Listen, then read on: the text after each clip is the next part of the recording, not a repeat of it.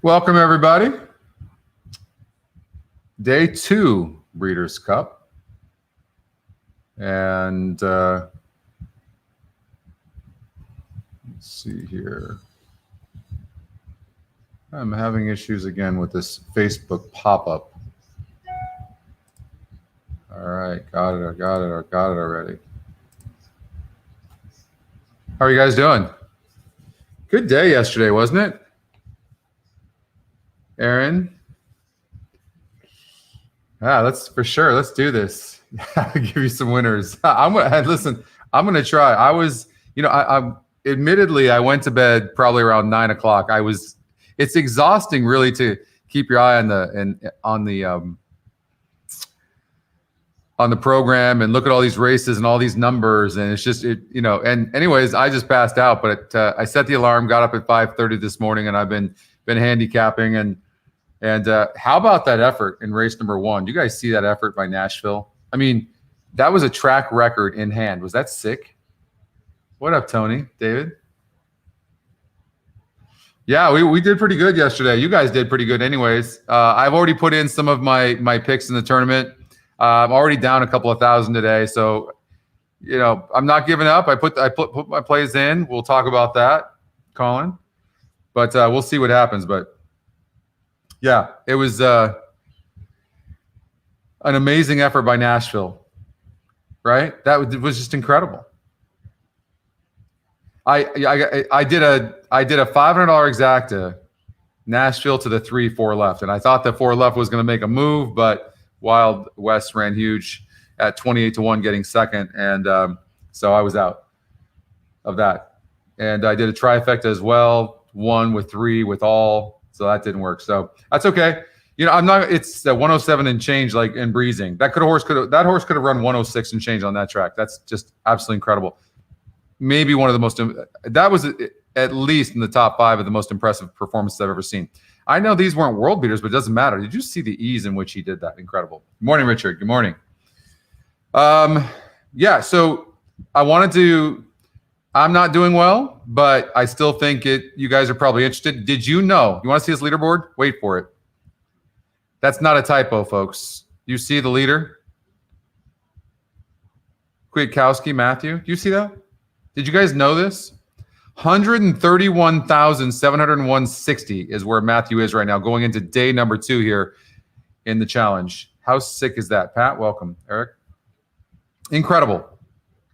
and look at he's in 3rd with his other entry. Insane, just absolutely incredible. So, and the winner gets like $370,000 for first as well. So good luck to Matthew today, and that's just an incredible performance. And he doesn't have to do much. I'd really be careful and sit on that and wait. But this could be a $500,000 day for Matthew.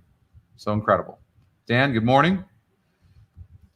No, I've never have either. But 2 entries. He obviously knows what he's doing, or he's been on fire. So we don't want to look and see where I'm at. You can see I've made a lot of my bets already. So we'll go over that. So I made a decision for me. Well, this is going to be mostly about you guys today. So I'm going to just really try to come up with some winners. Again, I'm going to be just talking to myself essentially, and you guys have to be listening, and you make your own calls and you're betting, okay? If I have a strong opinion about betting, I'll tell you. But make sure that you guys are formulating your own bets, because there's not a lot of time to produce the show, handicap it, keep up with my delay on my TV, and bet at the same time, okay? So I'm counting on you for that. We're going to create some momentum. We had almost 3,900, maybe even over now, 3,900 people watch yesterday's show. So thank you very much for that. Don't forget to like the show. Don't forget to subscribe to our YouTube channel and click on that bell, because that bell tells you and gives you notifications whenever we're doing a show, all right? Good to go? What else do I have? Oh, there's a carryover in the pick 6. I might deposit some money in my account. It's $261,000. It's a $1 denomination, and I believe it's a mandatory payout. I don't think they carry that onto Keeneland's card, but let me know if anybody knows. If they do, like a rainbow, I probably won't play it. But if it's a mandatory payout today, that pool could be $2-3 million. So it might be worth playing. Welcome, Richard. Welcome to the show. Mike, if you're watching, and I think you are, I keep getting this Facebook pop-up. It's driving me absolutely crazy. It covers the screen so I can't see what everyone's saying. Trying to read this thing. Anyways. It is mandatory. Okay, thank you, James. Go slim on the deposit. Thank you, Sam. That's true. Good morning, Lynn. Or afternoon. No, it's still morning, right? 8:30. Yeah, it's still morning everywhere. The jackpot high five. You know, I don't really get into that jackpot high five. I don't know why. All right. You guys ready to get into this? It's going to be fun. That was a fun show yesterday. That was about 4.5 hours. This will be a longer show. I might stand up a little bit, but let's transition into this race number 4, filly and mare sprint. I took some notes. We can do this. And don't forget, you guys were actually very helpful. Like we had in one of the races, the 2-horse went gate to wire. You guys were letting me know, hey, this horse is pretty speedy. And we came up with a 2-horse, and many of you bet the 2. So that was good. And don't forget, it helps when you guys tell me. Good morning, Gary. Good morning, Nate. So don't forget to let me know when maybe the race is coming up. And no singing today. No, I looked back on that, and it's very embarrassing. No, yeah, very embarrassing.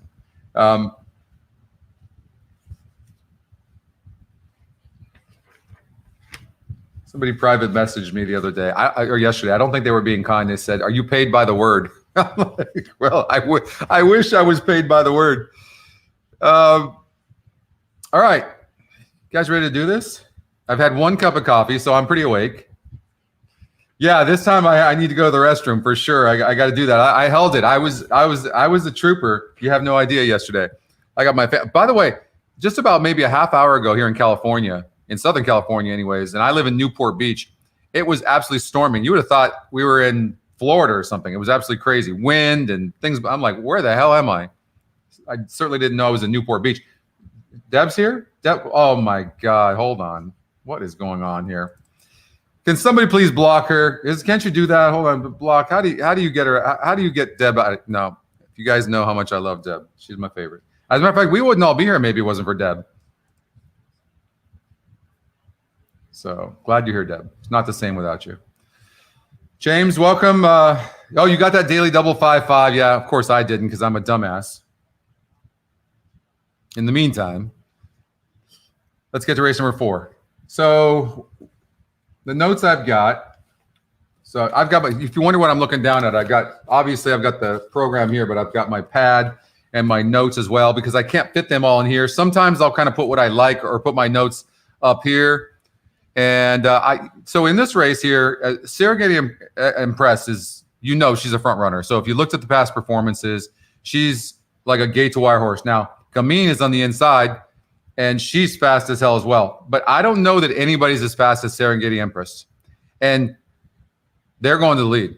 I mean, it's going to be an all-out send.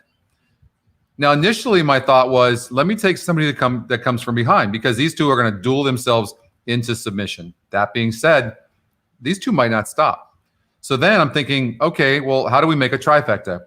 Well, there's some tactical horses. Now, the thing about you have to understand when there's tactical horses that are not as good as the top 2 horses, like the 9, for an example, like the 1, Venetian Harbor is a prime example of that.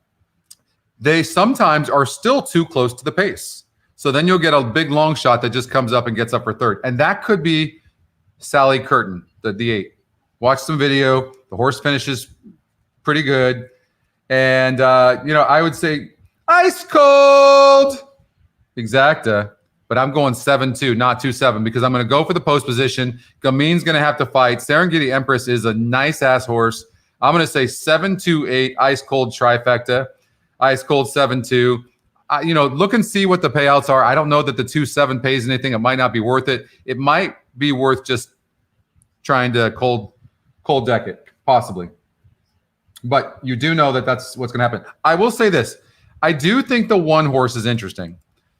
So Speech, never been 7 furlongs. Could you imagine never being 7 furlongs and you're supposed to compete with the likes of Serengeti Empress, who's 7 furlong specialist? Look, 4 tries at 7 furlongs, 102,000 average per start. And she is fast. And look at the last couple of races. So she's good. Never been on the Keeneland surface. They don't even show a work on this surface, which is interesting to me. But Tom Amos knows what he's doing. But she's the real deal. I mean, 2 is always going to be the favorite. A great opportunity to get odds on Serengeti Empress, but I don't think Gamin's faster than the 7. I don't know that there's many horses faster than her. Look at, I mean, she's just an absolute beast. We'll see. I'll tell you one thing. There is no way in hell that Gamin's jockey is letting the 7 clear, or at least not by choice. John Velasquez. I don't know that John's that great of a gate rider. He's getting older, a little bit long in the tooth, but Luis Saez is, you know that. So has that 7 post, which is key. She is just all heart. I mean, from gate to wire, and there is no doubt she's going straight to lead. All right. The 5 horse, Sconson, lightly raced. You got to remember, when horses are lightly raced, they have a big chance of improving, right? At least if you see that momentum and you see the heart that Sconson has. So this could be a horse that gets up for second. No doubt about it. I wouldn't be surprised. You're getting 19-1. All right. So I wouldn't be surprised. Venetian Harbor. I know it's Scotty's second pick, but you can see this horse has to be forwardly placed. And she's not as fast as these others. I really see her trying to be close to the pace and then fizzling out, honestly. I'm not a fan of hers today. Bell's the 1. I really thought about putting this horse in the second spot, going, okay, what if the 2 or the 7, one of the 2 fizzle out? Then maybe the 9 horse gets up for second. Or maybe the 2 and 7 kill each other up front, and maybe the 9 horse who's tactical gets up, because she's definitely got the type. She definitely could be that horse that she could win this race. I think if there's one horse that wins this race over the 2 or the 7, it would be the 9. It would be the 9. So I would watch her. But she's faced Sally's Curtain, the 8 horse, a couple of times, and she's beat that horse. But there's going to be some lightning speed. So I thought maybe the 8 horse will be an interesting horse to finish. And she just didn't get the pace last time out over at Churchill Downs. Love this. You can see, like, when she breaks decent, she usually does better. But we'll see what happens. She's the 8 horse is interesting. The 9 horse could win this race, but maybe an exacta 2 and 7 with the 9, right? Something like that. I do think, though, the 9 horse is gonna be right there somewhere. Welcome, David. David, you hit that $6,100 yesterday, singling that 5 in the last leg, correct? I think you did. Is Irad off of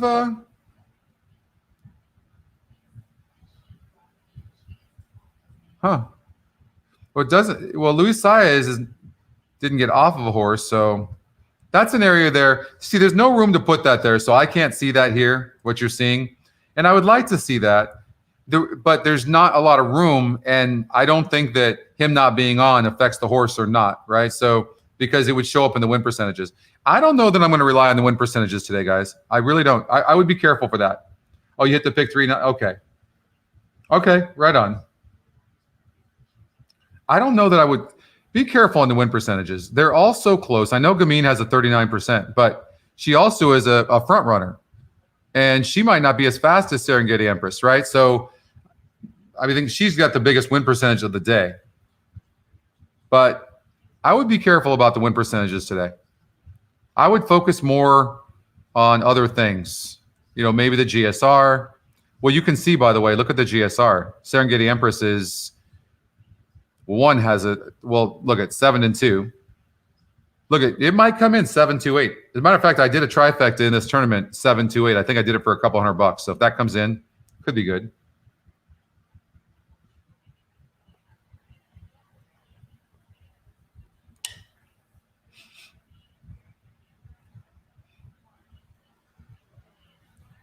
Well, you can't, Craig. You're muting me now?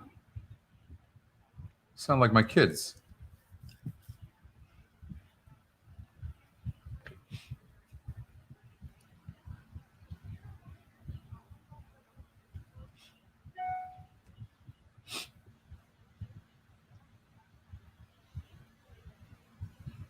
13 minutes before the race, 12 minutes before the race, something like that, right? Yeah, 12 minutes. So there is a pick 4. Do you guys want to look at a pick 4? Let's do it. How about we'll do an $80 pick 4. You know, I've been impressed, for me anyways. It obviously, a lot of it depends on your internet, but the ticket generators held up pretty well, considering there's so many people on the site, and this, you know, today especially. It's done pretty good because there's probably triple the amount of people on our site today.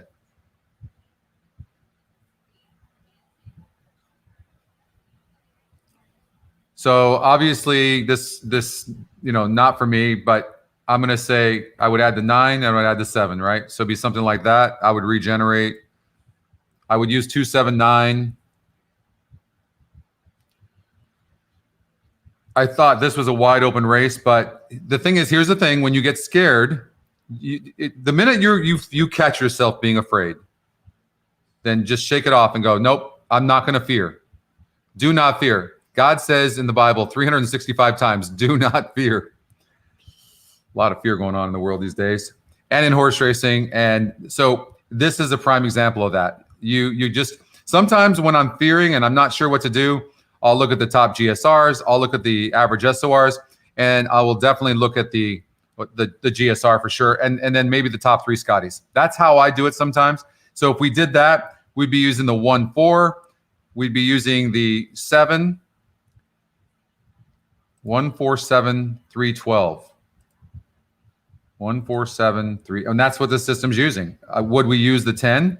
It threw the 10 in there. Here's the thing: if you make a decision to throw 10 out and you're right, then it's going to add horses and other legs. And so if you're right about that move, then you'll make way more money. You don't have to follow just because it's saying use the 10. Right? So let's look at the 10 horse a little bit closer. Yeah, don't be scared. A lot of speed. I mean, you're talking about a grade 1 $1 Million Cup turf sprint, and the 10 horse has never been this distance. And the GSR is lower. So we look from here, look at the handy view, a 70 going 6 furlongs, and it actually goes down a little bit. No, I mean, it's only 5 points. But I'm just saying, not necessarily great. And here's another deterrent for me. I mean, this horse barely, you know, probably, you know, dead heated for second, but let's just say he's a winner in a grade 3. This is a grade 1. Remember, we were talking about that yesterday. Very important to know the difference between a grade 3, grade 2, grade 1. So I'm gonna eliminate the 10. If you eliminate him here and you regenerate, it'll take him out. You don't even have to go to the toolbox and X them out, because whenever you eliminate a horse, it can't use them in the ticket generator. Right? So far we're down to a $72 ticket. It's singling the 10. Complexity. Oof. Oof.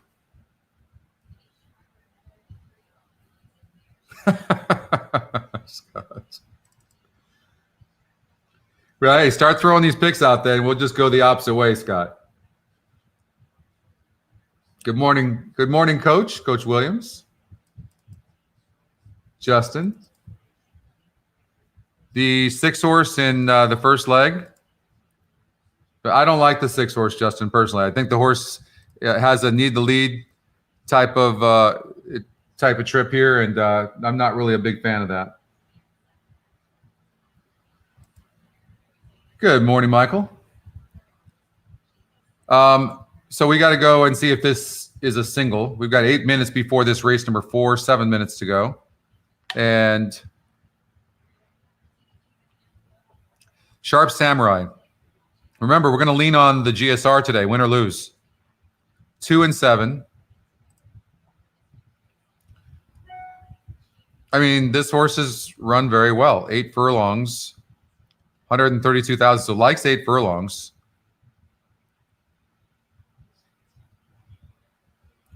A 10 looks pretty good. No doubt about it. Lightly raced, 5 wins, 1 second.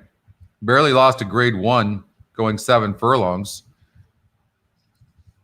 Going to do well going a mile. I like the 10 horse.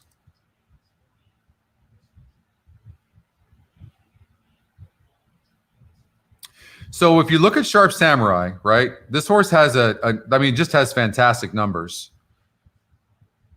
But on the dirt, and it doesn't tell the entire story, but on the dirt, this horse has averaged 30,000 to start in 4 tries. On the turf, you can see they obviously think this horse is more bred for turf. 18 tries and a $50,000 average. And look at the turf and dirt. I mean, this is just such a well-bred horse. 89 on the surface and 92. So I don't really think it matters.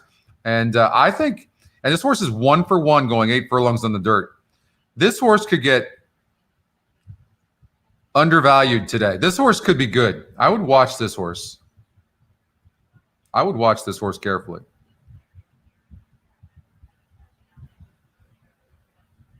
I agree. I don't think we can single the 10.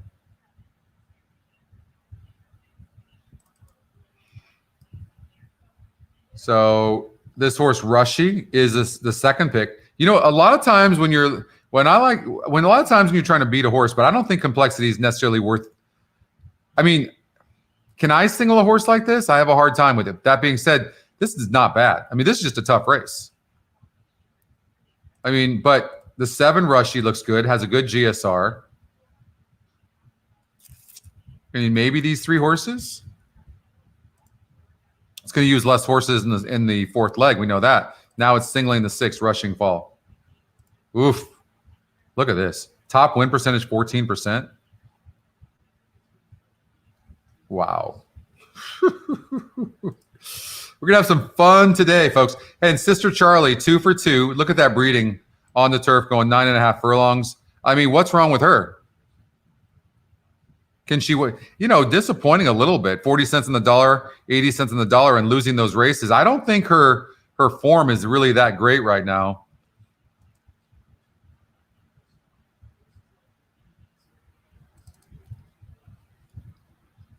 They're headed to the gate. Tough, man. Tough. Do we take a chance and single a horse like in this first leg? Serengeti Empress? I don't know. Gamine?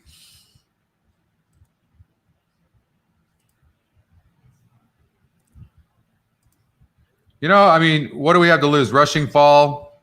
We've seen worse horses than this.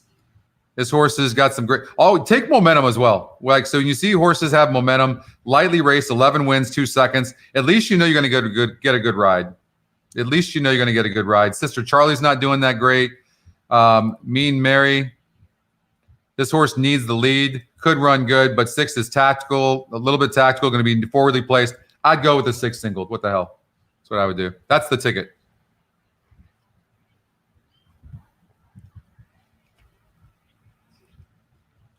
Three horses in the 3rd leg. I mean,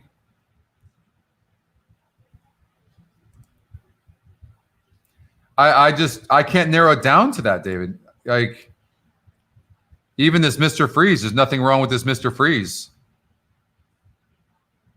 But we could lose to the 9. I mean, you could. I mean, definitely. If you narrowed it down to 3, I honestly don't know who it would be. This is the ticket that I would do. If you want to trim it down from there, you can definitely do that. You could do this 2 and 7 in the first leg, Tony. I get it. I get.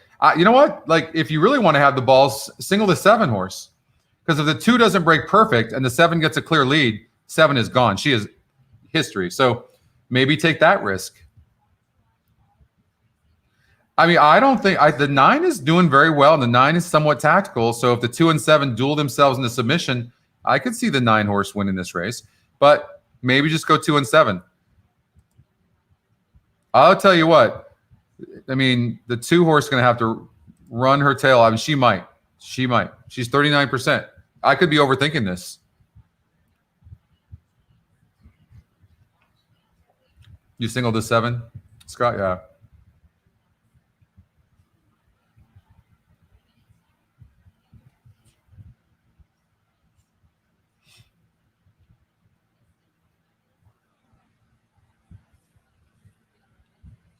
This is going to be a good race either way. I really enjoy watching Serengeti Empress run. Are you guys feeling like Bob Baffert is not so hot right now? I don't know. There's just, with all this bad testing and stuff like that, I don't know.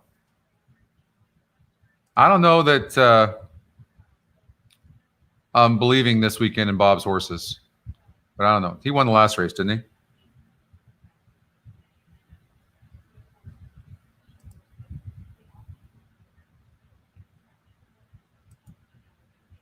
What do you guys think? Do you think Gamine is going to break well?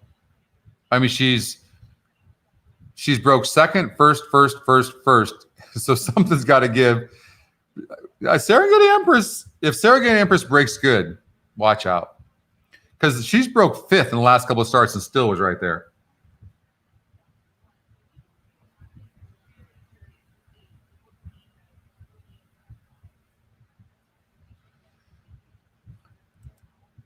Yeah, Pat.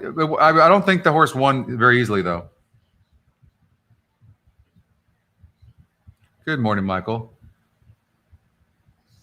Yeah, I think Sharp Samurai deserves a long look. Has the top GSR.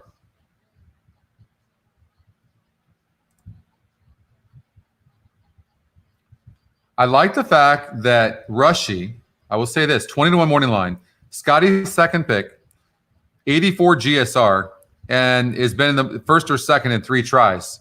I don't think there's any way we're getting 20-1 on this horse. Only 7 races. And the GSR is the same as last race. Well, 8 furlongs, obviously, in a grade 2. This horse has every right. I bet you this horse is coming into this race for Michael McCarthy very, very good. 20-1. That might not be a bad bet right there. What's up, Caesar?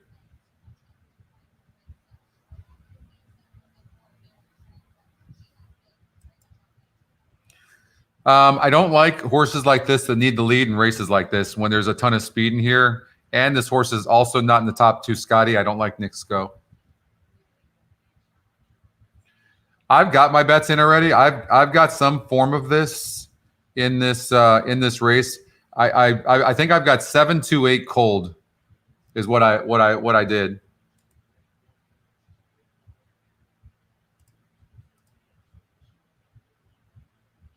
If it comes in 7-2-8, I'll probably be happy. Race has not come back herself at all here recently at Keeneland Racecourse. So do we discount Scottson based on that performance of 4 races at this recent fall meet? Yeah, it's not the worst single, Mike. It's really not. Serengeti Empress, it's not the worst. If she breaks good and somehow Gamine breaks slow, sometimes a jockey, like in this case, John Velasquez, could be feeling a little bit nervous because he knows to his outside is a horse that's so damn fast, and he has got to break good, and he knows that he's going to be in a speed duel from the very beginning. He knows this. So sometimes under those pressures, the horse doesn't break as good. Now, that 9 furlongs, I'm not going to hold that against her last time out. I don't think she's ever wanted to go 9 furlongs, but let's see that's not entirely true. But what's interesting here is you see the 9 furlongs here, the 87. So she was bred to do that. But then afterwards, you see 7 furlongs, 6 furlongs, 6.5. She might be just a better sprinter. I'm guessing that maybe 9 furlongs was too long for her. She's nice. This could be a 2-horse race from gate to wire for sure, no doubt, because neither one of these horses is giving up. So it's going to be interesting. But I think the cut back in distance here is very good for her. I do. But she's got a beast on the outside of her. This could be a good race. They might not stop. I don't want to overthink this. I mean, maybe you just use the 2 and 7 and throw out the 9. But what if the 2 and 7 both stop? Who's the horse that gets up? I think it's the 9. Bell's the one.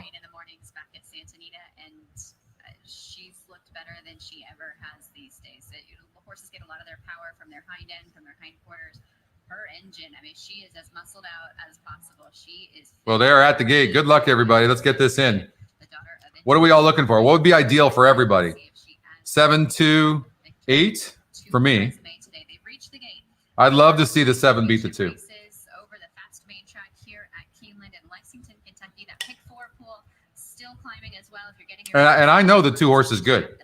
There's no doubt. Nothing against her. We'll see what happens. If somehow the 2 breaks slow, how you catch the 7, I would have no idea. What up, Oldie? Congratulations on yesterday. That was awesome. Way to go on your handicapping. Jeff, Hey, Jeff. In distance, Javier Castellano to try and carve out 7-8 ice cold. I'm with you. That's what I'm rooting for. 7-8. That would be phenomenal. Be a good way to start the day off. That's for sure. Create some energy, and maybe I would be right back in the tournament. Of this race. And for Joel Colletti, Tom Amos, the entire connections of Serengeti Empress, Kentucky Oaks winner, this her final race before You're single, Richard. You went for it, huh? It's not the worst single, man. As the last few step into line, good luck here in the Breeders' Cup Filly and Mare Sprint. Let's go to Kurt. 9 getting bet down to 5-1. That's a little overbet, honestly. They're counting on this duel. Let's see what happens. Good luck. Good vibes. Last one moves into line. They are at the post. And they're off in the 7 broke great. sprint. Serengeti Empress and Gamine. Look how fast Gamine is. Wow. To the front, side by side as they join up onto the backstretch. It's exactly what we expected. And it is Serengeti But the 7's going to clear. has the lead by just over Whoa. by a length and a half by 2. Gamine backs away second. Speech third. Venetian Harbor. Was that the best move? I don't know what do you guys think? What do you think? Do you think John made the right move? Back of her to Scotson, who's in 6th position. Bell's the 7th. Look how far back the 8 is. 21.77 seconds. But she can close. Serengeti Empress leads at 3/4 of a length onto the far turn. Anybody near these 2 horses is most likely going to stop. I think somebody comes from behind. Could it be the 9? Could be. 7 come from the clouds? Could be. Dancing is fifth, still 6 lengths off the lead. You can see he's prodding the 2 already. Front 3/4 of a length. Gamine second by 3's making an interesting move, but is very wide. Up to 4th. Come Dancing is in 5th. Bell's the 1, still has a lot of work to do. 10 lengths off the lead. Serengeti Empress chased by Gamine, and here's Gamine striding forward on the outside of Serengeti Empress. How about the 5 on the rail running like that? Toward the rail, and is still 5 from the 2's going to win, though. Gamine in the final furlong, now at the 16th pole. Gamine, John Velasquez rolling on home to win the Breeders' Cup Filly and Mare Sprint. All Oof. be a multiple horse photo for 2nd, 3rd, and 4th. The final I don't know. The 9 was right there. 279. What track record. Incredible. She's the real deal. Matching records today and a She's the real deal. great train indeed. Gamine, untouchable in the Filly and Mare Sprint. She was good away from Did the 9 get up over the 7? I don't know. That's very, very close. I didn't get a good look at that, but I will tell you what, I couldn't have been more impressed with Gamine. Serengeti Empress, that was the biggest difference maker. He did Yeah, it was incredible. trap down to the inside when you had other Rated off like when Empress got the lead like that, I was like, oh, this race is over. But that's how good she is. Just continues to pick up that momentum and sprints away from this group. This is a fantastic filly. Job well done to Bob Baffert, Michael Lund Peterson, the daughter of Into Mischief. She has crowned herself as the top female sprinter in 2020 following this performance. That's really close for second. It might have been the 9. To examine the results for that photo to see who ends up 2nd, 3rd, and 4th in here. Serengeti Empress. I honestly don't even remember. I don't know if I put the 9 in there. I think I did somewhere. I might have even done a 2 with 7 with 9 exacta, because my thought was that maybe if one of them stopped, the 9 would get up for second. That's a possibility. We'll see. We'll see it right here. I think the Bob went to the 7, but it's close. From that angle, it looks like the 7. Yeah. So 279. And I don't even know what I did. Let's just see what I did for a bet.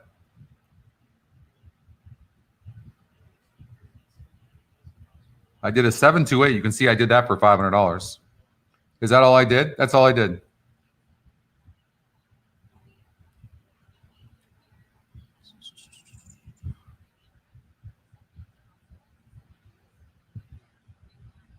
Race 4. All right, so I didn't do any good there. Anybody else do any good there? I mean, it came in exactly like we talked about, 729.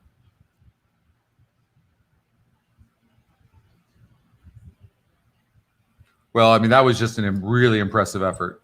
Really impressive. You got an exacta? Well, that's not going to pay much there, Tony. Hey, but it's a win. $2 try. Okay.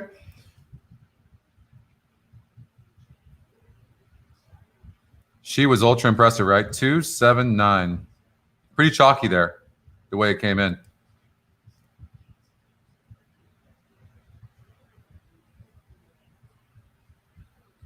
Yeah. Late pick 5. When does the late pick 5 start? Race number 6, probably. Race number 7? No. Race number 8. Okay. Race number 8. The pick 6 starts in race number 7. $8 exacta? Okay.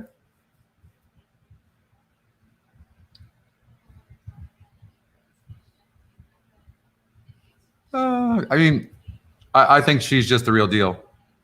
You saw the cutback, right? I don't think anybody for a long time is going to beat her sprinting. I think she can go a mile. She can go really any distance, but against the top horses, I would leave her going 7 furlongs, maybe a mile. Could be a mile or no problem. That was ultra impressive by Gamine. No doubt about it. Let's see her breeding on the turf. Nope. You can see 61. So all dirt and looks like a better sprinter. How do you beat her sprinting? Can you imagine her? 1-turn mile? Yeah, beast. That was impressive. Sure, Michael. Yeah, we can look at the pick 6.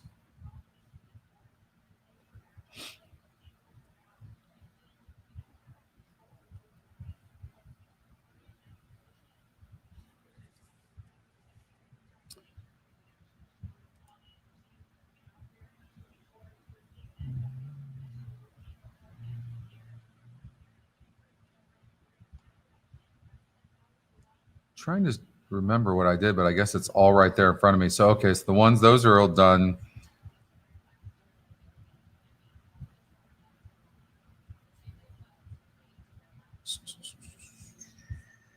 So I was just really heavily on 7, 2, 8. 8 was just so far back.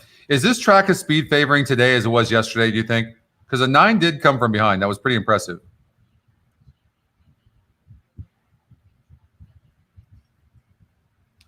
Oh, you're alive here, David.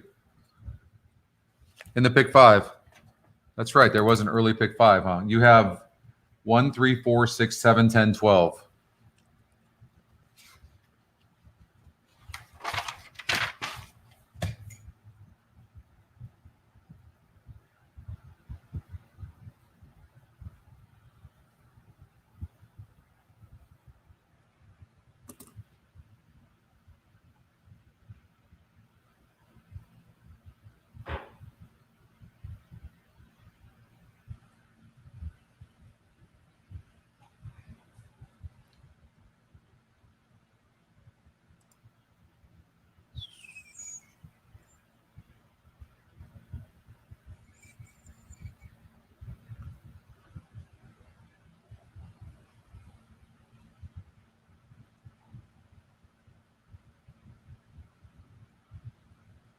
See, this is why I was looking at this so closely. It didn't look like it tracked all my bets.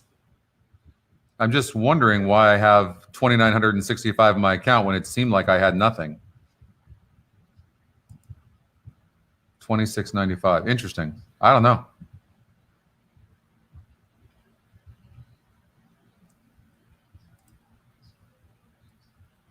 Well, I have some money to play with at least. Track is heavy, speed favoring. Yeah. Not sure. I thought I had $100 and something in there, so I don't know how I have. Did I win something?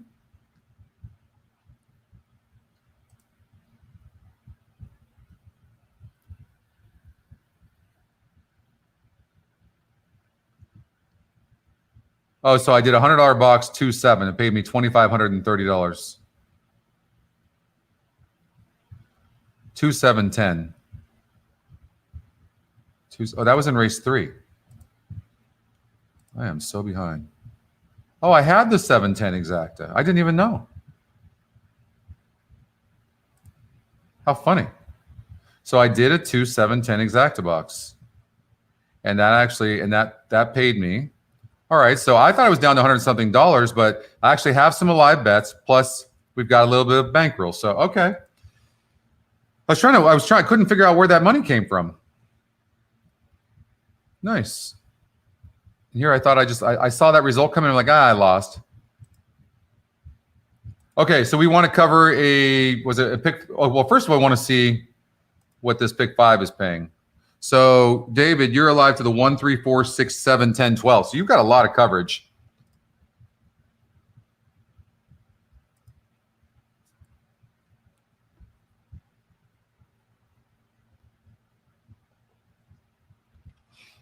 So their site, TVG's site, must be just getting hit. You can see how slow everything is to load.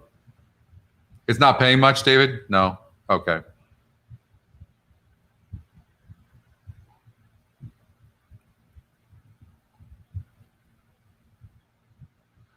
So we've got 22 minutes before the race.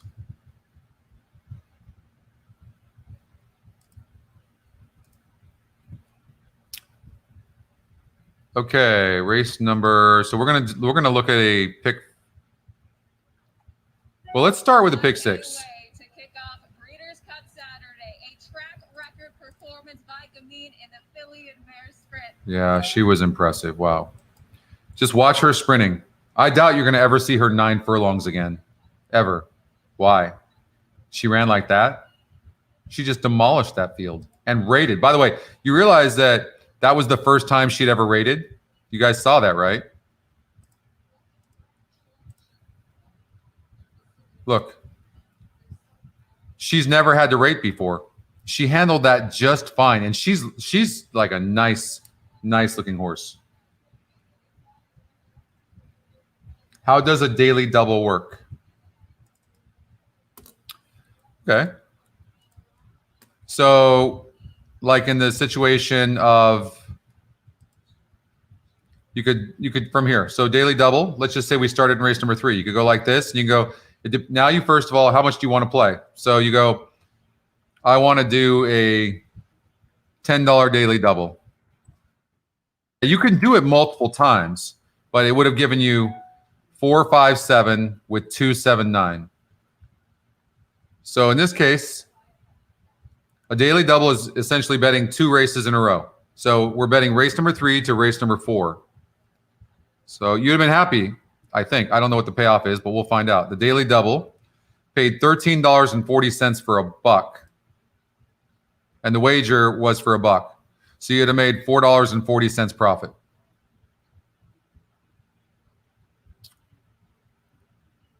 Now, you could say, I want to play oh, you know what though? I locked in this race, didn't I? I did. I locked in this. So we're going to clear this leg. Okay. So you could say, I want to play a $6 ticket. Wow, how's that? Look at that. If you played, depending on the amount you played, it would give you a 1, 4, 5, 6, 7, 10, singling the 2 horse.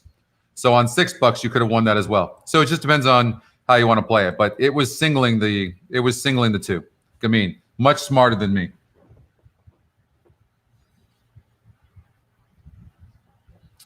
Make sense? Okay, let's look at the pick 6. $1 denomination. We're going to do $120.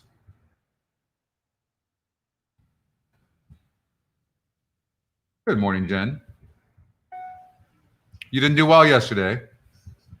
A lot of people did well yesterday. Did you go rogue on us? You know, you tend to do that, Jen. I've noticed that. You tend to go rogue. Like, you got to stick with the group. You can vary a little bit, but you can't just completely go away from us. Okay, good.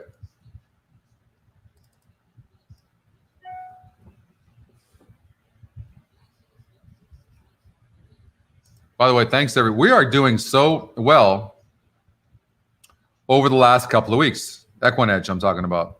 Unbelievable. So many new customers today. Of course, it's Breeders' Cup today, but it's by far our best day we've ever had. You'll hear this ringing on my computer. It's my email is just getting blown up because I get notices when people subscribe and things like that. So it's been really good. So we talked about the 6 horse maybe being a single. The system likes it. It's a ballsy single. It's ballsy, but where else are you going to single? Now, my best bet of the day is improbable. I'm going to take. There you go. You talked about Bob Baffert, right? There you go. This horse is just too on fire right now. I don't like the post position of Tiz the Law. I hate this post position for this horse. Against these horses, this horse is going to have to work out a trip and will have to be much best than these horses who are older, wiser. I like Improbable. Improbable is just on fire right now. Bob Baffert. I was disappointed with the effort of Maximum Security in the Awesome Again. Can't make an excuse for that horse. I has a wide post.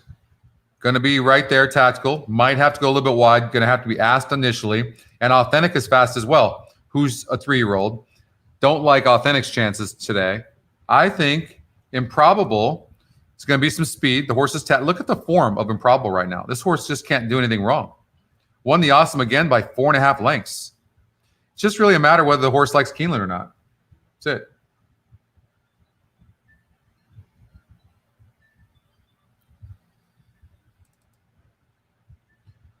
Yeah, Gameen sat off the pace, was close to the pace, though.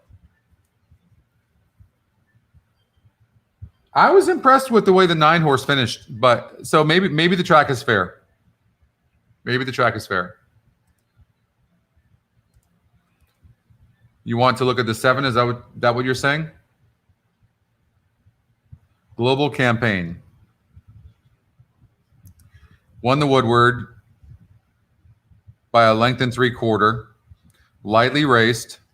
Going to be very difficult. 4% horse can be very difficult for a horse like this to upset horses like this, because it's not like one favorite this horse has to upset. It has to upset Tis the Law, Improbable, Authentic, Maximum Security. It's going to be tough to do. Going to be tough to do. But of all the races, I thought my best shot was Improbable, because this horse is just on fire. So look for the hot horse. I mean, this horse is doing well. They thought this horse was going to be an absolute beast. So I'm going with the hot horse. How about the hot jockey, Red Ortiz? And now Bob Baffert has won 2 in a row. I know he's got 3 horses in the Classic, but I think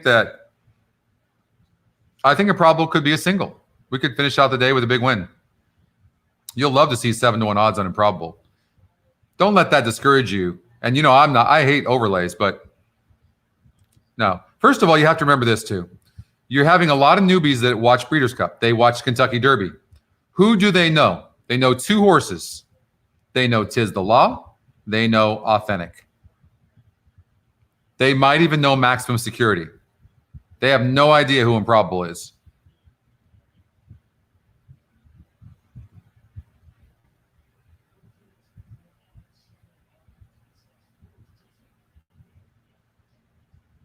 Yeah, don't worry about the odds. And it's early as well. You're not getting 7-1 in Improbable. You'll end up probably getting 3-1, 4-1. That's still great. You might even want to bet that horse to win. That's going to be my single. That's going to be my single. I love the post as well. I love the post. If you look at that post, oh my God, you got Tis the Law on the inside. There's some speed on the inside. And this horse and the horse is tactical. The horse sits about probably 4 or 5 lengths off. You've got Maximum Security, Authentic going to the lead. That leaves Improbable. Sit back there, maybe 5, maybe even 6, maybe 7. Won't even matter. I think Improbable is going to get it done today. That'd be a great way to finish. Well, Craig, that's not necessarily true. Okay. It depends on how you play. I understand why you're going to say that. I get a lot of criticism for it. I'm just going to tell you, though, that 80% of winners are underlays. They're underlays. It's an absolute fact. Let me just show you. So let's look at the 2-horse. 2 horses, 2-1 underlay. Okay. Race number 2, the 9-horse underlay. Race number 3, the 2-horse. Even money, even money. You see what I'm saying? Like, we could go on and on and on. Gulfstream Park West. The 4-horse, $31. Underlay. It's a fact. What up, Jay? Good morning. KP. You see what I'm saying? Why do you want to argue with me?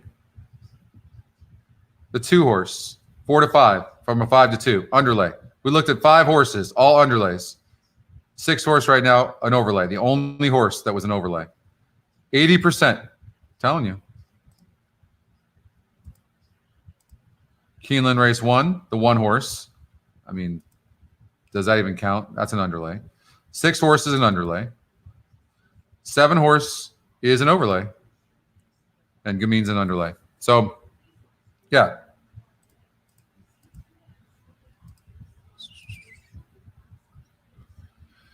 For what it's worth, and it's worth a lot to me, and this horse is getting bet and is an underlay. Olisandra, who's a mare from Australian bred, but been here. Jose Contreras, Los Ponies, likes this horse a lot. So he's contributing to the show. So a lot of people look at underlays differently, Nate. Good question. How do you figure odds of underlays in probable with pays? Well, first of all, I look at underlays for me. A lot of people do it differently, but I look at them from the morning line. That's an underlay. So anybody that's under. And as far as the probable, my probables, the way I look at stuff, I use our win percentages. So I see a horse that's, let's just say, big runner, 10%. He needs to be 10 to 1 or over to show value. And he's 10 to 1, right? So you're trying to get to 100%. So 10 times 11, 110. So a 10 to 1, big runner's worth a bet if you like the horse and you see an advantage. If you play like that all the time, ideally, you're supposed to come out a profitable player. So you could use our win percentages that way. I don't know that I figure the underlays with the probables. I haven't done that.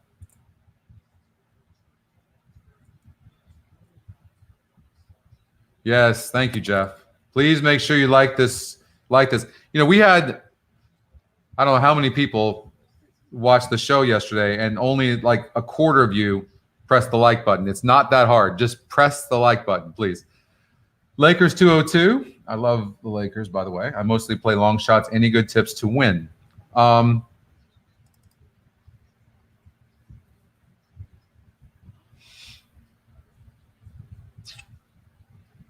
Scotty Longshot is our best algorithm. And I would key those horses with Scotty's top 2. So you would do something like an exacta box in this situation, 112, and then 1-3, stuff like that. We've shown that to be pretty profitable. But our best algorithm as far as ROI is the Scotty Longshot.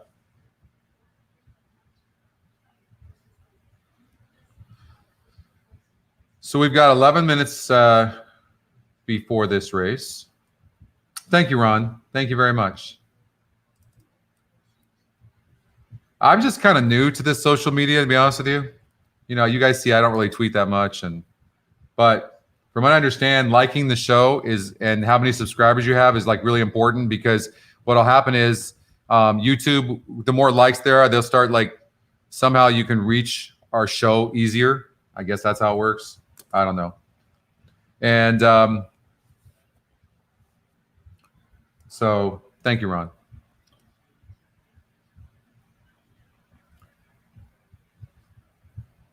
$10 is your best payout in here. What does it pay, David?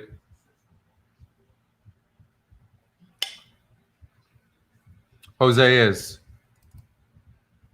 absolutely just talented and a good guy too.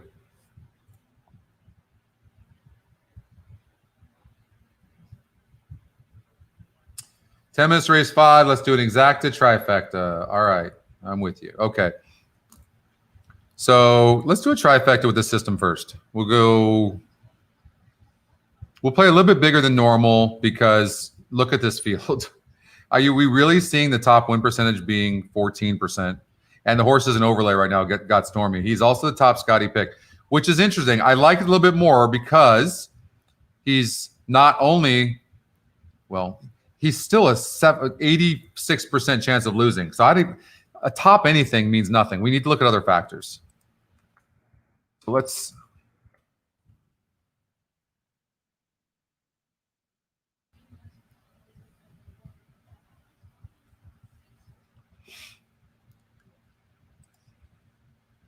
So if we look at the GSR, front run fed is an 81, never been this distance. I got to tell you, these are situations I see all the time. and I would watch the 4 horse and the 1. So I know that in my tournament, I did a 1-4 exacta bucks, and then I did a trifecta 1 with 4 with 1-4 with all. Pretty sure that's what I did.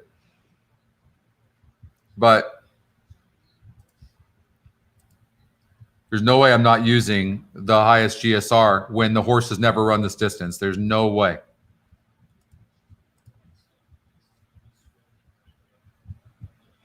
So here's what's interesting. Look at the 4 horse. First time going 5.5 furlongs on the turf.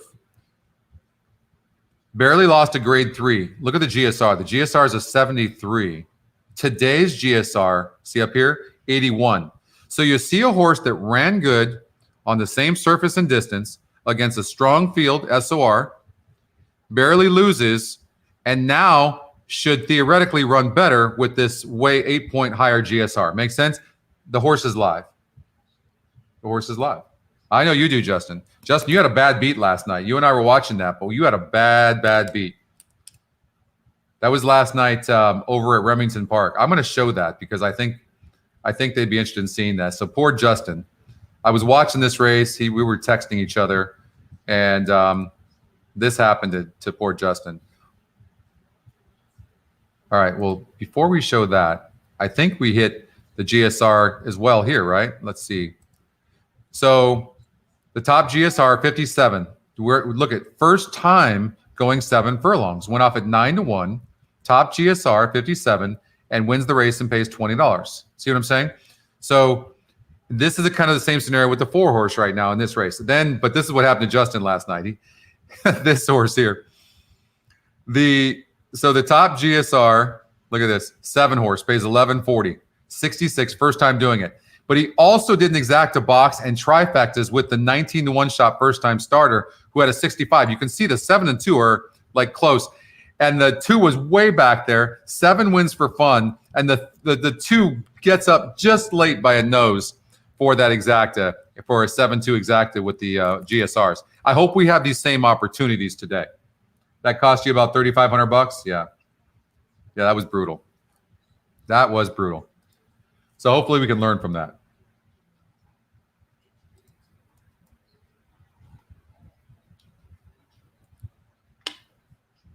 Scotty's top pick has won the first 4 races at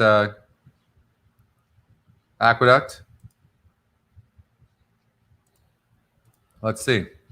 2 horse paid $690. Race number 2, the 9 horse paid $730, top pick. Race number 3, top pick pays $410. Race 4, the top pick pays $670. That's pretty damn impressive. Whew. That just never gets old. Now you have to bet it. I mean, so you would have hit the pick 4 cold, right? Pick 3, $29.50. And pretty chalky. But I mean, $670 in the 4th race. That was pretty chalky. $730 here, $690 here. So not bad. All right, I know what you guys are thinking, so I'm getting back. What up, Mr. M? All right, we're back here. Race number 5. And the GS, I think we're all rooting for the 4 right now. Like, do a 4-1 exacta box for sure. You know what's funny? The 7 horse has a great GSR, 5 wins and 1/3 in 6 tries at this surface and distance of 5.5 furlongs on the turf. Why don't I like the horse? I looked at it last night very closely. 2 races in a row, won grade 2 races. 20. You know, this horse really has kind of, I mean, always been very consistent.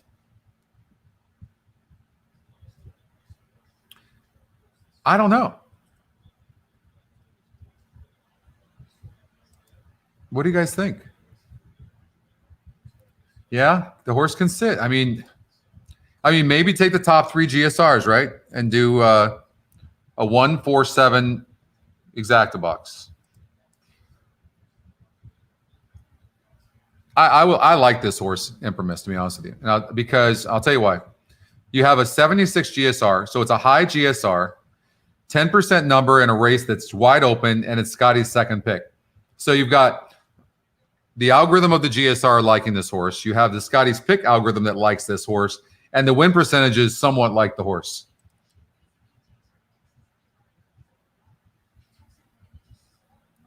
Oh no, Gary, I love seeing that. No, I absolutely love to see that. Thank you.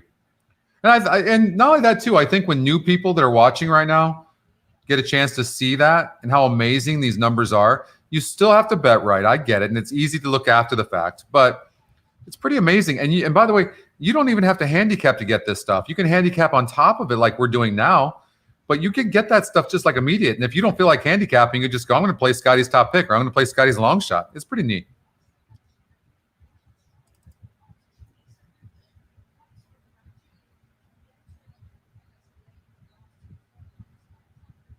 I love outer post.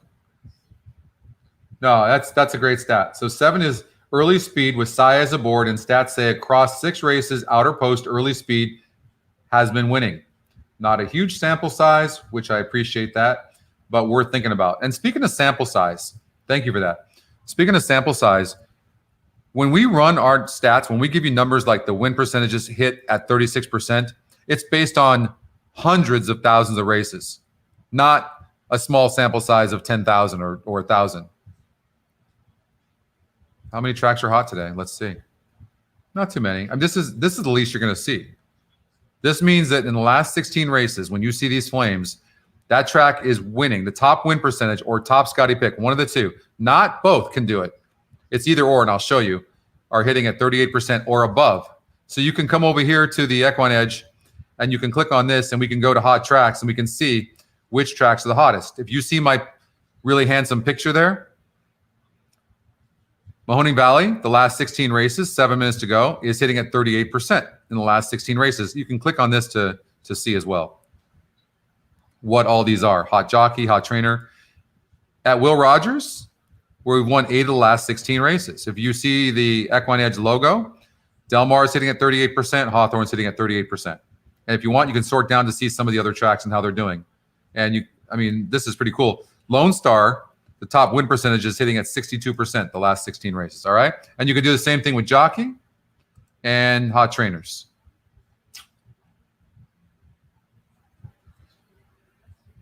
I don't have I'm just kind of, I did my prelims, if you will, but I don't know exactly who I'm going to, as far as exact is, but in this race, I wouldn't even dare throw an ice cold exact. But in the tournament, I boxed the 1 and 4. Can tell you I did that. I'm pretty sure.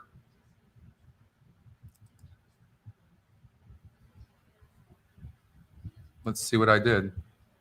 I have a hard time reading this. I don't know about you guys, but it's really confusing. I just wish they'd put this shit in order.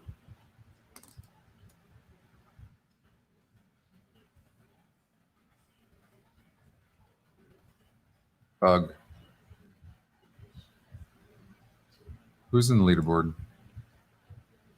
We know who's leading. Wait, what? Stop. What the hell's going on here? Do you guys see this? Can you imagine Matthew's surprise when all of a sudden he looks up and somebody's within a couple of $1,000s of him? Jason Lane. That's just absolutely insane. Wow. I've been playing tournaments now for a few years. I've never seen anything like it. Never. Anyways, I know if I don't know what the hell I bet, but I know it was revolved around the 1 and the 4. So I'm sticking with the GSR in this race because the win percentages are just way too low. Got Stormy. I'm not going to tell you what to do. I'm just telling you what I did. I did the 1-4 exacta box. That's how I played it. Good luck, you guys.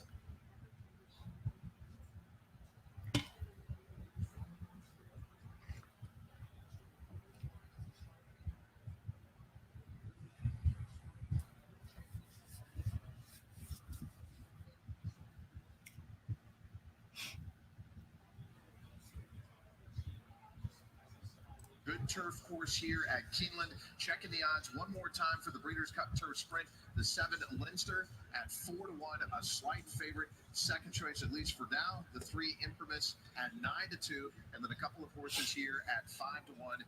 The 8 Alexandra, well back down from 12-1 of the morning line, and the morning line favorite got Stormy. The 12 is an overlay from that. Good luck, Scott. 7-2 to 5-1. Let's go up to track announcer Kurt Becker. Ready to go. It's insane. How that guy got to $130,000 is just unbelievable. Last one goes in. They're at the post.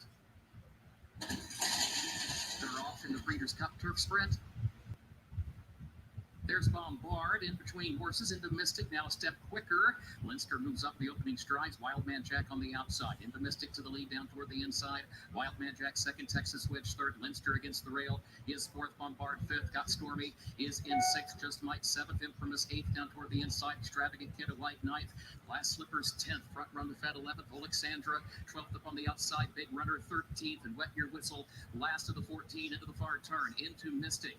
Leading Wildman Jack, Texas Wedge stacks up to the far outside in third. A length and a half separate the top three. They've opened up by 4 lengths back to Leinster, who is fourth down toward the inside. Got Stormy fifth on the outside. Off the far turn. Wildman Jack ahead in front. Texas Wedge on the outside. Into Mystic is there. Down toward the inside. Last Slippers is running late toward the rail at fourth and looking for running room. Leinster. 6 horses looking monstrous. Come on, 4. Get up. Oh, get up, 4. Charge for Wet Your Whistle. It is Glass Slippers to win the Breeders' Cup Turf Sprint for Tom Eaves with a brilliant ride.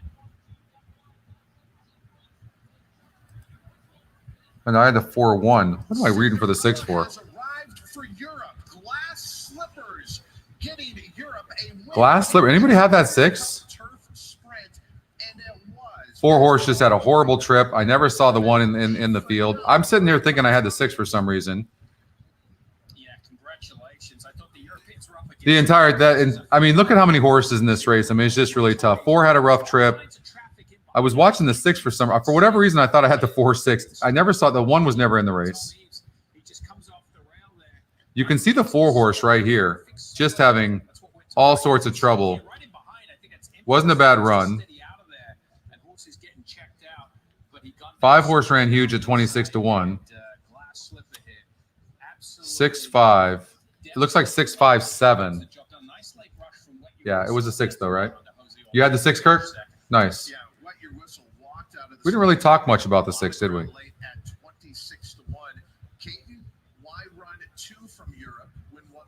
Nice, Anthony. That versatility that the trainer spoke of, Kevin Ryan spoke of early on.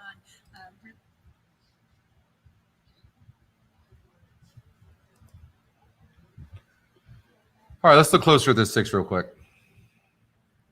So first time going this distance of 5.5 furlongs, and European horse goes off at 10-1. Good form. It's just a tough race. I mean, is anybody going to be surprised that this horse won? No. I mean, it's just one of those things. If for those of you that bet the 6, what was it about the 6 that you like? The ticket trainer have that? In which way? In a horizontal, Eric, or a trifecta, exacta? What? Really? How big of a ticket?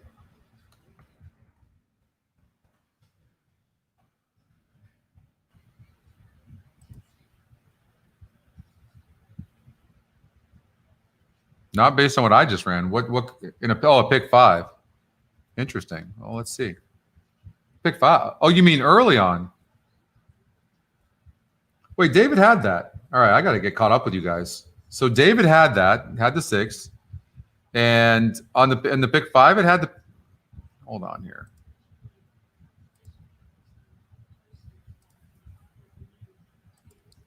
Pick 5. Let's do a $60 ticket. Single to 1. Had the 6. Had the 7. Single to 2. Yeah, $60 ticket. You would have hit that. What did it pay?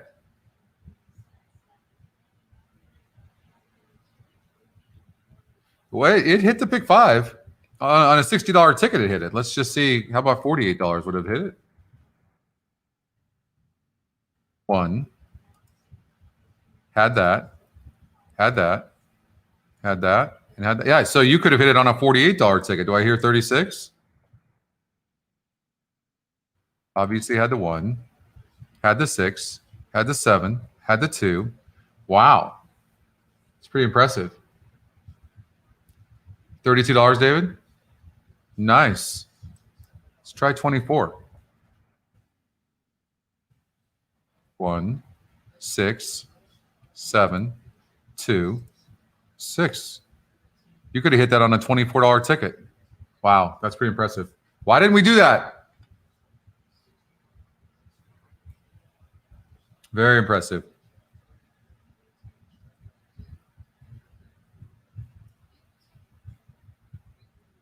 It's doing good today? I'm not sure what this means. Anybody know? But hello to you.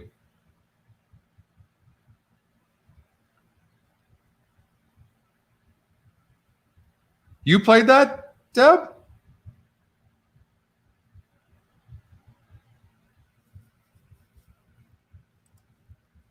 How do you think an A's fan, how do you think we'll win 3 p.m. race? I don't have any idea what you mean, Smitty. Nice. Way to go, Deb. That's awesome. What did it pay? Anybody know?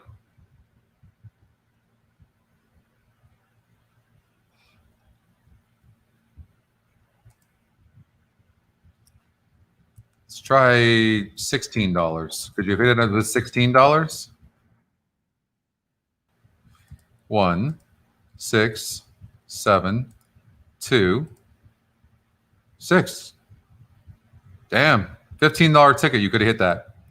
Let's try 12. 1, 6, 7. Unbelievable. You could have hit this thing, this pick 5 on $12 today. That's absolutely insane. Let's try 8. No.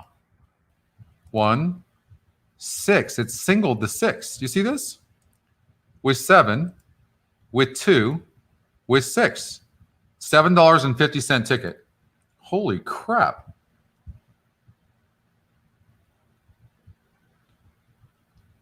That's just incredible. Let's try a $6 ticket. Still hits it. That's one of the cooler things I've seen it do. $4 ticket. Hits it on a $4 ticket. $4 ticket hits that thing. I'm curious. I'm gonna keep going. How about a $2 ticket? $2 ticket. 1 was 6. You can see I have none of this stuff locked, right? 1 was 6, with 7, with 2, with 1, 3, 4, 6. That is just nuts. The hell? How about a $1 ticket? I've never seen anything like this. If it pulls up to 6 right now, I'm going to walk off this. All right. So you need to. How about 150? Do I hear 150? Let's try it.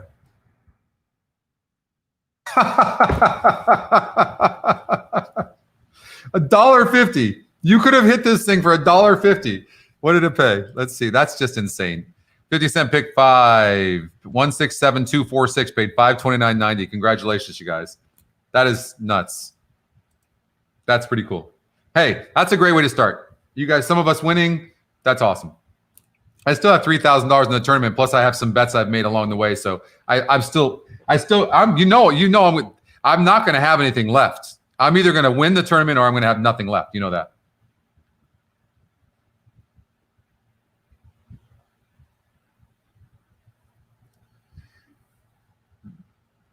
It's so crazy. Look at that. That's really amazing. That really is amazing. $1.50, you could have won that.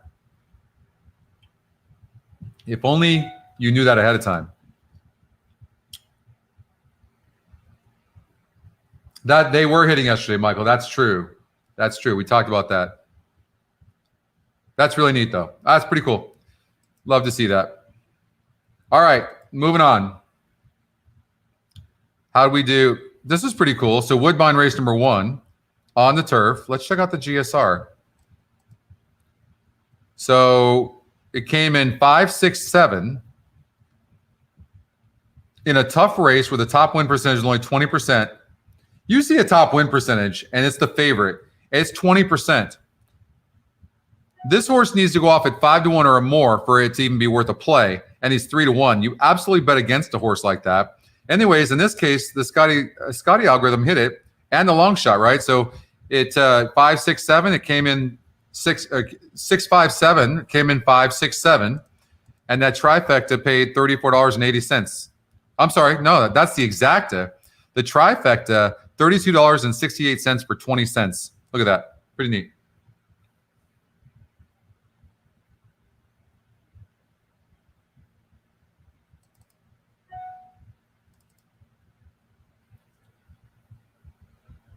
See, when I'm upset with Deb, all I see is I was lazy this morning. That's all I see. I don't see anything else. How do you take out the rest of it? I was lazy this morning.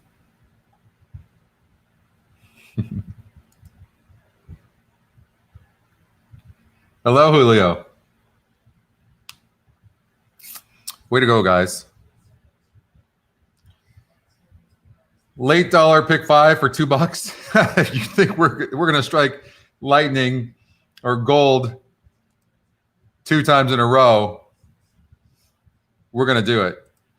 All right, Keeneland, race number 6. Pick 4, right? You want to try pick 4 or late pick 5? How about late pick 4? Late pick 4. And we'll do it for, this is dumb. That's a fluke. It was great and fun and neat to see, but you're not going to win very often doing that. Woodbine pick 5 on a $72 ticket. So this is what a $12 ticket would be. So it's saying that the 6 horse is a single. We talked about rushing fall. Everything, no matter the algorithm, no matter whether it was the trifecta algorithm, no matter if it was a horizontal algorithm, it keeps coming back to this damn 6 horse, this top Scotty pick. Then 2 and 10. CZ Rocket. Do you know they claimed CZ Rocket back at Oakland Park for $40,000? This horse has rattled off 5 straight wins. Look at this. Incredible. And now they have a chance to win a $2 million race and probably be the favorite.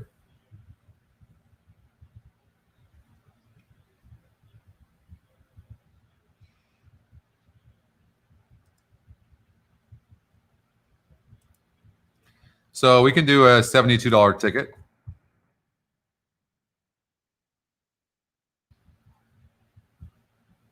Another tough race. I mean, GSR.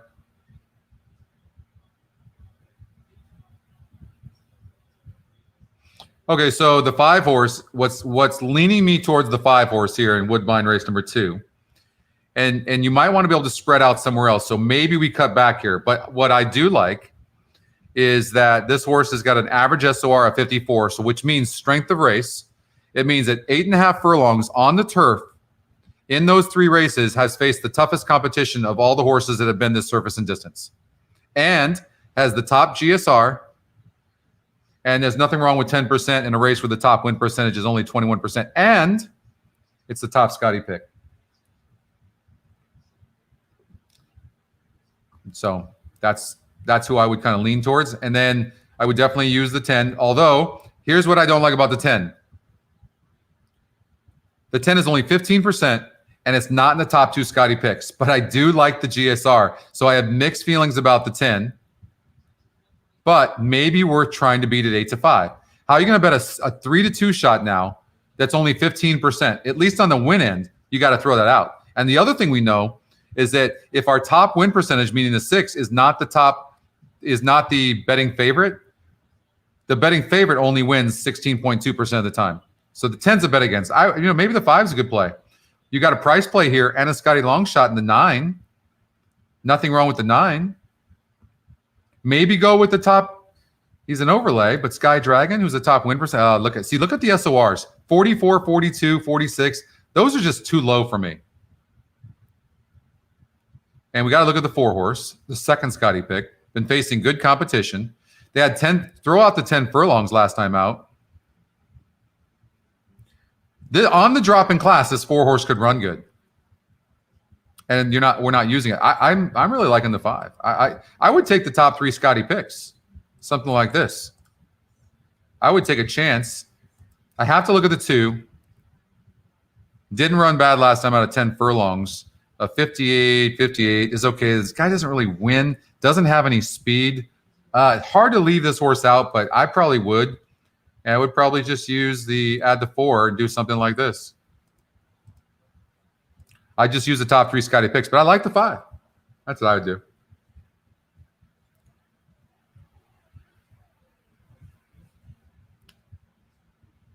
Now we're kind of pot committed, right? So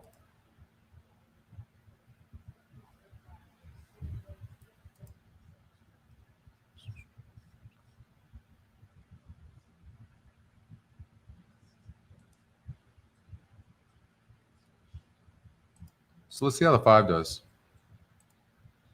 You're getting 6-1 odds on the 5.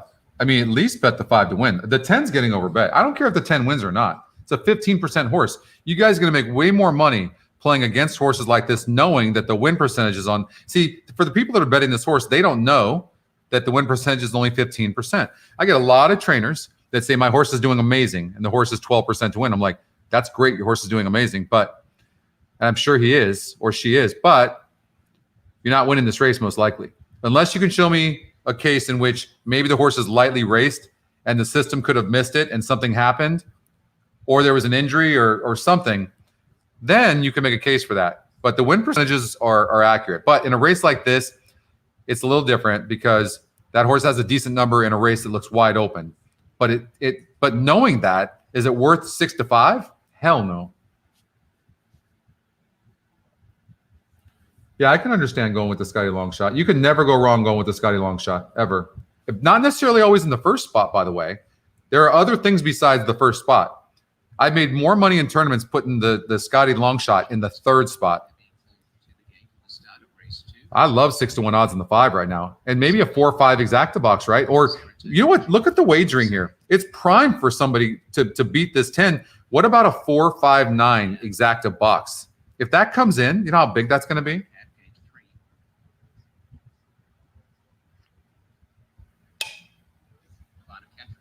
Well represented in this race. One of them is Contien, goes into gate 4 as the next runner to load. Contien approaching now with side on his Gloriania. 4 looks very good. There, but 13-1 on this 4. Illusion rank there on the inside. Little restless, getting back as Luis Contreras on Smarty Illusion. Contien coming up.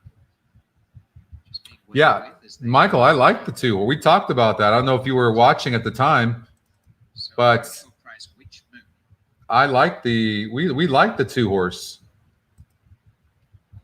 Outside of the favorite, second pick is currently Saratoga Vision. As they continue the load, it is Keep Me in the Game, who's gone along with Sky Dragon, the white cap. Deeper out is Swilling. She's the North is about to follow them. In fact, has gone ahead of Swilling. And the outside to Witchmoon, the last along, will be Swilling. And the Dice Kid Pokemon overtook the first to gate 7. Swilling comes up. All in and lock. As they break, and a little tight in the center there for a couple of them. Keep Me in the Game, getting back and last is Swilling. Good at the beginning, Gloriania. She's the North is coming very easily for the lead. Floats across towards the inside to be in front. Scotty long shot in the lead, huh? To spare over in second, Gloriania. Sky Dragon third from Witchmoon on the outside. A lot of times when you have a horse that maybe people aren't looking at, right? They're going to just let the horse go thinking that they're going to catch the horse. A lot of times with a big favorite, they're not going to let this happen. But in a situation like this, that's exactly what's happening. They're not really respecting this horse, but the horse looks to be well in hand. And they also don't know this is a Scotty long shot, and these horses win.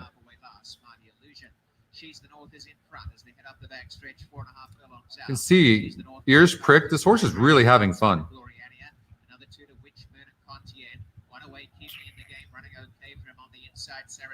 4 looks good on the rail.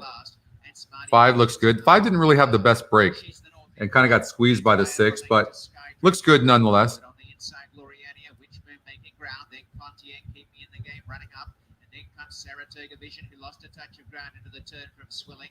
And last of all is Smarty Illusion. She's the North in front. Well, the 5 is coming, but going to be wide. I don't think he's asked the 6 yet, but the 9 looks to have some horse as well.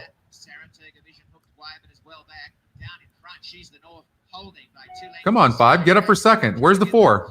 4's trying to get through. Come on, 4. Get up. 2. Oh, come on, 9. Hold up. Oh, the 2 horse really got up. The 9, so disappointed. Look at that. 2, 5, 9. We almost had that. 5 and 9. That would have been nice. That would have been really, really nice. That 2 horse came in. We talked about that too, coming late. 17%. Oh, God.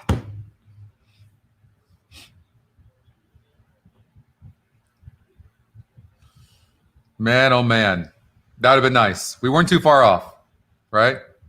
5 horse, 5 to 1. 2 horse just ran good.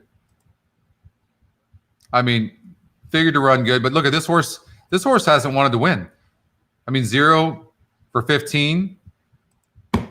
Man, that 5-9. I know we were all rooting for that. Gosh darn it.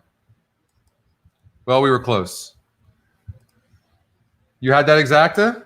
Nice. That's going to pay good. Scotty Longshot and price play. I know. Come on, people. The winner, Saratoga Vision. Second is 5. Keeping in the game. The third is 9. She's the North. 6. Don't forget to like the show and subscribe to our YouTube channel and click the bell. Click the bell. It'll give you all the notifications on the shows that we're doing. Oh, no, I wouldn't be surprised if it gave you the 2. I went away from the 2 because the horse just doesn't seem to win. Absolutely. Makes sense. 194 people in the chat. Nice. Yesterday, I think we had like 216 people. But if you did let's see here. Trifecta for, let's just say, $16. Let's see what it gives us.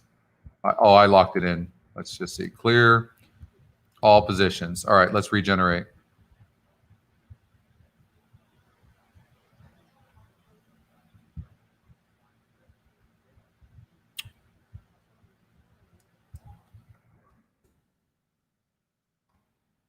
So you played a $24 ticket for a 20-cent play, but I don't know if that's going to pay anything. Hey, look, you know what? We can't cry over spilt beans. Look at the 5 horse ran huge. The 9 horse ran huge. The 2 horse just ran up. You can't cover them all. It was good. Don't forget to like the show, Dan. You see where you can like that?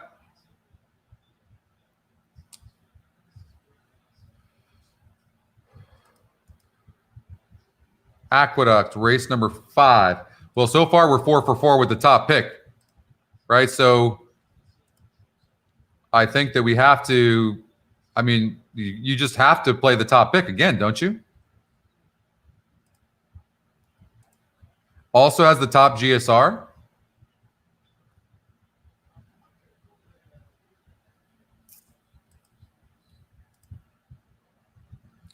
I mean, I would obviously go with the Scotty's top pick. I mean, it's won 4 in a row.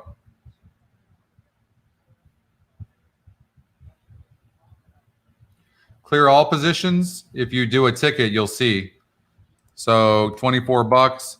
And up here on the top left, you'll see if you lock any of these races, like if I lock that, it's only going to use the 2, 3, 5, 9 if I lock it.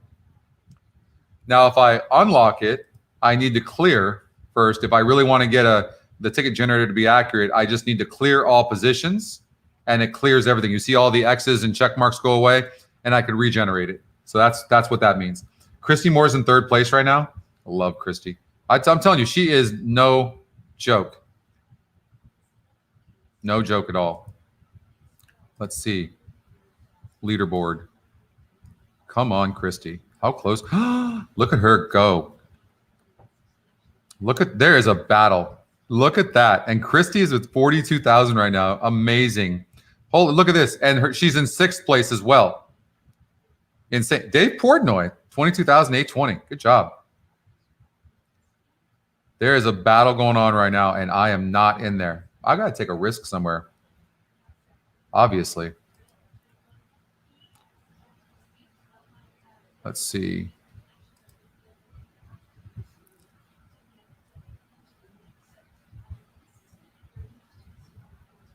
How do I show my... Man, it's slow. Let's see what I've done. All right, so race number... What race are we in? 6? So I did a trifecta. 2 was 6-7 was 6-7. Here in race number 6.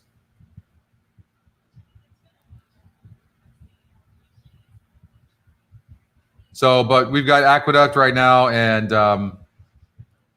you got your money back on that? Good. I like the 7 Rushy. I would agree with you.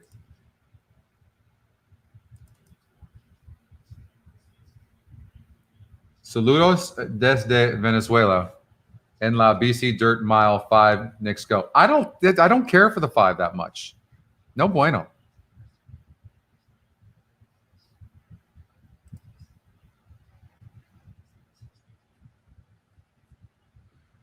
We'll definitely do that. Let's I'm just curious to see, did anybody play that race? I really would like to see. Okay, they're about to take off, but I mean I wanted to see if we can go 5 for 5. Can we go 5 for 5?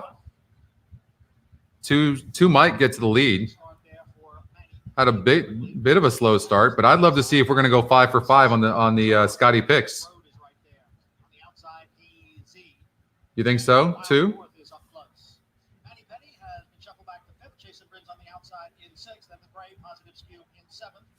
Trailers are She's a Lumberjane and Syzygy. Race up the backstretch. Princess in Charge. In charge here after quarter 24 and 1. Trip Road running in second. Jason Bryn on the outside now takes third. And AZ has moved into fourth. Wild North is back running in fifth. Manny Petty continues to retreat, passed on the outside by She's a Lumberjane. And down 2 has horse. Hasn't even asked the 2. Field hits the half-mile pole. And it is Princess in Charge. Trip Road, Jason Bryn, 3 of them across the track after a half and 48 and 2/5 seconds. And AZ is just behind those front 3 racing in fourth, 3.5 lengths back to positive skew, and She's a Lumberjane. At the rail, He's asking the 9. Really, I think the 2 is sitting in pretty good position right now. It's just a matter of how good the 7 is. Jason Bryn, Princess in Charge. These 2 are right together as they come into the lane.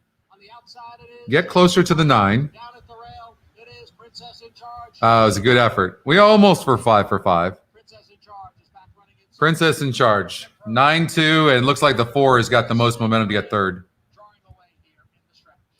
9 was impressive. And I'll tell you another thing. The 9 set a perfect trip. This is why you want to watch these outside posts, right? Princess in Charge.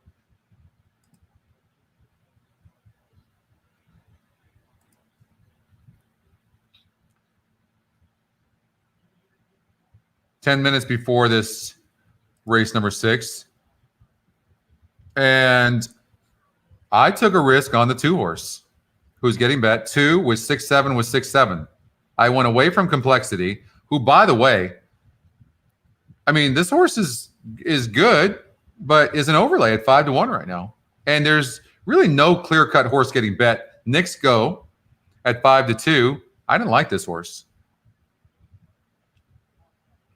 I mean, Joel Rosario's strong. Is this horse? Are they just going to let this horse have an easy lead? I don't know. The 10's not going to. The 9's pretty fast. War of Will's pretty fast. How about War of Will? Good morning, George.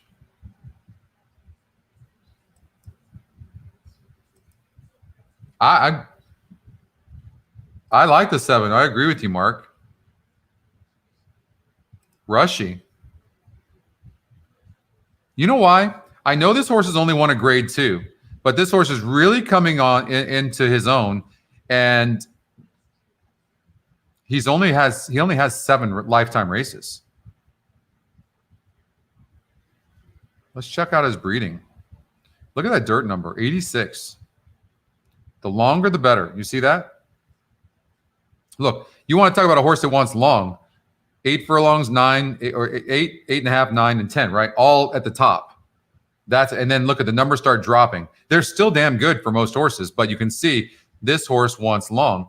So, and look, from the very beginning, after one race at 6.5 furlongs in which this horse didn't run well, this horse has been competitive. This 9 furlong race in the bluegrass, I mean, look, the horse had trouble. Broke into the start, was wide. I would throw that out, and then comes back and wins a grade 2. I think this horse, I mean, and racing the Santa Anita Derby, got a 3rd place finish. That was a tough group of horses, and a lot of times these young horses mature later. I like the 7 Rushy. 26-1 right now is absolutely ridiculous. It's crazy. Come on, Christy, more. That's all we care about. But as far as race number 6, it looks like all I've done is a 2 with 6-7 with 6-7. I could have sworn I did some other things, but I'm having a hard time.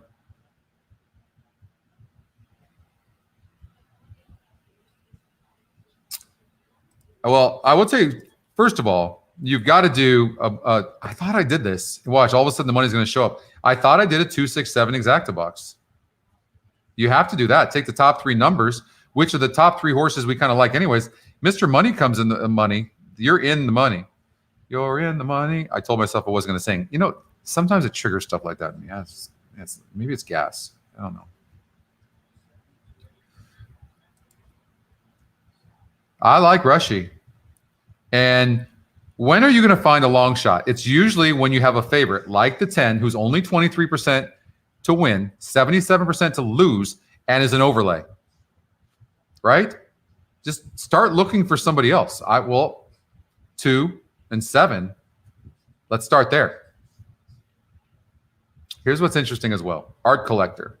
We talked about horses doing something for the first time. And at 8 furlongs, Art Collector and War of Will have never been 8 furlongs on the dirt, but they're bred to do it. They're bred to do it. Like, maybe it's these 2 horses. It's going to come down to betting.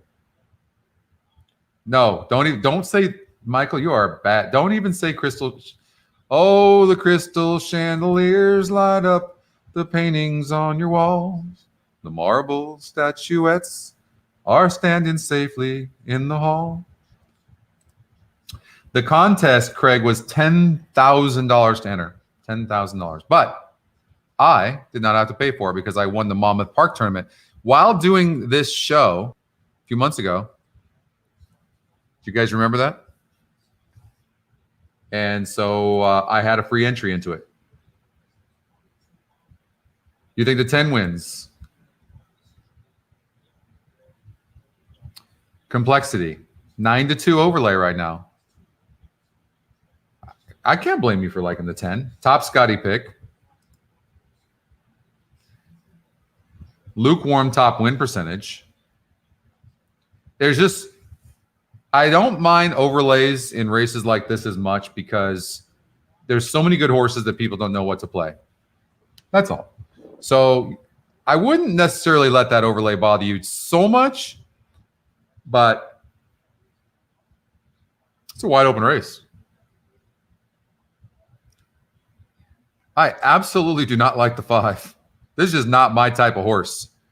This horse is getting bet right now. Knicks go. As far as the 8-horse Pirates Punch, I think there's a lot of speed in this race. I really do. And this horse, solid breeding. You see what I'm seeing with this horse? Looks like a sprinter to me. I know that 9 furlongs was there, but this horse might be better as a sprinter.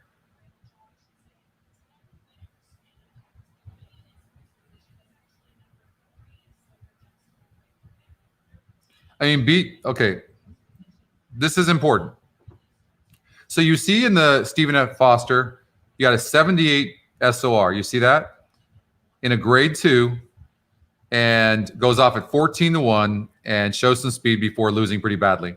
Then drops into a 74 group in a grade 3 and got just DQ'd for second. But you see what I'm saying? Like this, and this is a grade 3 horse to me. Whereas you've got some really nice horses that are grade 1 horses. I don't like the 8 at all. Could the horse get into the money? Yeah. 2. Sharp. Yeah, I like Sharp Samurai. We've talked about that. You got eight deep in the. Now, this is the beginning of the pick 3 or the end of the pick 3, Kirk? Mr. Money, the 6. Yeah, look at this. We talked about this. You saw my bet, right? I believe I have a 2 with 6-7 with 6-7. If that comes in, it might give me 30, 40 grand. At least I'm somewhat back into this.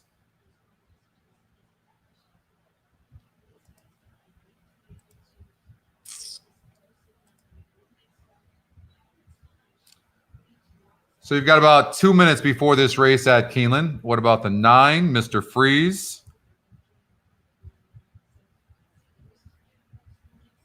6 wins and 16 tries. Nice breeding. Wants this distance. You see on dirt, this horse has earned 104,000 per start and 71,000 at 8 furlongs. Had an 86 going 9 furlongs. I think this horse is probably better, from my guess, at this kind of level, going 8.5 or 9 furlongs. That would be my guess.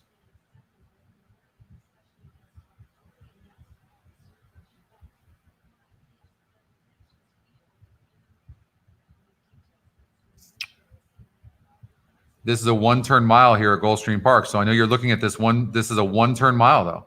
Remember that. Not the same as the 2 turns. And look at where the start is. You see the start?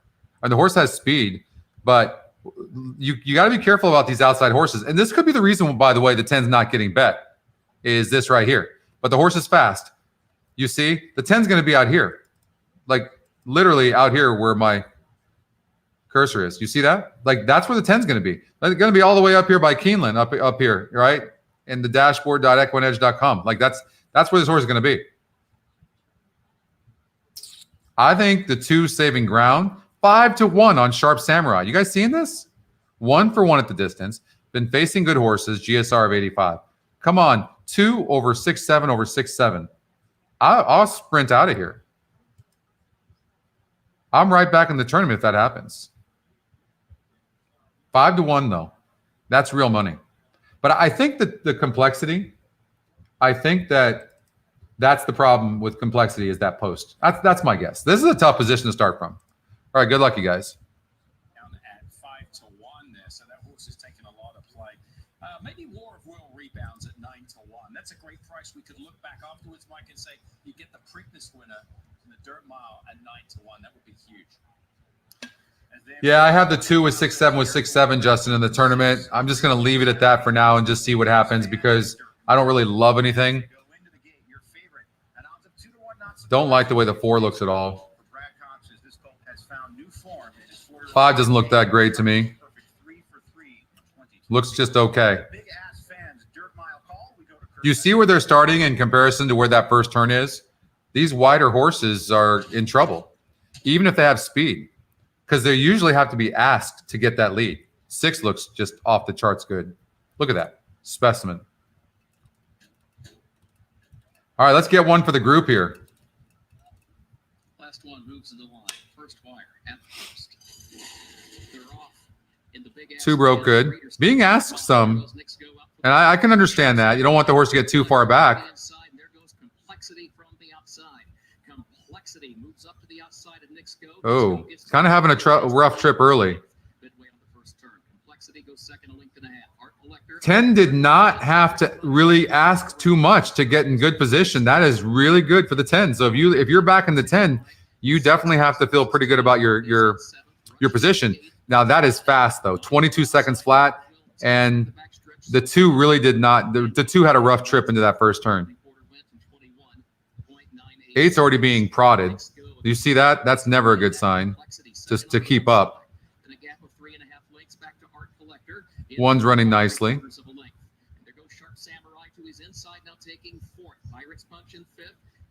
I think you might see a good finish by the 7. 7's not really being asked. 44-2. Oh. How long is this race? 8 furlongs? Complexity goes second by 2. Sharp Samurai. The 2 really is coming right now.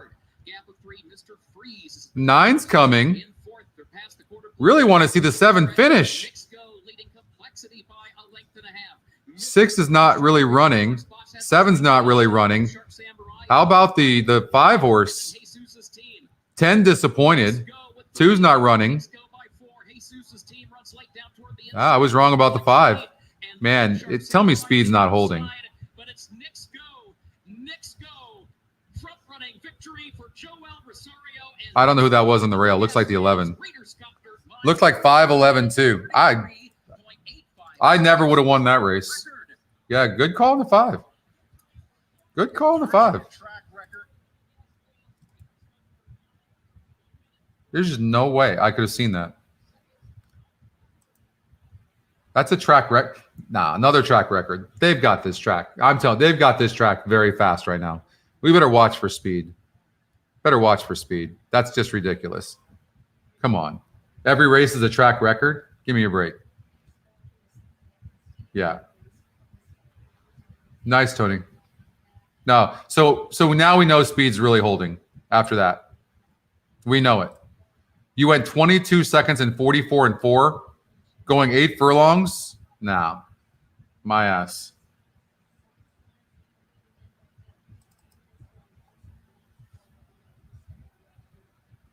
All right, well, I don't know. So Justin was asking me, how to play. Way to go. I'm happy for you guys. I know you called that. That's awesome. Good call. Saying, how should I play this track? I'm like, well, there's so many other variables. You don't want to worry about the track, but I think the rest of the way we have to factor in the track, don't we? I don't know how we don't. You got to remember, they just went 22 seconds flat, 44 and 4. They don't run that fast on this track. Horses like this, sprinting. It is. Funny shit, Mike. Oh. It's not Cox magic. I mean, he's great and all that. This is just speed holding. And the fact that speed was holding and the 10 ran like dog shit tells you that that's why that horse was an overlay. 5 was live. You guys see, look at this horse is moving up in class. 64. I mean, his form is really good. The last couple of races, 64 and then 68 SOR. So, but you're talking about a horse that I believe, at least on paper, has never even won a grade 1. And this horse goes over and wins the Breeders' Cup. You have to understand why I didn't like this horse. What can you see about this horse besides his form is good, beat lesser horses, and he has speed? This is a grade 1. He's never even won a grade 3.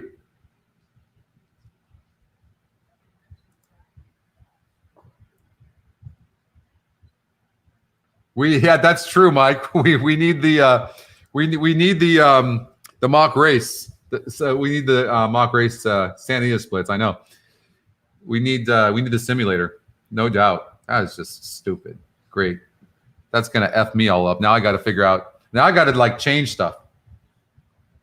Now I have to figure out how I'm gonna approach all these, because a horse that's never even won a grade 3 just won the Breeders' Cup, gate to wire, going 44 and 4 for the half.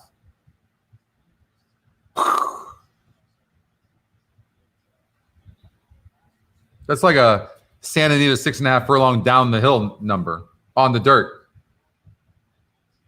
Hey, it could change the way you're going to start focusing in on your late pick 5. We got the pick 6 starting the next race, correct? Yeah. I think I'm going to put some money in. I think I have to play that, right? Would you guys agree? I mean, Scotty pick 6. I have to play this.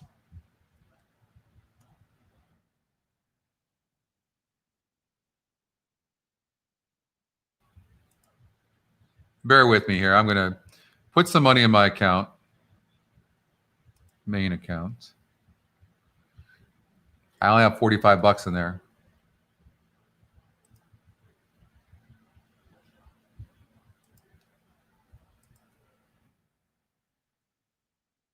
All right, so we've got some money. We've got some money to play the pick six. So I'm going straight to the pick six right now. We have to do that.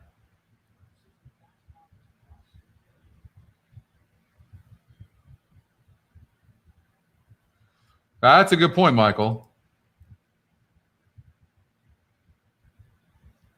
You know, Mary, then that's it. Okay. So here's the thing, Mary. This is just me. What a horse did last year, right, means nothing this year because these young horses, like in the Breeders' Cup Juvenile, they mature differently. Some of them mature. This is where you get prices with some of the young horses, and also with our GSR. So they can change. So what a horse did a year ago literally means nothing, and we've seen that in some of the statistics that we've run with the all the metrics and stuff that we run with the AIs, all these algorithms. Okay, just so you know. Yeah, don't forget, you guys. Thank you so much for reminding. Don't forget to hit the like button. If you like the show and you like everything you're seeing and you want to see this continue and see this grow, we all need to kind of support this. Like the show, subscribe to YouTube, okay? And this will help. This will help all of us, and we can start really growing the show and growing this. But this has been a wonderful couple of weeks for EquinEdge, and thank you to all of you. Support. The chat room is phenomenal. All of you are amazing. Yeah, I have to play the pick six. I have to. I don't. So for those of you that don't know me, I'm known for my pick sixes. So I've played a lot of pick sixes, and that's all I would play. I would literally play them 5 days a week when you had the traditional $2 pick six. So whenever there was a carryover, I played that. So anyways, I've hit probably over $5 million in pick sixes. My top at Del Mar for 1.2 million. And so what I would do, I would study for hours and hours, 8 hours, and I would look at every single horse, and then I didn't fear. I think that's the biggest thing. And I had the money to play bigger tickets. And everyone would say, well, usually you see like these 3 or 4 people going together. One person that puts up the money, one person that handicaps, or 2 people that handicap, right? But me, everyone's like, well, who'd you go in with? I'm like, no, I did all that on my own. I handicapped. I did the studying. I put the time in, and I put the money in myself. So, but when they went away from the $2 traditional, and I'm happy for those of you that like playing it on the 20 cent and all that, smaller players, it just wasn't for me. It changed the game for me.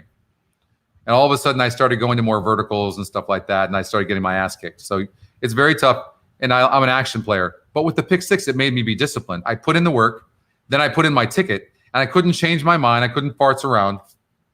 Make sense? That's why I did well. It suits my style. So this is still a dollar, but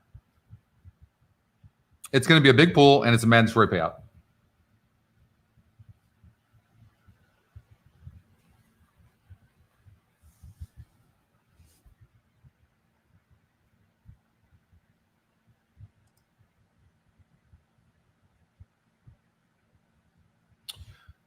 Well, even no, and that's if I misunderstood you, Mary, that's fine. I'm still saying though, the grade 1 winner overall, it's still a year ago, and you can see how many times you see the Breeders' Cup Juvenile winner, and they're nowhere to be found in the even in the Derby a few months later, right?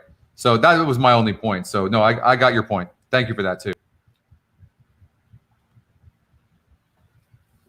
I just want to protect everybody from sometimes seeing something that a horse did 6 months ago and thinking that it can apply sometimes to today's conditions, but most of the time it just doesn't.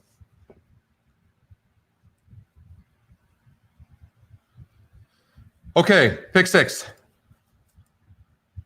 So I have $1,054 in the account. Let's see what the ticket generator gives me.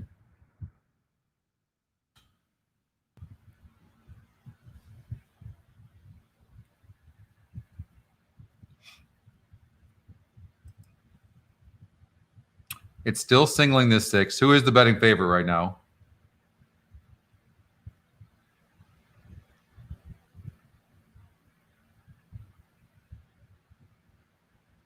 Well, we know I'm singling the 8. Improbable. That we know. And another note, too, by the way, in the 12th race at Keeneland, from that post of the 9 or 10 post for authentic and maximum security, the winner, the last time a winner won from outside like that was Gunrunner. Believe me, I know. I bet against Gunrunner and put him in second like a moron. Because I don't know what the exact number is, but it's like anywhere from 2 to 5% of horses are going to win from that outside post, just so you know. Wow, 221 people watching. That's phenomenal. Thank you. So I'm singling the 8. So I changed that. You can see I changed Improbable as my single. 30% to win. And on fire right now. And then it's going to change it'll change it all. Now I could just go with this. But let's just take a look at race number 10 and what it's doing. So it's saying that it's Monomoy Girl and Swiss Skydiver. Now they're both very speedy. But are there any other? So we have to look to see if there's any other horses that could upset them in the sense of killing the pace. And there's really not a lot of pace in here.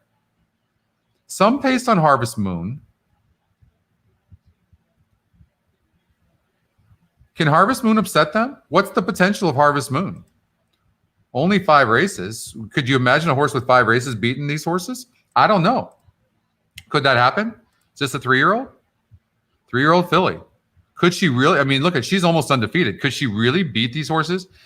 She faced older last time out in the Zenyatta at Santa Anita and won barely. I don't know. Could be a good long shot. Oh, thank you so much. I really appreciate that. Sometimes I get rambling and talking so fast. I know I do it. So I appreciate that. Thank you so much. What up, Step? I love Australia. Which part of Australia you're from? You know, I was there for 30 straight days in Australia, and it was amazing. It's really neat to see Australia representing. I love every part of Australia. I don't think there was one part of Australia. Newcastle was great. Perth was amazing.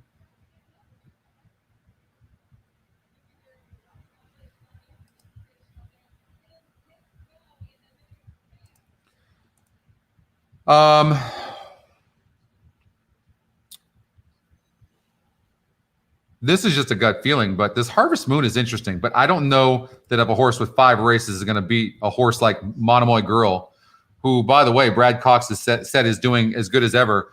You know, she had really bad colic and almost died. I don't know if you guys know that. That was the layoff that she had from 2018. Look at that layoff to May of this year. I mean, I've owned a horse that had colic, and that is not pretty if you've ever seen it. Byron Bay.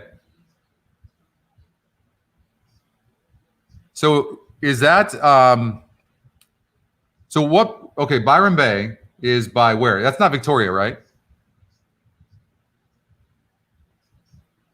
Which racetrack is nearest you over there? It's on the east. It's on the East Coast. Okay.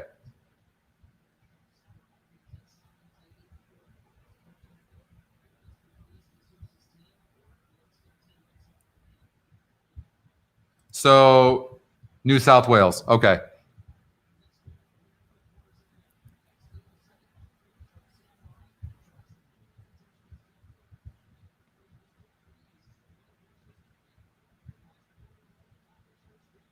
Let's look at the 1-horse CC.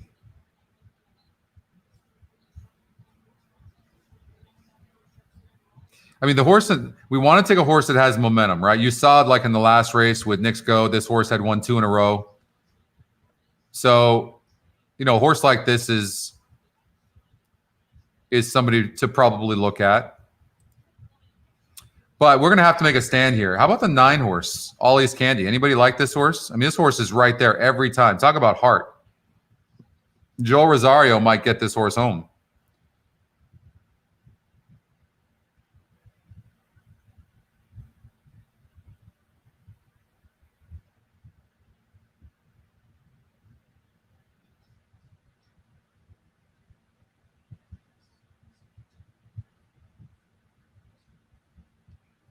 You want to play $100 pick 6? All right, we can do that. I won't be selfish. Don't forget, the system is not choosing the 8 as a single here in the last race. Okay, Improbable. I am. Okay, so just so you guys know. And when you play a $100 ticket, obviously, you've got to cold cock this, which is going to be tough to do. But singling the 8 is a way you could do that. Heaps of tracks. Flemington is amazing.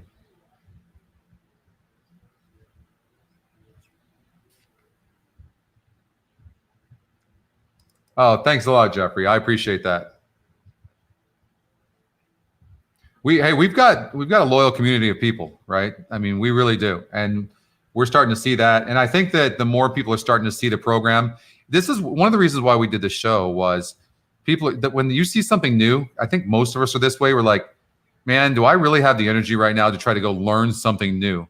But once you do, and you take that time and you see this thing and you're like, well, maybe I need to take the time to try to figure this out. There is a lot. You can go to this intercom button. I showed this yesterday. You can click on it. There's so much video here.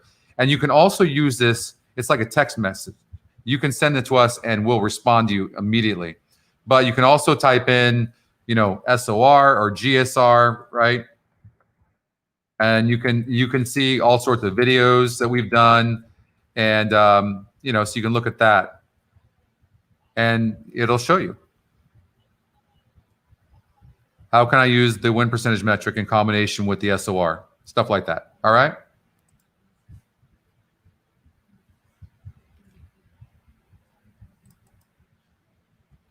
Gary, I am not a fan of Authentics today. I'm just throwing that out there. And I could be wrong as hell. And I'm going to feel so damn guilty if I throw anybody off anything, but that's my job.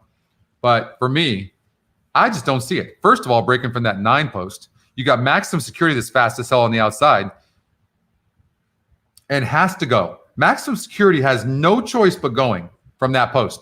What's it going to do? Lose six lengths against horses like this by letting off and cutting behind? And no way. You're going to see a fast pace. So I'm not a fan. No, you know what, Eric? I understand why you'd say that. I think the track is just lightning fast. I really do. I think it's all it is.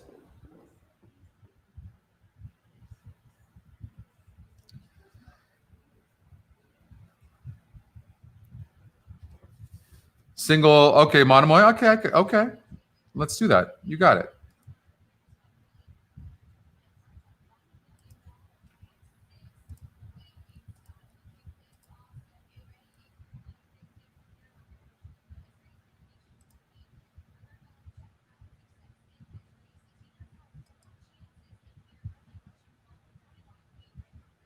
I liked, by the way, I did handicap this race number 11. I liked 2, 3, 7, 9, 10. Okay. 2, 3. I didn't like the 1. I did not like Arklow. Why didn't I? We'll look at this. Let me look at my notes.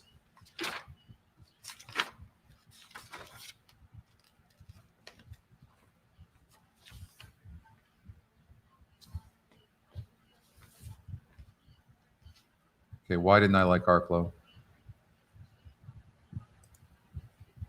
I liked 2, 3, 7, 9, 10.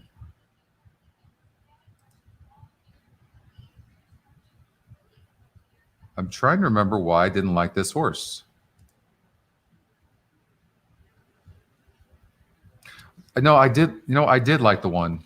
I take that back.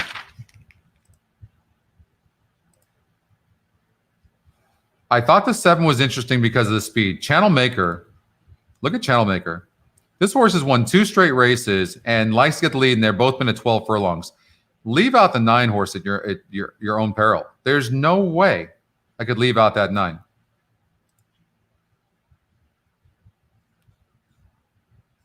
The system just did that. No chance. There was something about the 1 I didn't like, but I think I used it. Tough to leave off Cox horse, I know. That's not a bad idea, Scott. Actually, that's actually not a bad idea.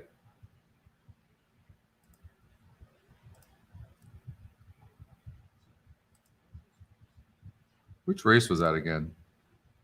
Oh, this one.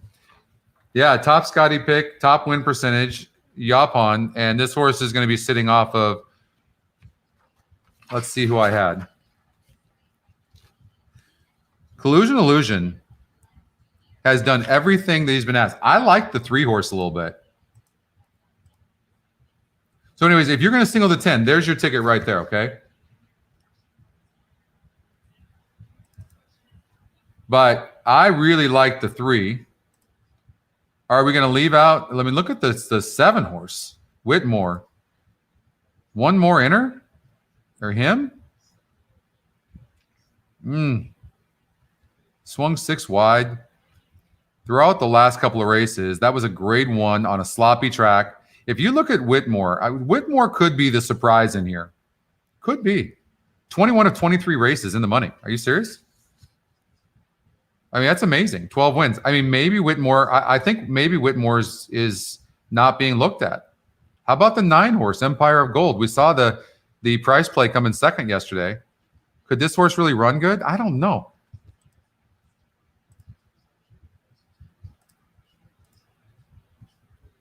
The 10-horse, only 4 races. This is what I don't like about this horse, but the horse seems a little tactical, draws good, and I'm not going to be surprised by a big effort.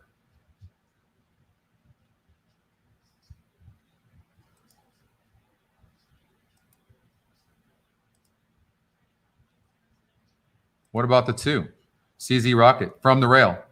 Worth trying to beat this horse? Barely won. I don't know, won 5 in a row, but barely won last time out going 6 furlongs against 4 other horses. Maybe this is me. Now, this is just me, right? This is just me. This is the type of stuff that I've done to win big pick 6s, is leave out the 2. Only because of the post. There's going to be a lot of speed. Is this horse going to clear? I don't know. 6 looks good. Frank's Rocket, let's look. I mean, looks good, but there's a lot of speed in the race. Yeah, 6 looks good. I'm not going to be surprised, but this horse has won some grade 2s, lightly raced, been in the money, no doubt. No doubt. There's some speed, though, man, on the outside. Does this 6 get a good trip? I'm going to say no. You have to visualize the trip as well. You have to visualize the trip.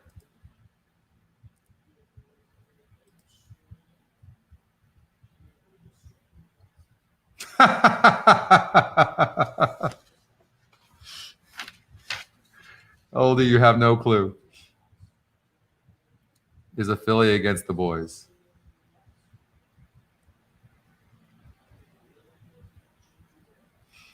Yeah. You know, all right.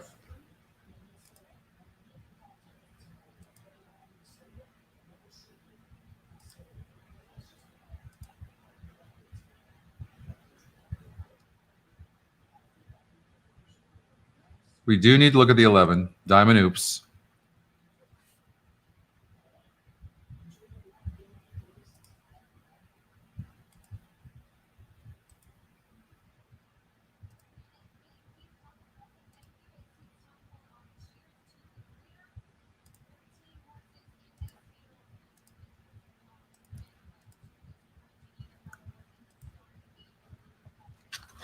If I'm playing a $90 ticket, that's going to be it right there.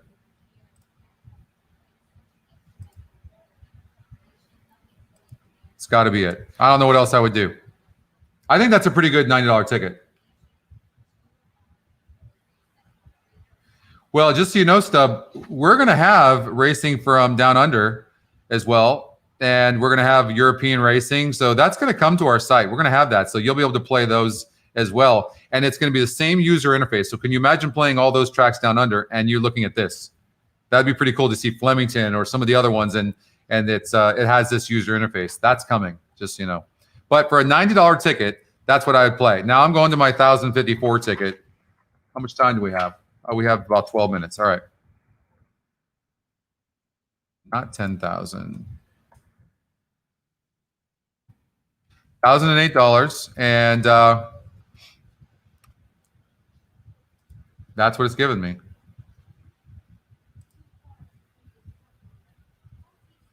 You know, Sister Charlie, 2 for 2 at the distance. Form seems just seems off a little bit, right? 6-year-old, maybe she's not the same as she was back in 2019. Third race off a layoff. Maybe she's just needed the races. Maybe she comes back and wins today. I can't leave her out.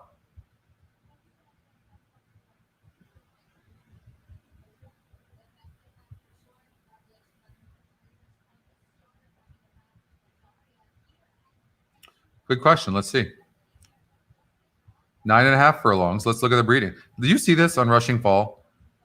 She's been the favorite in every race you can see in those 8 races. She's an absolute beast. And then when has she run bad? She's run bad in this race here, had the 6th path and broke 9th. Look at that's the only time she's really run bad. But as far as distance go, 9.5 furlongs, I think that's a really fair question. Let's see. I think it's fair to say that maybe at 9.5, she could get a little bit weak late. I think that's a fair thing to say.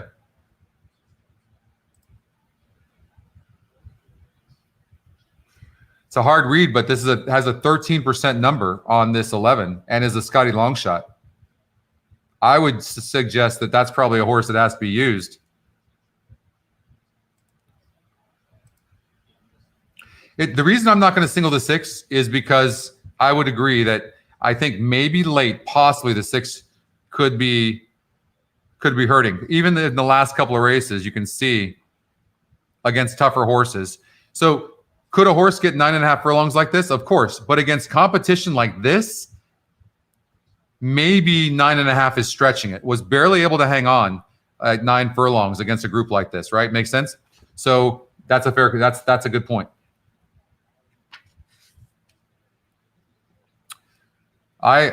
Sister Charlie, third race off a layoff for Chad Brown. I think that the 2 might surprise us, guys. And whoa, the 3 horses is Scotty's second pick, and the system's not using them. I mean, maybe that's a mistake for Aiden O'Brien.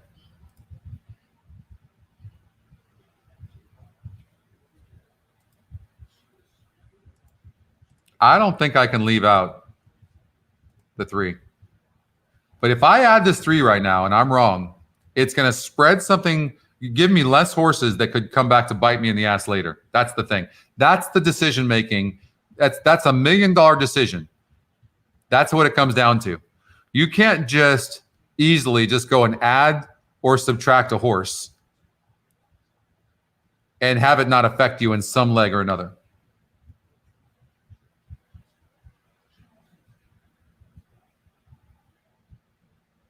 So I think we have to look at this 9th race a little bit more carefully.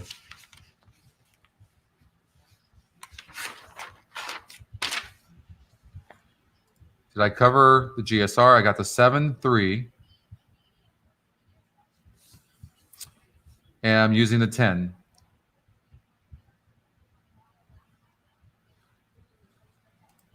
Can Firenze Fire rebound today? What do you guys think? 12 wins and 29 tries, only 5-year-old. And tactical, one last time out against an easier grade 2 group. I don't know what happened. Maybe look at the only 2 races this horse has run poorly were on wet tracks. You can see that, right? Sloppy. So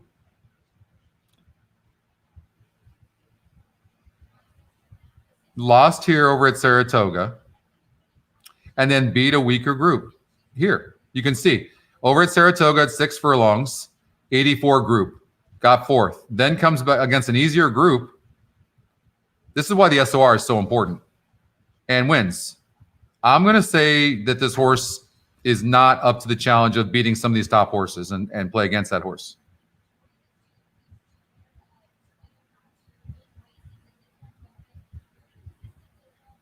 What happened at Aqueduct? Hold on here. We seem to be on fire at Aqueduct right now. GSR.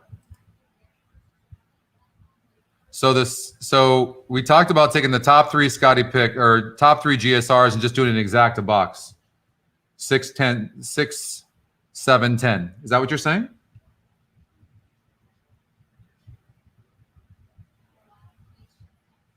Oh, that's a good point too, Jeffrey.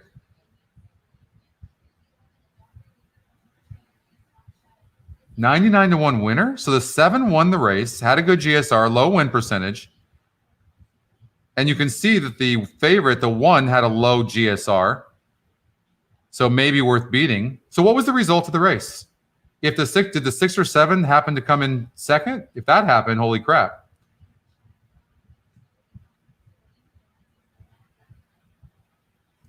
You guys are going to make me look, aren't you?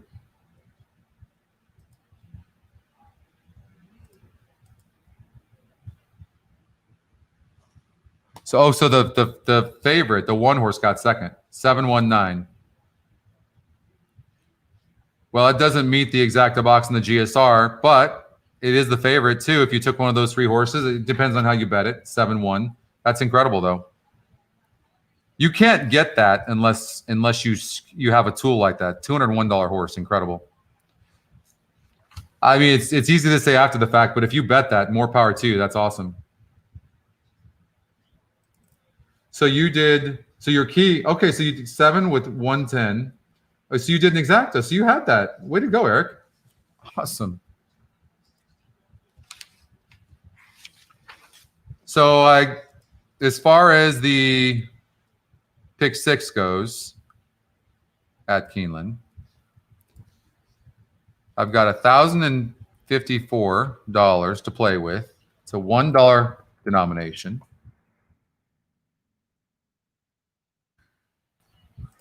Pratt is on who?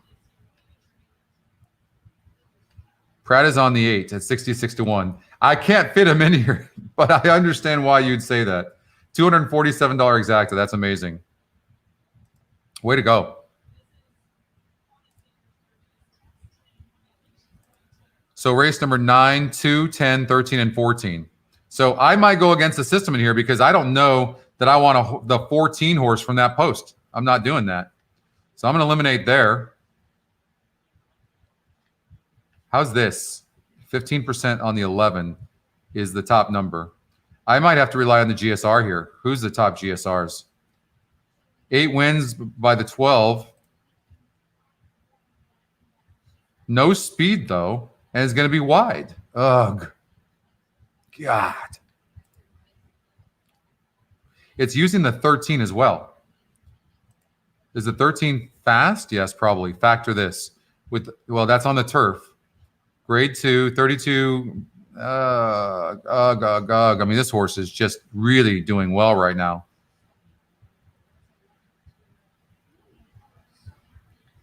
Is there anybody I'm missing here? Halliday's the 10.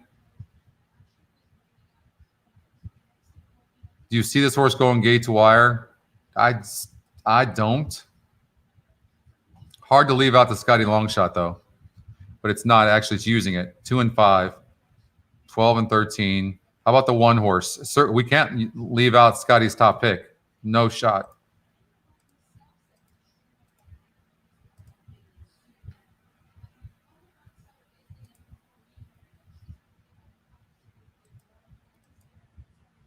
I liked 2, 3, 7, 9, 10 in here.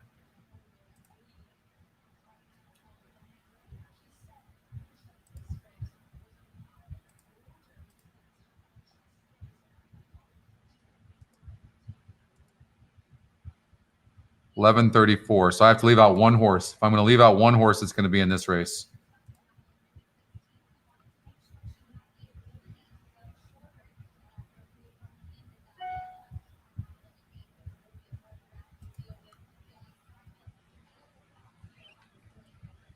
Mean Mary on the lead.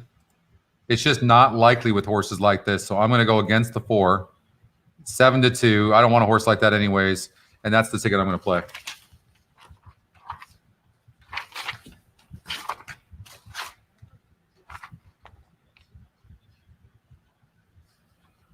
All right, let's play this ticket.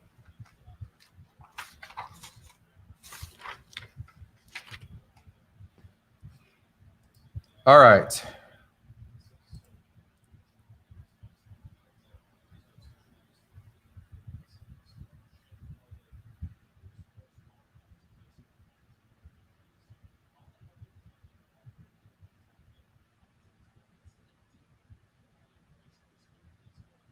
Breeders' Cup, race number 7. Wager. Pick 6. Dollar denomination. 1, 2, 3, 6, 8. Don't forget, if you're gonna win a bet like this, you have to take a risk somewhere. You know, I don't know that I want to use the 14 in here from this post. I'm seeing that now, but I think that might be a mistake.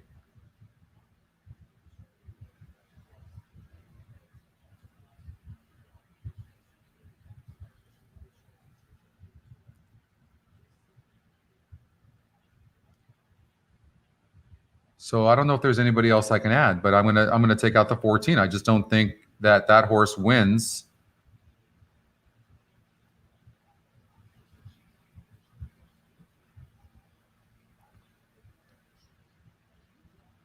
$1, 1, 2, 3, 6, 8, 9, 11. Anybody else I'm missing?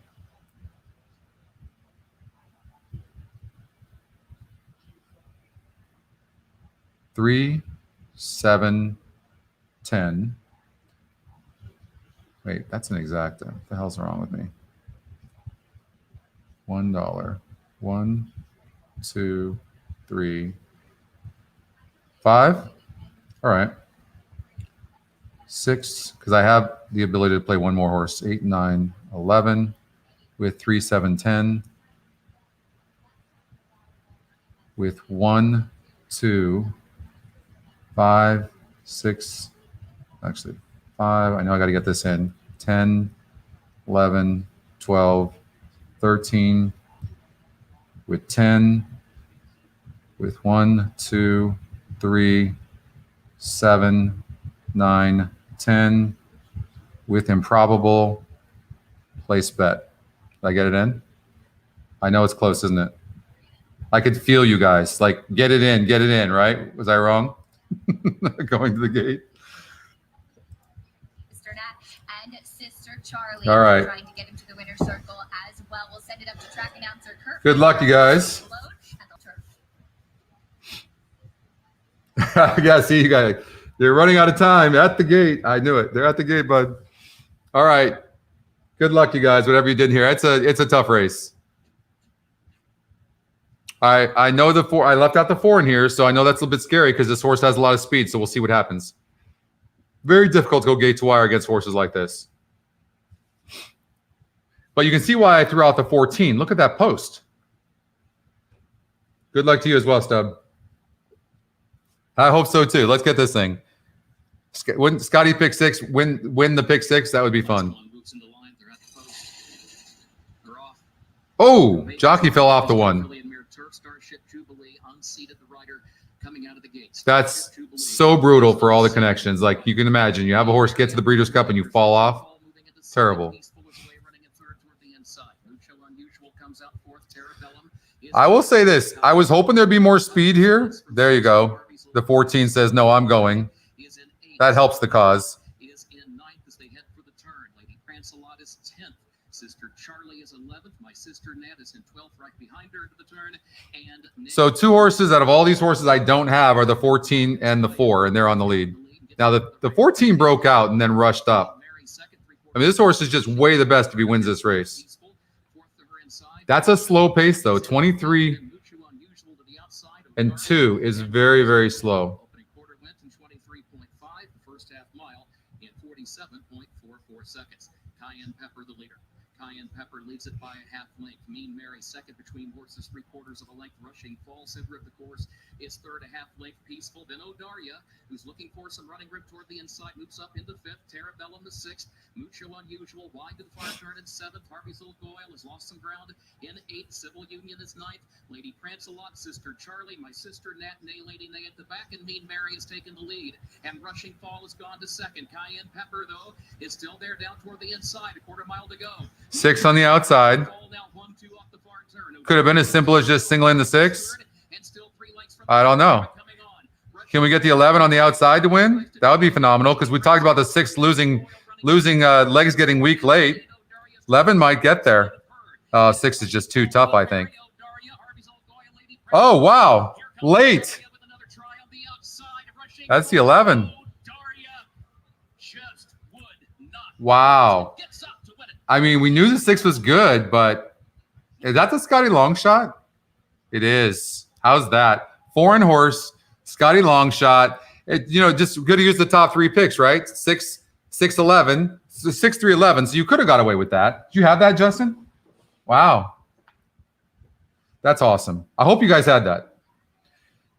I'm just mad I used so many horses. If you would have told me the Scotty long shot was going to win, like, you guys really are bad at this. You could have just said, we're just going to use the 6 and the 11. And then I'd have a ton of horses finishing up. Was that was the 11? Yeah, nice GSR. We kind of thought the 2 horse wasn't the same horse anymore, right? But in the top 4, 6 and the 11 were in the top 4. So now you take the Scotty picks, and then you take the GSR, and of those top 4, the 6 and the 11. So easy to say after the fact, right? I didn't exactly call my shot in that race. I covered like 8 horses in here. No, it's Linda. You're absolutely right. But I mean, look at the top win percentage too. Though is what was it? To be fair to me, look at this. Here's what's interesting about this. Who are the top win percentages in the race? You see that? Of like the top win percentages are 13%, and they're the 6 and the 11. That's pretty crazy. Top Scotty pick, top or Scotty long shot, insane. Yeah, trifecta is going to be big. Who got third? The 9 got up late, huh? Did you have that trifecta, Justin?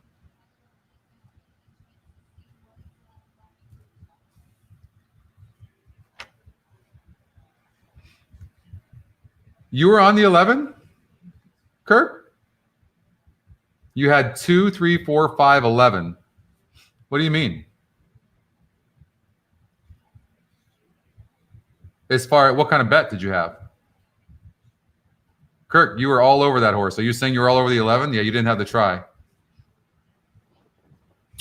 Yeah, it can be, Linda. That's true.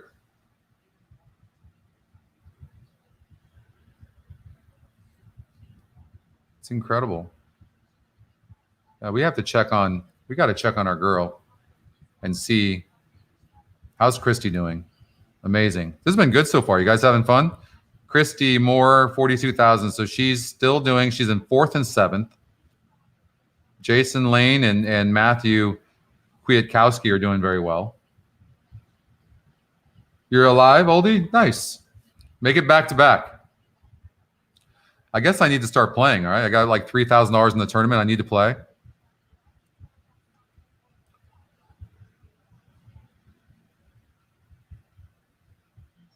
Good stuff. Well, that's a good way to start. $128 from the Exacta. That's good. You had 20 to 1 on the 11, David? That's really good. 17 to 1 on the Scotty long shot.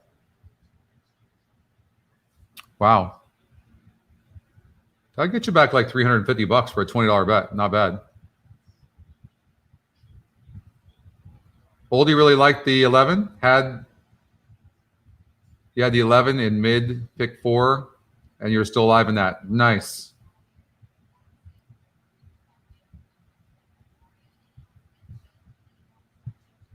Oh, you're tilting right now, David? Ugh. God, it just so comes down to betting, doesn't it?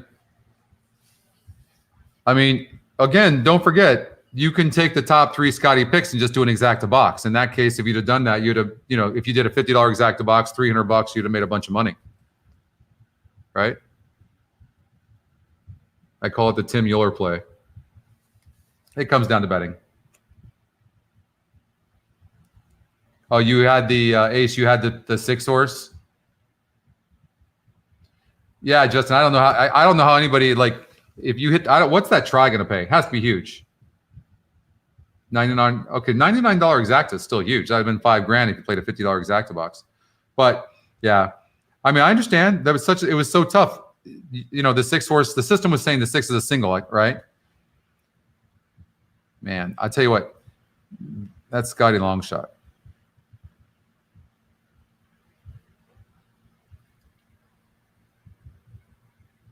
Who's the trainer of that horse? Never heard of him.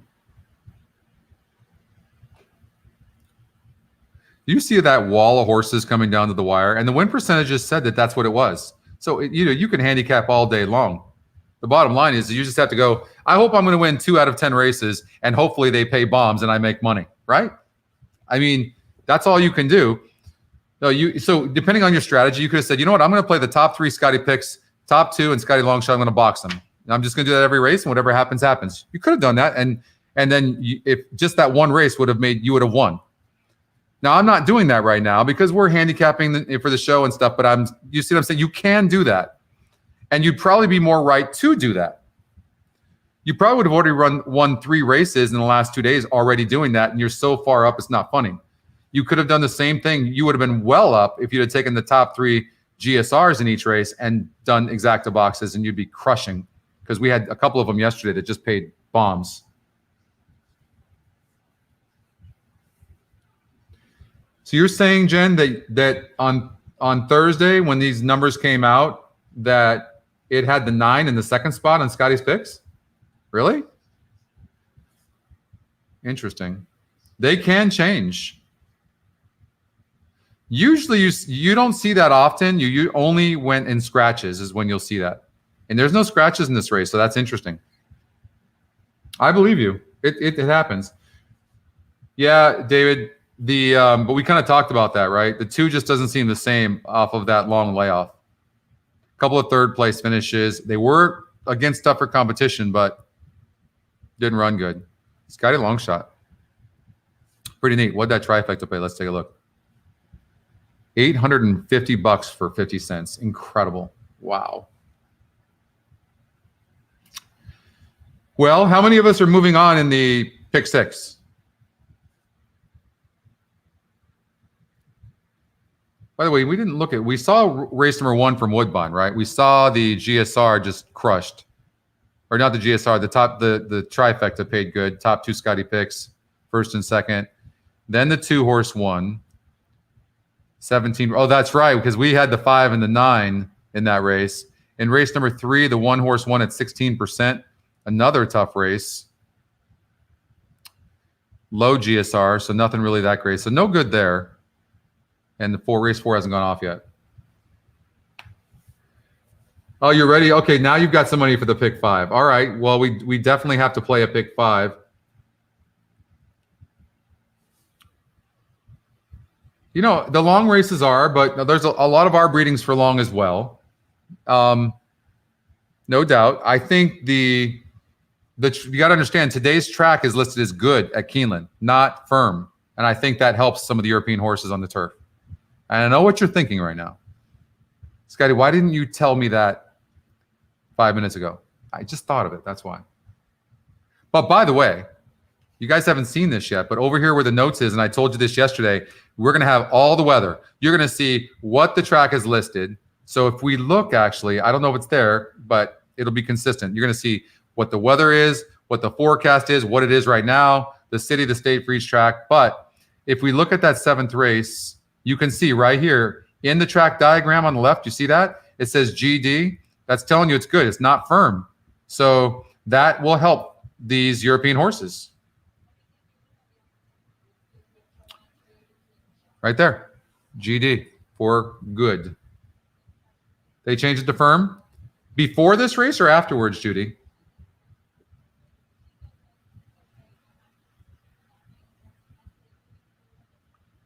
I guess I need to start making. If I feel like winning in this tournament, I need to start making some plays. I'm definitely going to bet this next race. I'm leaning towards putting a little bit on. Well, I'll just take my top 3 plays. Right? Who did I cover? I covered 3, 7, 10, didn't I?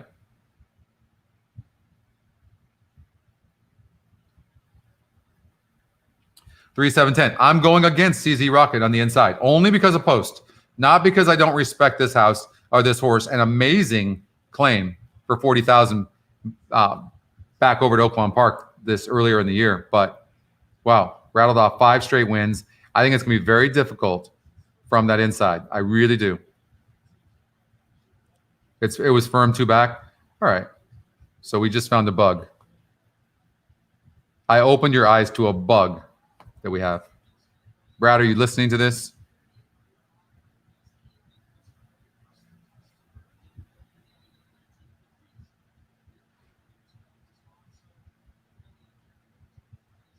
Well, okay. So on Rushing Fall, all we did was look and say maybe this horse is so talented, but maybe at 9.5 furlongs, maybe. And I don't even think that's fair. The horse ran huge. I think that. But if it was at 9 furlongs, the 6 wins the race for fun, right? So I don't think we were wrong about that assessment about at this level, maybe 9.5 would be, the horse is down, but downfall. But yeah, that's ended up what happening. 9.5 furlongs actually hurt the horse at this level. And that was the downfall and enabled the 11 to get up. At 9 furlongs, the 11 doesn't get up. The 6 wins that race. So distance and class makes a difference.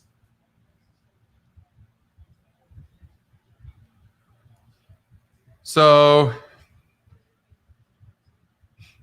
just feel like going to Laurel real quick. Upon in the 8th. I used 3 horses, Judy.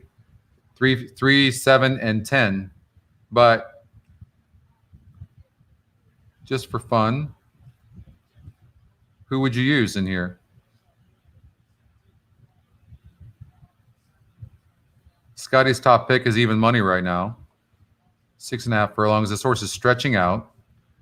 Shouldn't have a problem stretching out. But, well, only been 8.5 furlongs one time. That was at the same level and had broke from the 10 hole. Okay. If this horse is okay. That is a great start. Yeah.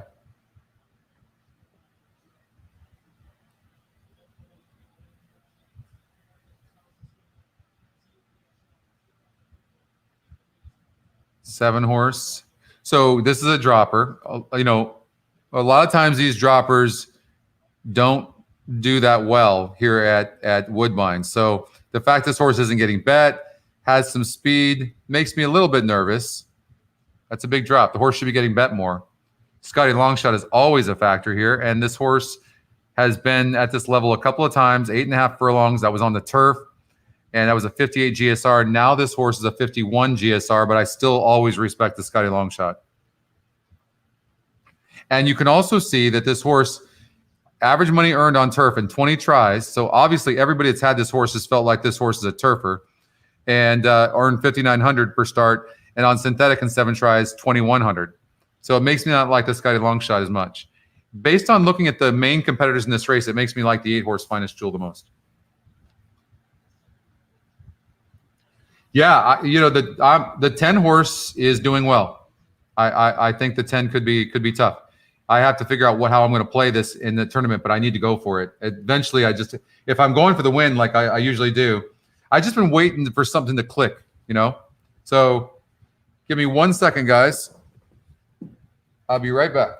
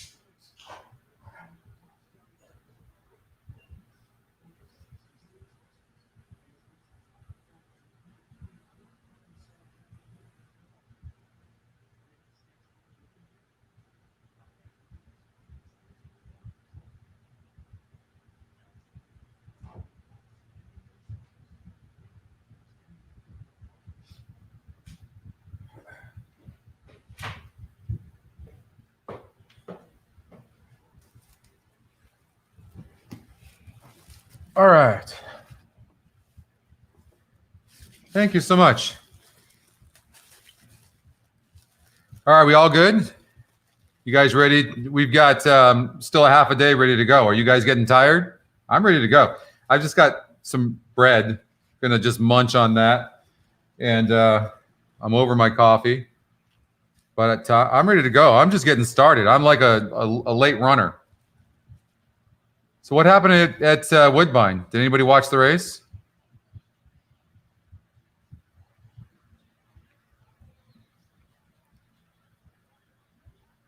We talked about liking the 8 horse, the favorite, right?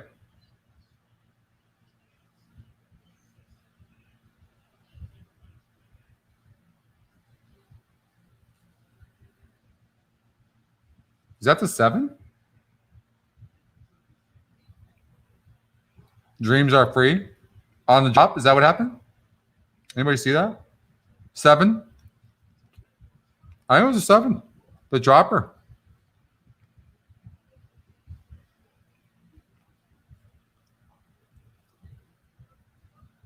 Yeah.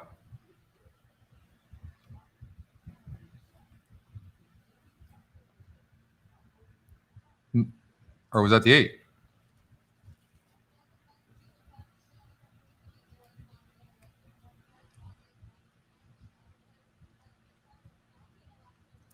No, it was the 8. Came in at 8-9. All right, so we're still seeing things pretty good. That's good. All right, I'm done with that. We got time at Keeneland, so I do need to bet the race though in the tournament. You know, I have to do that. So first thing I'm going to do is eliminate the 3. 1%, 42 to 1. There's no reason to use horses like that. I'm going to eliminate Mighty Wind, the 5 horse. 55 to 1, 1% chance of winning. You see, this is what's so great about this, for me anyways, is, and the reason I created this is I didn't want to handicap 10 horses in a race. I wanted to handicap as least amount as possible because it's just tiring. Like, look how fast we can handicap this race and have a good chance of winning and feel confident instead of having to start from scratch and look at past performances and go, oh my God, these are all looking like this, you know, looks like Chinese, looks like learning a different language, right? Whereas you still have to handicap, which we want to. I think that 90% of us would want to handicap and have it be subjective and not have somebody tell us what to play. We just want the tools right in front of us. So RaceView gives you that. I love that. I look at the jockey trainer. Luis Cardenas is off the 1 horse and to ride the 7. That could mean something, maybe not. Raylu Gutierrez is off of the 5, who we didn't like. So that makes sense. The jockey trainer combinations.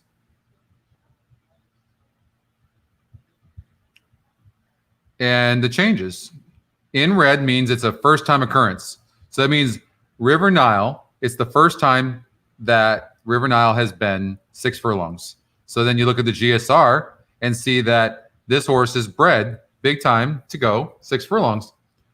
Not getting bet, though. You guys know how I hate overlays, but this horse is cutting back in distance and dropping in class, was ranked early against better horses. This horse deserves a long look. Yeah, I'm excited about the Australian tracks too. That's going to be fun. That's going to be a lot of fun because especially you don't have to learn something different. You can literally just use the same user interface, and that's what's going to make this so great. And we've already talked to the data providers, you know, because we are an Equibase partner here in North America, so we have all the tracks there. But we've already dealt with or talked to the data providers for down in Australia, so it's going to be fun. Imagine you've got all those tracks you can play. Man, you'll never go to sleep. You'll be midnight playing Australia. I'm going to, 7 to 1 right now on the 6. I hate the fact this horse isn't getting bet. You guys know I hate overlays, but the 6 is cutting back in distance. The 6 is going to give you a good run. Bred to sprint. And you can see that with the 6. Why the heck have they, look at, this is why trainers need this program. Look, everything is suggesting, no, that's not true. I'm wrong. 7.5, 9, 10 plus.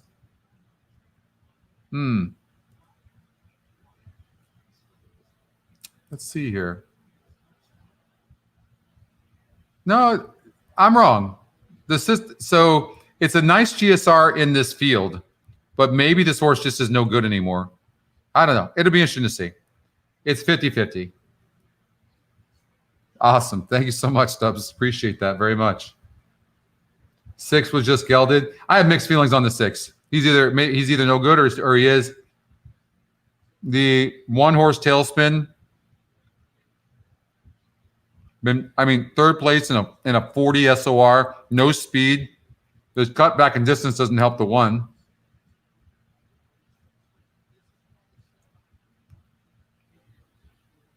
This horse GSR is a 51 and it was a 63, but is dropping in class. I'd go with the 10, the outside post. 12, Fusili. We'll look at that. I could see this horse running good. Fits here for sure. Good call. I'm going to say 10-12.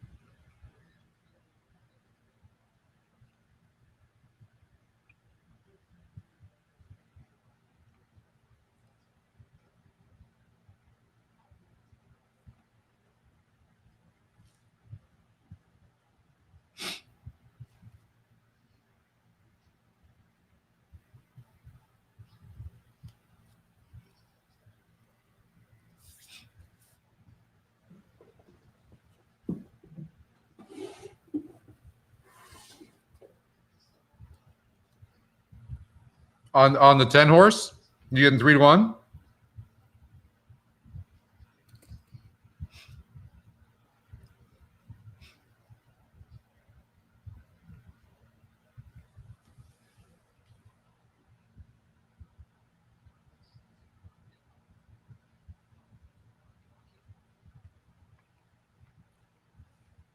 Well, we know the 10 is fast and dropping in class.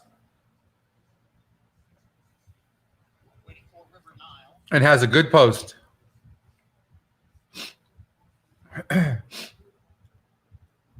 Justin likes the 8 horse in this race. 6-8, huh? I don't know. I'm not.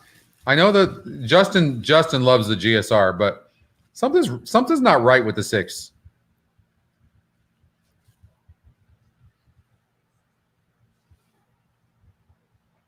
Doesn't look that great either.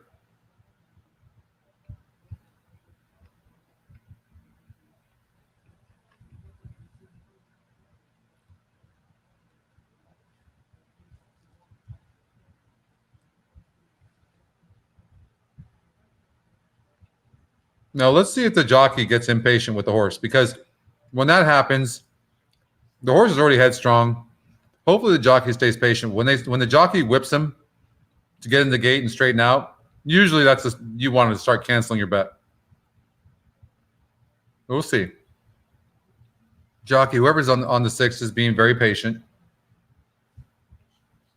Is the 6 sweating too?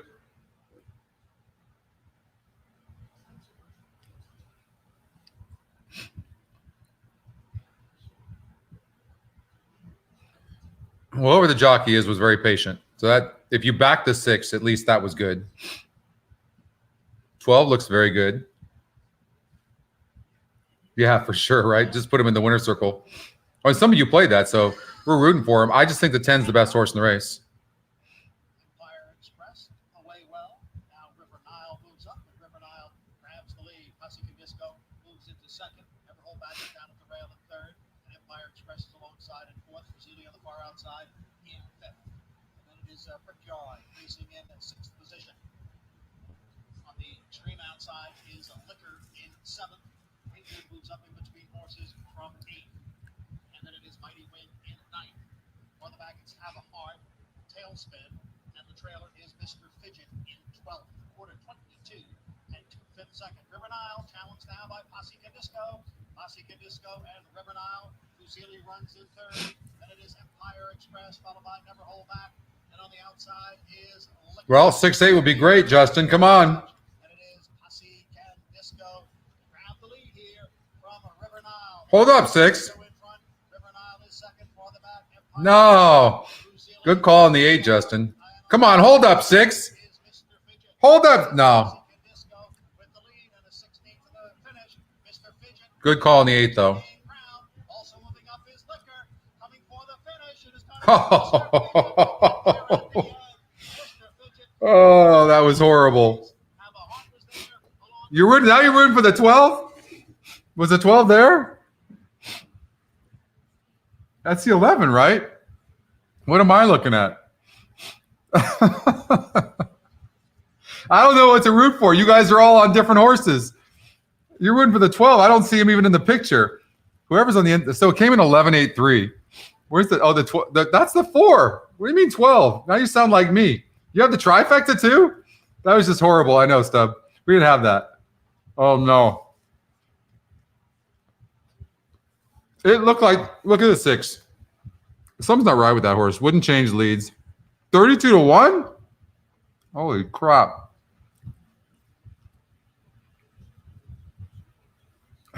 Let's see who that horse was. That entire thing was just a tragedy. Hold on here. Mr. Fidget at 32-1. How do you find this horse? Let's see here. Good luck with that. Lost by 16, 9, 10, 14, 11, and 15.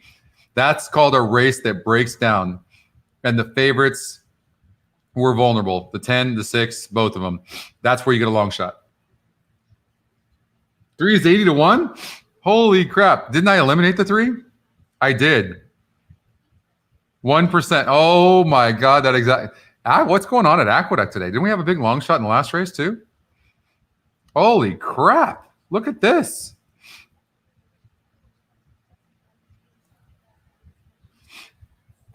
Oh, the trifecta is going to be just bomb because the 8 horse went off at 8-1. You can see when you see Justin's picks, you know what he's using. No, you can in Australia. You can never go to the early crow. Justin, I could, I could see you coming. You're like, okay, I'm doing the GSRs, and you're right to do that. Oh my God. Carryover where? They went very fast early.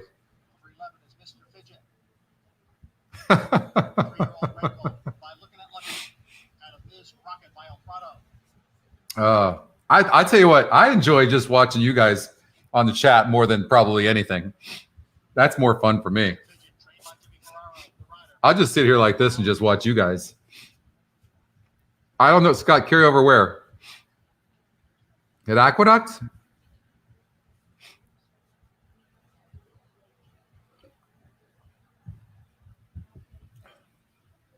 All right, we've got race number 8.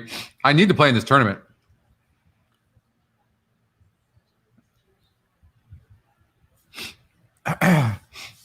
All right.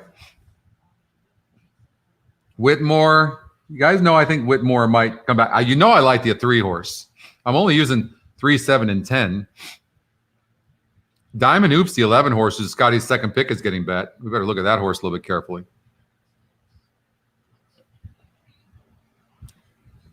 I understand why this horse is getting bet. But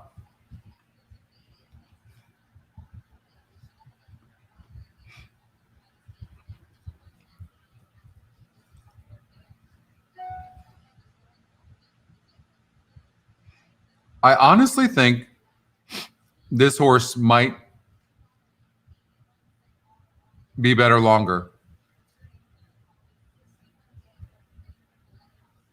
I'm playing against the 11. How about CZ Rocket at 6-1, not getting any play? 10's the horse to beat. I stick by the 3, 7, and 10. I just have to figure out how to bet it. Old, do you like the 2, 8, and 10? CZ Rocket? I don't know. It's going to be tough from that 2 hole. It's going to be tough. Whitmore has been facing tough competition and had excuses. So you might want to not ignore Whitmore.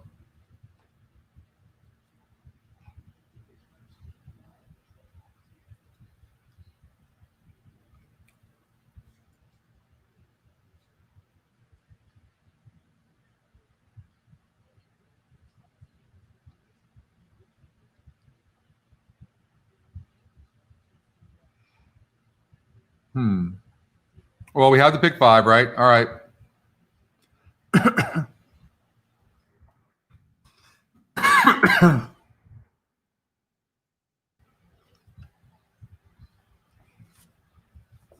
Three, 7, and 10.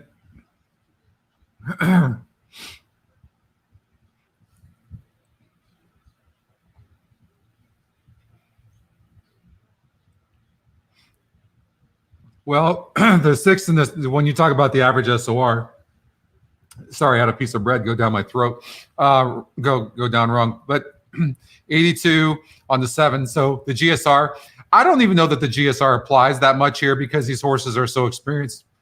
But Whitmore does have an 82, which blows away the field. And look at the record, 21 to 23 races. But if you look at the past performances, but I mean, the 6 is a Scotty Longshot and has speed, but the 10 might be faster than the 6. So remember, the only reason I left the 6 out is because I felt like the 10 horse would hurt the 6. But now, if the 6 horse goes and the 10 horse go, maybe that hurts them both, and then a horse comes from behind. And if that happens, then the 3 horse or the 7 horse could get there, because the 3 horse is very tactical.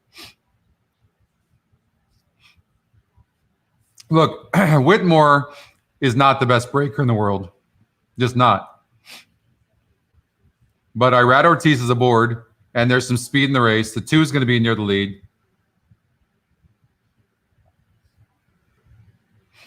Yeah, David, I understand the 8 horse.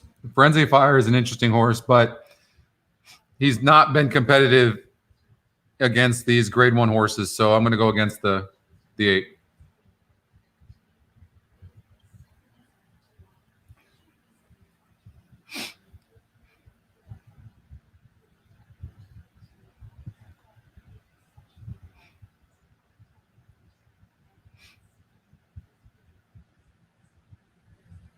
That's true. I mean, we know that speed's holding right now, so it's kind of why I like the 3 horse a little bit. I don't think the 3 horse is going to be that far back.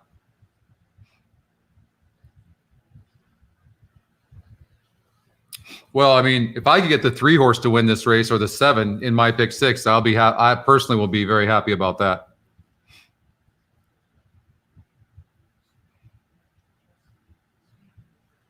Look at the 10 horse. I mean, 4-for-4 lifetime, and all 4 races were at this distance of 6 furlongs on the dirt.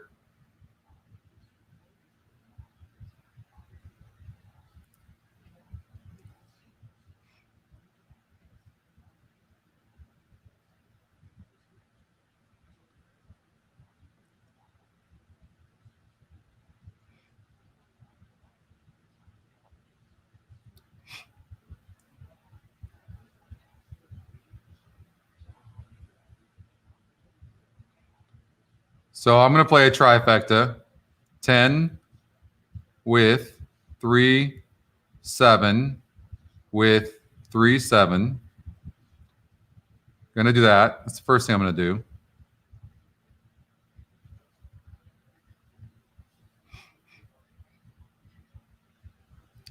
And then I'm going to do an exacta box 3, 7 for $100.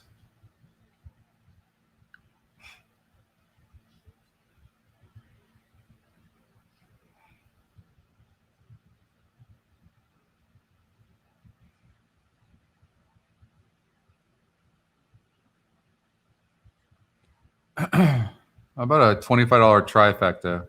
3, 7, 10 with 3, 7, 10 with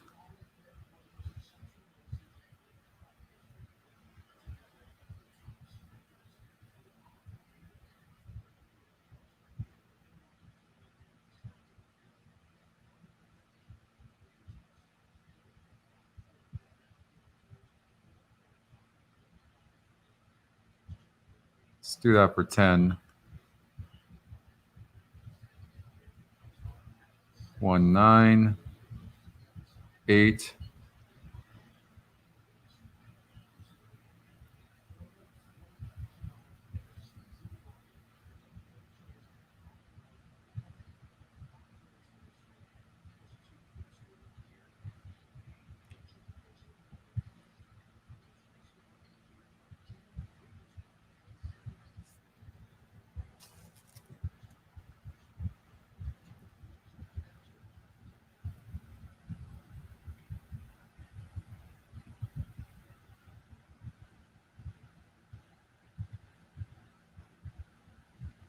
Last one moves into line at the post.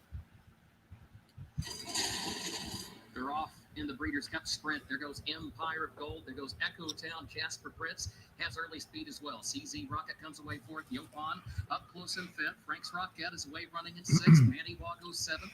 Diamond Oops is eighth on the far outside. Whitmore is in between horses in ninth. Lasting Legacy moves up 10th. Forense Fire is 11th. Collusion Illusion 12th to the inside of Bone Raison. And Hog Creek Hustle is wide and last, headed for far turn. 21.64 seconds the time for the opening quarter. Jasper Prince against the rail. Leads it by a length around the far turn. Empire of Gold, second by 3/4 of a length. Yopon is in third. CZ Rocket is in fourth. Diamond Oops and Lasting Legacy move as a team to the center of the track. Echo Town and Manny Wah in some traffic. How's the 7 horse? Come on, get through. Prince, the leader. Here comes Empire of Gold on the Get through. that one. Echo Town and awkward. Come on, Whitmore, get through. Get through. Here's Whitmore. Get through. Look at her. Get through. Get your ass up. Woo! Get your ass up. What a day in the career of this 7-year-old. Whitmore and Ron Ortiz Jr. have won the Breeders' Cup. Wow. Wow. I didn't have the exacta though. Oh. Say hello to the new boss, same as the old boss. I told you guys. At the age of 7, has taken the Breeders' Cup Sprint. I didn't have the exacta though. Gosh. 18-1. They were throwing it down here early, Matthew, and as we said, at some To get through that race, I only used 3 horses is off the charts. The 3 horse was checking back from the very beginning. Look, terrible trip. This horse, I think, for so many years has been an elite sprinter and a winner race, and win it this decisively too. Once he took control, this race is absolutely over. He wins by open lengths. I'm not sure what the final margin Ah. is. About 4 lengths God. for Whitmore. Why couldn't that 10 hang on for a second? I didn't use the 2. Before the race said he's on the track that day, he was a little bit far off, and you couldn't close. Yeah, that margin was about 3.5. 7-2-8 from what I can see. Wow. A price he has not been since he was 19-1 and finishing third in this race last year at Santa Anita. 7-2. Did you have that? Awesome, Mike. I'm glad you had that. Thanks, Justin. Woo! God. And the turn. I'm out of this damn. I'm not going to give up, but yeah. Absolutely. The care that I needed taken with this horse, handling him with kids. something to come with this 7. Every step of the way, and never wavering from not only what's best. The only reason that 2 probably didn't win, that 2 ran huge, by the way. Very impressive, was that rail or that inside draw. The only reason. And that's the only reason I didn't use the 2. But to only use 3 horses and to move on to that pick 6 is off the charts. You got the exacta? Wow, nice. Earlier in the day, ran very fast on a fast track and were able to capitalize on their speed. But horses Nice, Scott. like And wasn't the 7 that wasn't it by far the 7 the top GSR? 7-2-8. And look at this, the price play. The 9 horse actually got 4th. God, for the tournament, I'm just bummed out, but I'm happy, obviously, about the pick 6. Oh, Todd, I'm just so happy for Whitmore. I didn't use him. Let's take a look at this. But I'm pretty sure, right? By far the top GSR. Not by far. Unfortunately, I don't know if how the 3 would have done, but the 3 horse just checked up from the very beginning.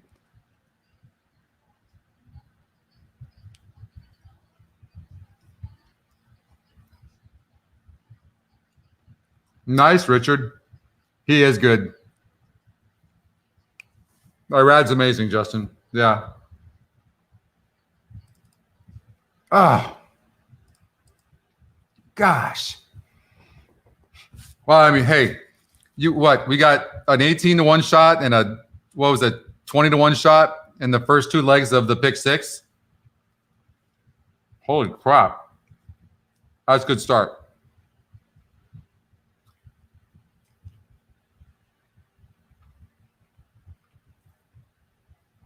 We still have two singles to go, though. So that's not saying much.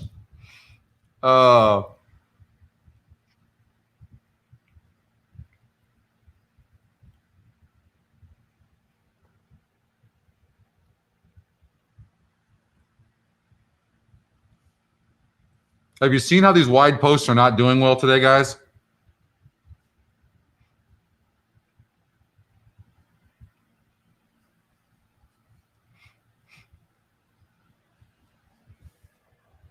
These wide posts. You have to look at the track diagram. I mean, obviously that doesn't apply here in the sprint, but you have to watch for that.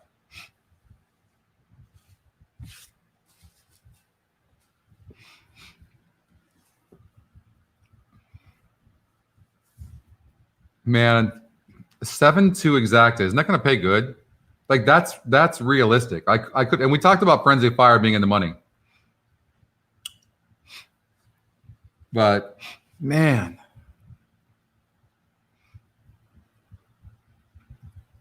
you hit 4 tries today, James. That's amazing. Yeah, pick 3 is going to pay good. Yeah, pick 6, Gabriel's looking good. I'm just upset that I didn't have that exacta, because that exacta is going to pay gigantic. And for the tournament, I want to be in, and I hate not doing well in the tournament. Drives me absolutely bananas. Well, that's a good point too. Yeah, if I can get to it to the last race, then there's a lot of hedging I can do. That's true. Exact $138. I mean, ugh. What did I do? Well, let's see how I played that. Still got $1,855. You know I'm going for it. Like there's got to be like $1,000 cold trifecta or something like that, right? Because that's what we do. All right, let's see. So I did 3-7-10 trifecta with 3-7-10 trifecta with 1-8-9-11. Can you imagine if I added the 2? Because the 8 came in third. What'd that trifecta pay? And then I had a 3-7 exacta box, and I had a 10 with 3-7 with 3-7 trifecta. The 2 is nowhere. Doesn't exist.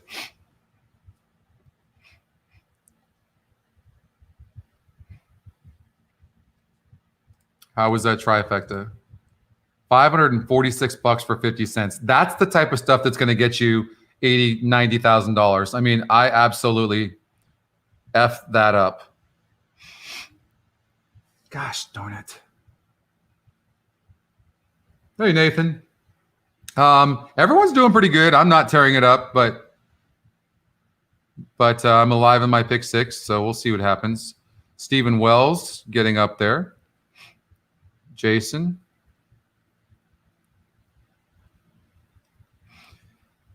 I have to go from here forward. I don't even know if you're supposed to do 7 of the 9. I might not have even qualified with some of the things I've done so far on my bets. We'll see what happens. I've been playing too conservatively. Yeah. I'm just going to try to make some money at this point in there, so I'm going to go for it probably in the next race. I'm probably going to bet all $1,855 in this next race and just go for it. Or maybe I'll do that with Monomoy Girl since I've singled it out. Or maybe I'll do a pick 3. Well, you can't do a pick 3 in the tournament, so I can't use that money for that. Maybe a daily double 10 with 1, 2, 3, 7, 9, 10. And then a daily double 1, 2, 3, 7, 9, 10 starting in race number 11 to the 8. Maybe I'll do something like that. Because I always say, if you're going to play a pick six, and I played $1,000 ticket, and it's you have to bet your singles to win. I'm essentially betting that money to win on those singles. So if I like those singles that much, I have to be willing to bet them to win. All right, David, come on, let's get it back. Let me get a tissue real quick, guys. My nose is running. Bear with me.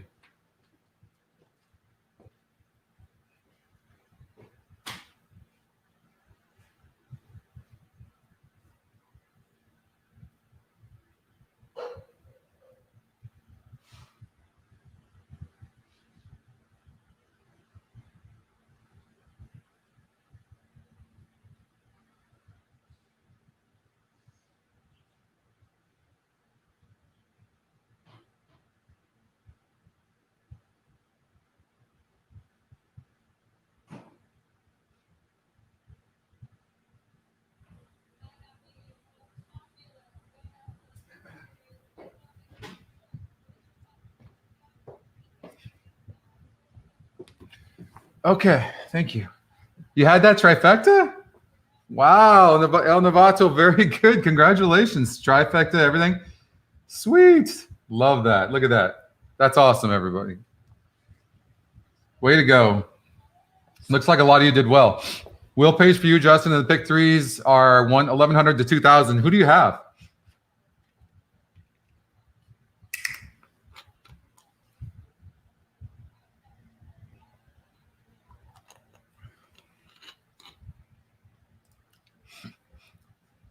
Doesn't it feel like we're just handicapping in our living rooms together? Right? We're just kicking back here, going over the races. This is pretty neat. Like, it doesn't get any better than this. Chatting it up. It's pretty cool.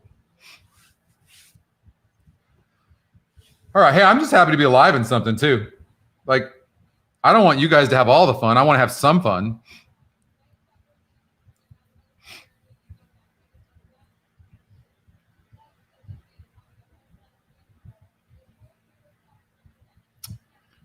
All right, where do you guys want to go to? Woodbine race number 5?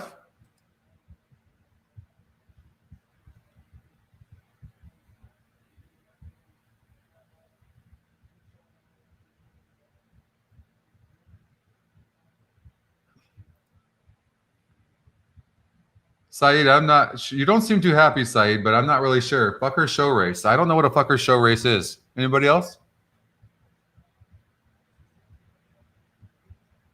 But if you're not doing good, we're gonna turn your fortunes around. All right. Right? It's fun, huh, Justin? Yeah, it's just fun. Just kick back here and just like handicapping and talking and chatting up with each other. It's pretty neat. All right, so let's get out to you got Aqueducts, which is race number 8 coming up. So I see you, Mark. But let's see what we can find here at Woodbine. We love these turf races at Woodbine. You like the 5 at Woodbine? That's what you're rooting for, Stub? 5 at Woodbine. Oh, you're talking about race 5. Okay. Oh, yeah. Okay, first of all, you have to do just no matter what, just take the 5, 7, 10 and just do an exacta box, even if it's a buck.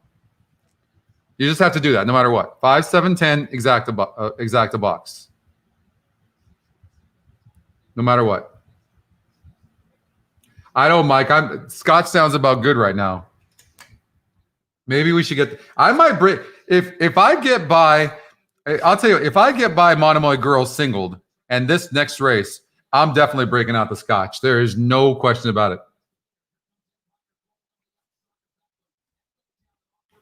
But let me tell you, I had my eye on the 7 at Whitmore in the last race the entire time.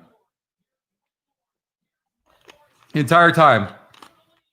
I told you guys that she's been facing way tougher horses at Saratoga, and she had a couple of bad trips. Now, I didn't put it together right, which sucks.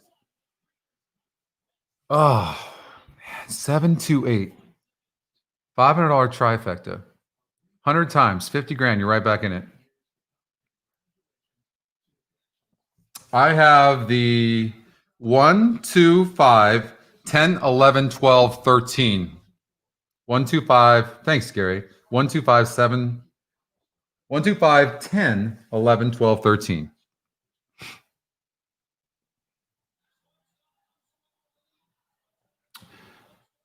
You're talking about the last race, James, right? I didn't take you off something, did I? I took you on I got you on the 7 instead of the 8 who got third.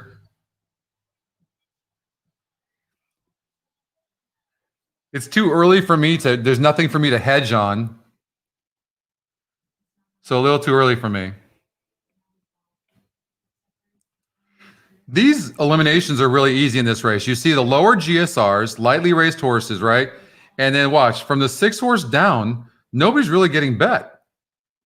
Just start eliminating these horses.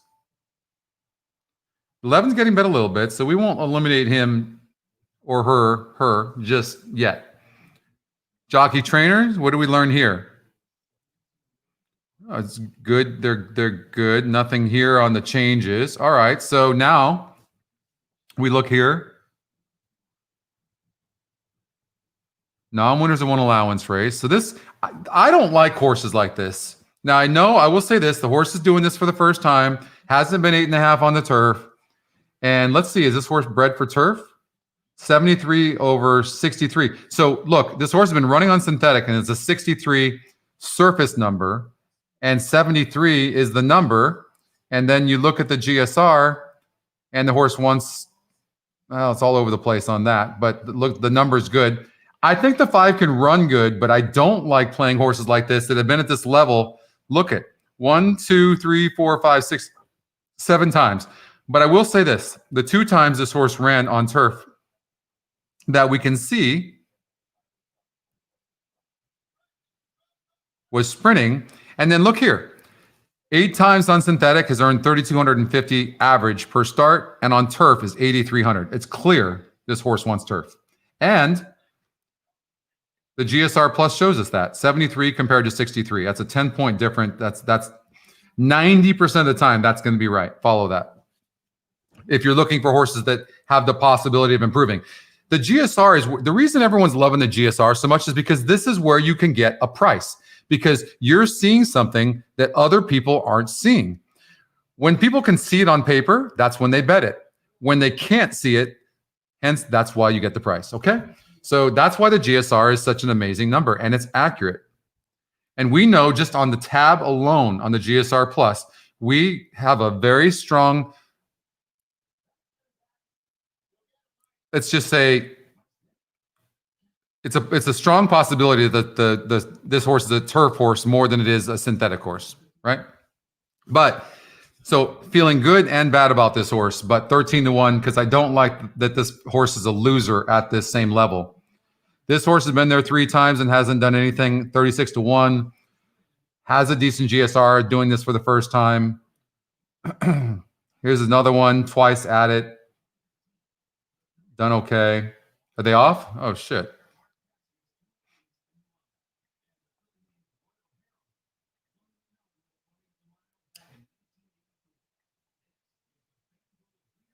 Let's see how the 5 runs.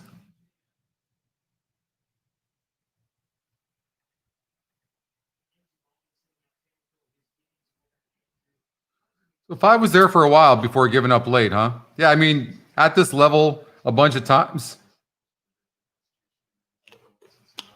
10 horse going to win. Looks like it'll be 10-6. Very close for third between the 1 and the 4. Can't call that.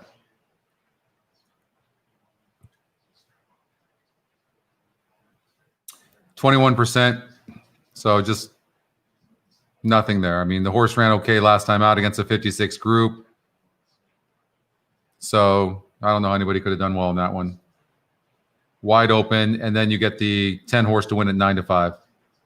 6 horse big long shot got up there at 44-1. I mean, it's not the worst looking long shot in the world, but hard race. All right. Aqueduct race number 8. You guys hear that rain? It's incredible. All right, so we're on the $2 million Breeders' Cup Sprint, right? That's coming up. No, race number 9. We just had the sprint. What am I talking about? Breeders' Cup Mile. Okay.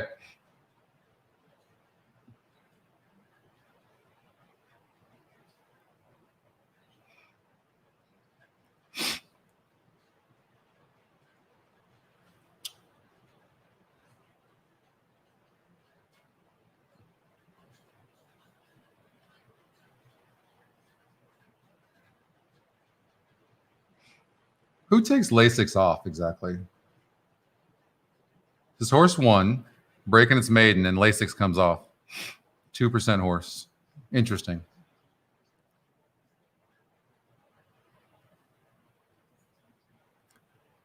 But they don't allow Lasix in New York, do they? Is that what it is?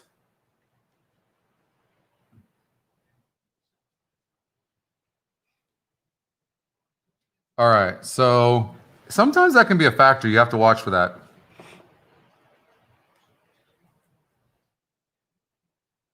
So 6 furlongs. I think breeding plays a huge role in this. I like in races like this. I want to sort. You can clearly see this 5 horse likes turf. 6 furlongs is not a problem. Not legal in Europe. Yep. Thanks, Will.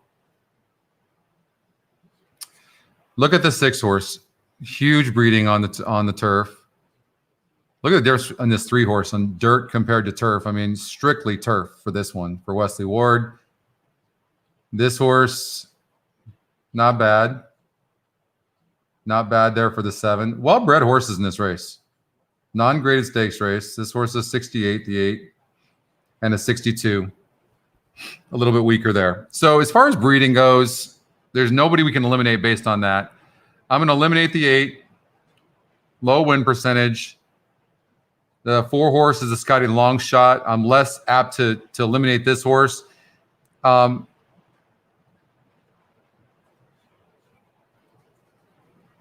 Breeding is okay on the turf. A 50. I mean, I would say no, not getting bet. How about the 6 horse? 4% and Scotty's top pick. We got to look closer. Broke its maiden, breaking 11th against maidens. A 50 SOR, which is like right in the middle of a strong maiden race and a weak one. So that's not bad. Could come right back and win.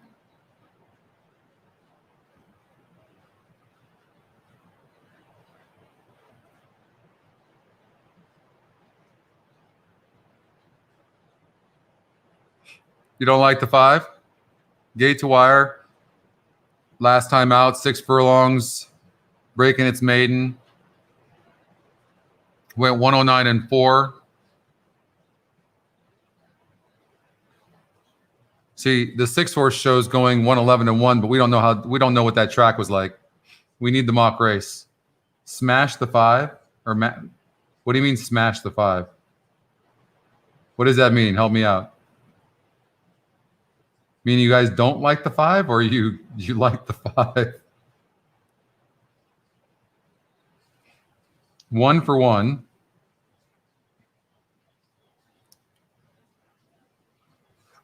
Look at, that was a very strong maiden race. A 60 SOL, bet it. That's what you mean, smash it. I mean, look at that maiden race. It's a 60 SOR.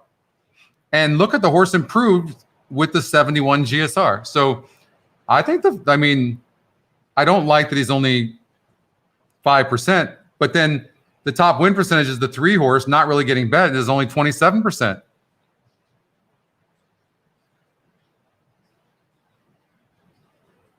This horse doesn't have to do well.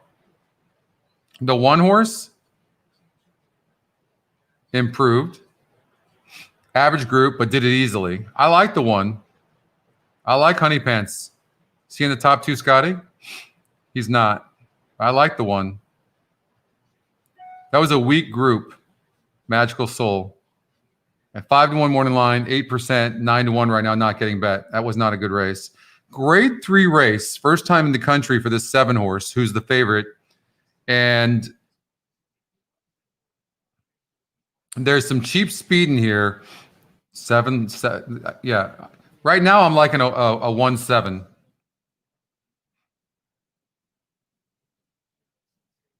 This horse is not the 4 horse. I'm not liking the Scotty long shot that much, to be honest with you. I'm going to just say an exacta box 1-6-7 because I have to respect the Scotty pick. I'm going to go away from the 5 horse right now at 19-1, not getting any love. I know he's got a good GSR, but so does the 6. So and he's also the top Scotty pick. So I'm going to say 1-6-7 box. Yeah, I like the one. I like Honey Pants. This is a nice. This horse won really nicely. And look, not a surprise. The horse improved on the turf. Faces a 42 group on the dirt. Didn't like it. That's a weak group and got its ass kicked. All of a sudden goes up against tougher, higher GSR, bred for turf, and wins. And this horse clearly, this bred for dirt, but clearly like turf. I like the one.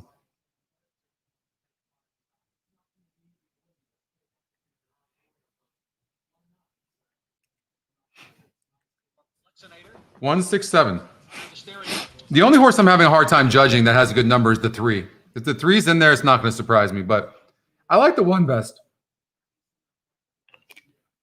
7 is going to be 7 lengths back, but can close. I don't like horses like that necessarily on the win, but the 7 is a real deal, looks like, and faced a grade 3 group. Hammer off. Herald Angel away well. I was a little worried about that 3. Illegal Smile. Illegal Smile has the lead. Hopefully that 2 goes with the 3. There you go. We need that. If we're playing against the 3, we needed that. Herald Angel, who is now racing in 4th. Spirited Beauty is in 5th. Followed by I mean, 1 looks absolutely loaded, right? Then Show Me the Honey and Hysterium is the early trailer in 8th. The quarter 21. That's a fast quarter. It's a Legal Smile in front. 1 looks loaded. I mean, loaded. Honey Pants comes through on the inside to take second. We just hope that the 3 stops. I mean, he's not even asking the 1 yet. He's got the brakes on right now. Followed by Show Me the Honey. And now he's going to ask him right now. Hysterium is still the trailer. The half went in 44 and 4/5 seconds. But 3's got horse. Still Illegal Smile with the lead. Honey Pants is all in second. And Lexinator is I think the 1 catches him. It's going to be close. But 3 had an easy lead. Come on, 1. Late. No. It is Illegal Smile. 1 ran huge, but 3 just got that easy lead. A little more than a length. Honey Pants 3-1. Were those the top 2 win percentages too? Show Me the Honey. Show Me the Honey. And 3/5 seconds. They were 1-3 exacta box. Yeah, the one was running. Look, the 3 just got a clear lead. Nothing you can do about that. Clear lead. Ran good.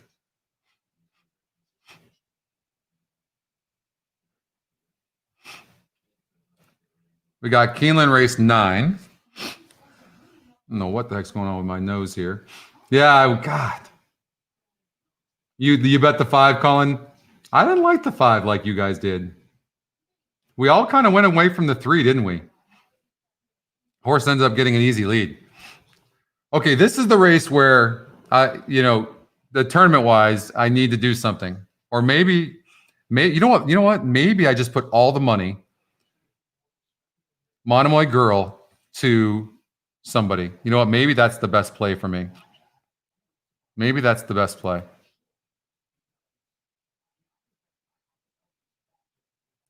Number 3, Illegal Smile was first. Number 1, Honey Pants second. Yeah, it might be. Number 4, Lexinator was third. Number 6, Show Me the Honey 4. 3-1-4. Scotty Longshot got 3rd in that race, guys.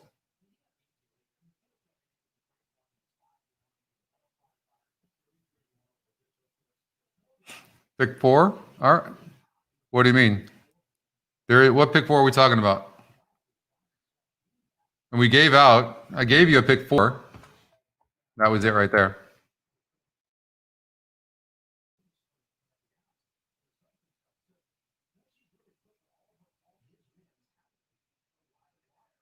Oh, you're talking about in this. Well, it is this race. Okay, a pick 4 starts here. My bad.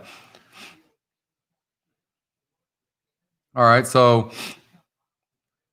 if you're playing a $60 ticket, I'm alive. I think I'm only alive in the pick 6, right? I didn't play a pick 4 or pick 5. But if you want to play a pick 4, this is probably what I do. This is what my pick 6 looks like.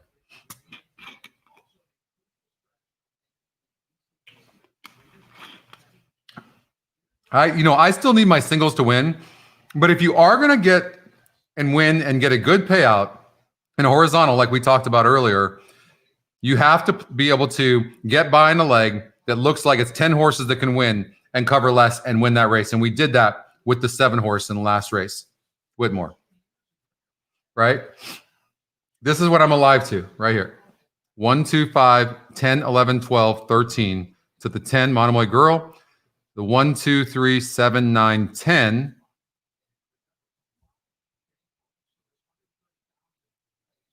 And we're finishing out with Bob Baffert and Improbable. Can we get it?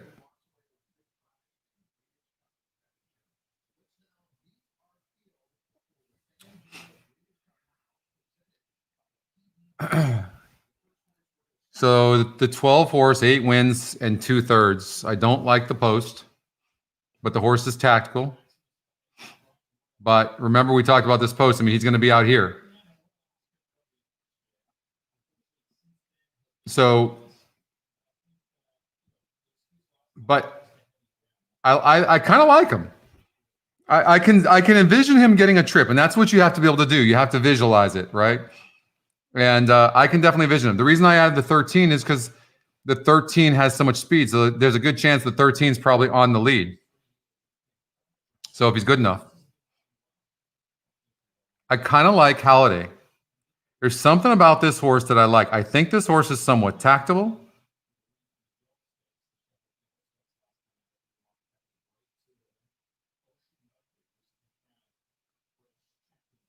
Lightly raced, been in the money in 12 of 14 tries. So where were the poor races?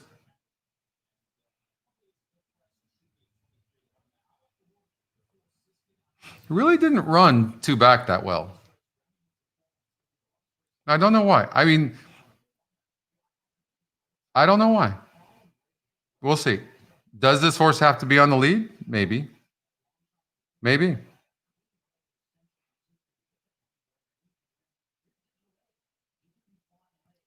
You got the right jockey.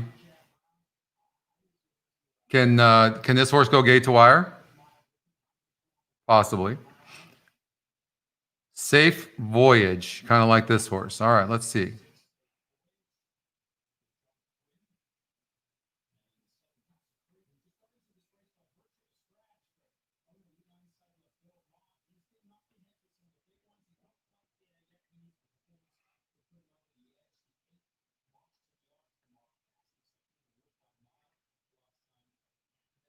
It's a possibility. I don't think this horse has the class some of these have, to be honest with you. And it's also a possibility this horse is going to be a better sprinter. So I'm not with you on that one.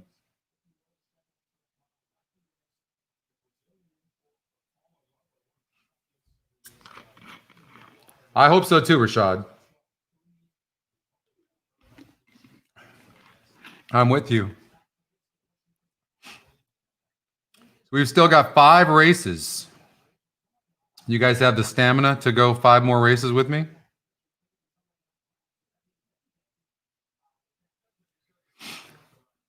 Oh man, that's such a tough call right there. I still have 2 singles, Gabriel, so I still have 2 singles. I would probably give up 50% of my ticket for 10 grand right now, probably. I think I would take that.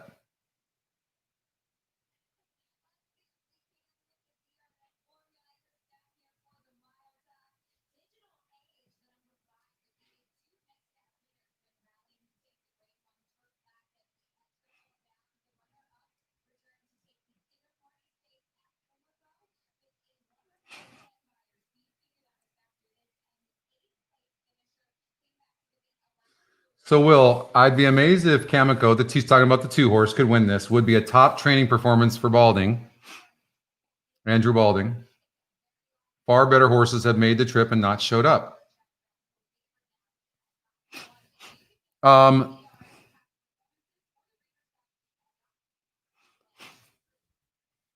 Lively raced. Yeah, look at the track diagram. The track has been changed to firm, so we were only about two races too late. It's a tough one. Breeding wise, let's see the GSR plus, what it shows. I mean, bred to be a miler. I mean, if you look at that 82 right there, so the distance is correct. We've talked about the win percentages all day.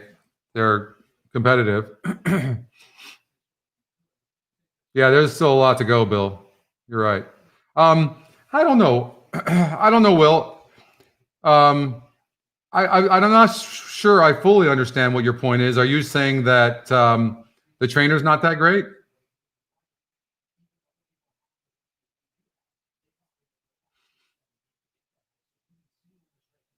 I'm not as versed on the European horses, to be fair, right? Obviously, I'm not following them.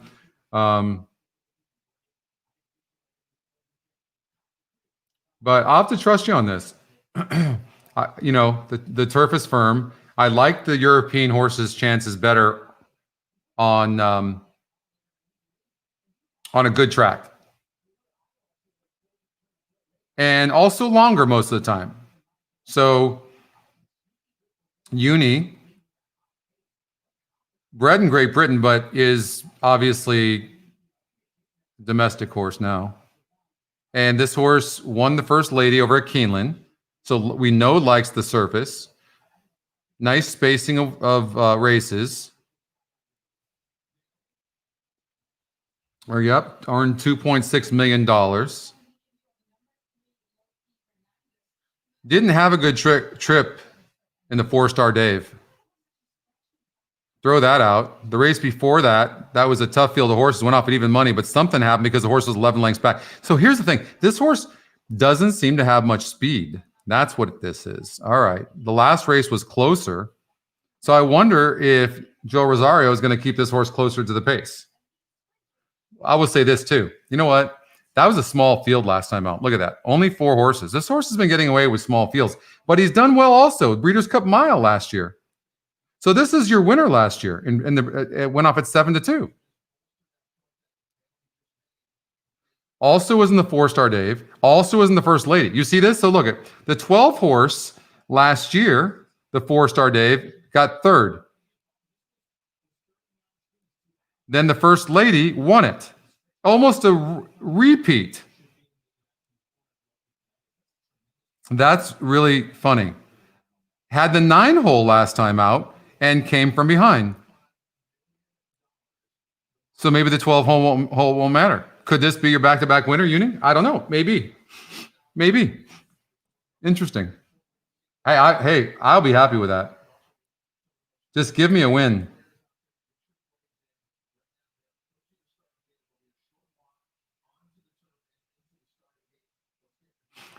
Post time for race number 9. I am not going to play this. I'm going to wait for race 10 for Monomoy Girl.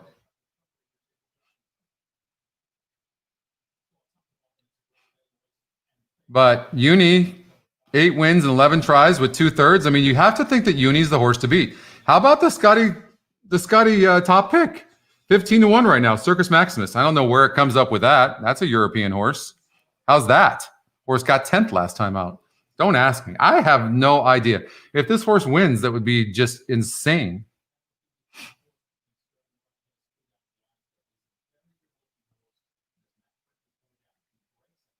Nice to know that your wife is texting you during the show, but go ahead. No. You got that on your own? I was here yesterday. She's a pedigree.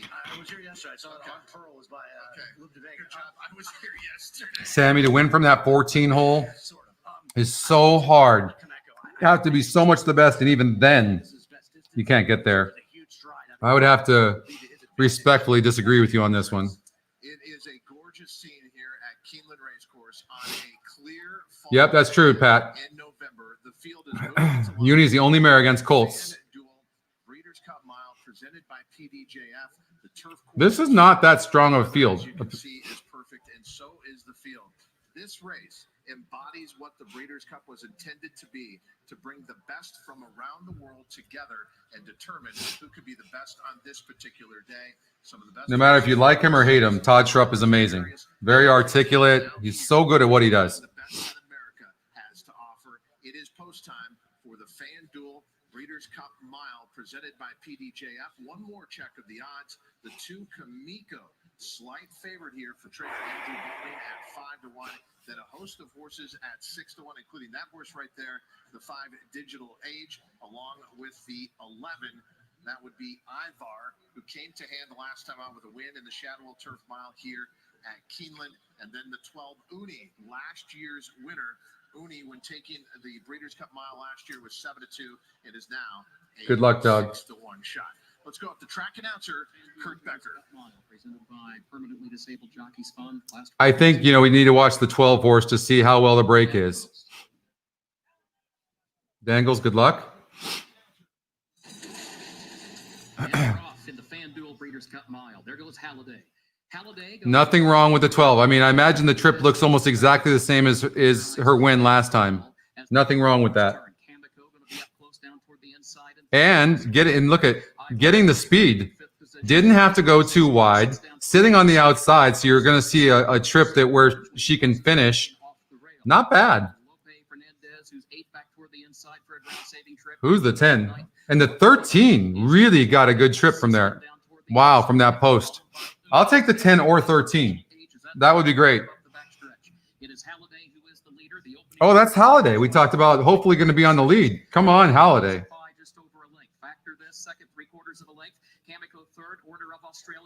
Halliday's tough, man. On the lead. Long stride. Reaching right now. That's not a fast half. 47 flat. It's going to be really tough to come from behind. Very tough.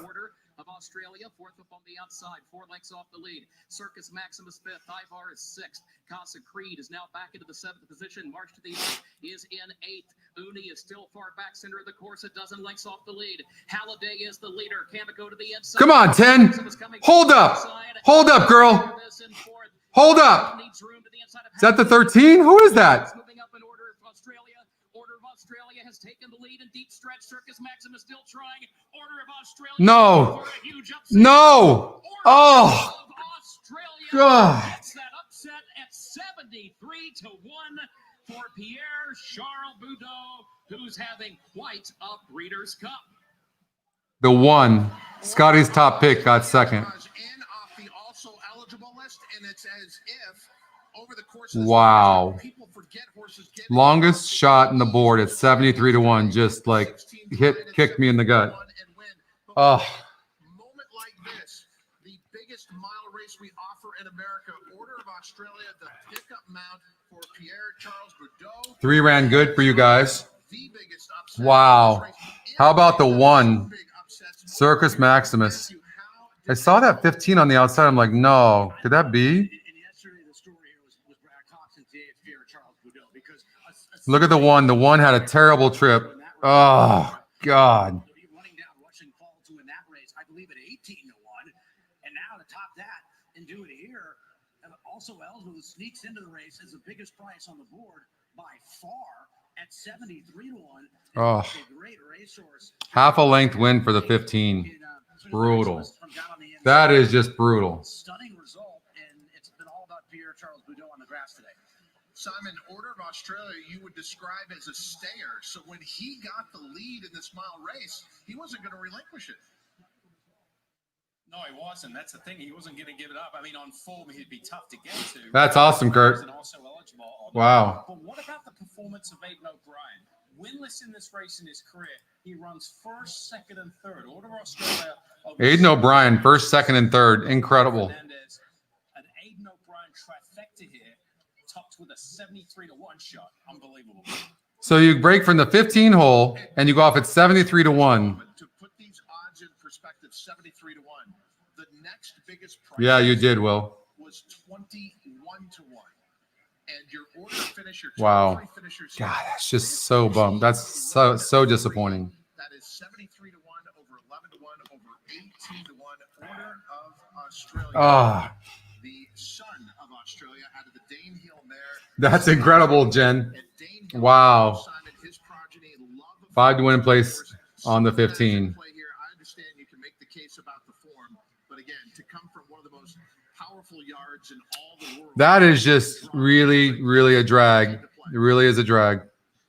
I've been off the charts excited about the 1 horse getting that win. with Aidan O'Brien's horses, they run a lot. Maybe they're Ugh. not as consistent, but they can rebound off poor performances like last time out. Clearly, there was an excuse. Really tough to have that 15. I just don't know how you do it. 1% horse, 73 to 1. Lost in a grade 3. I just like, how does this horse do this?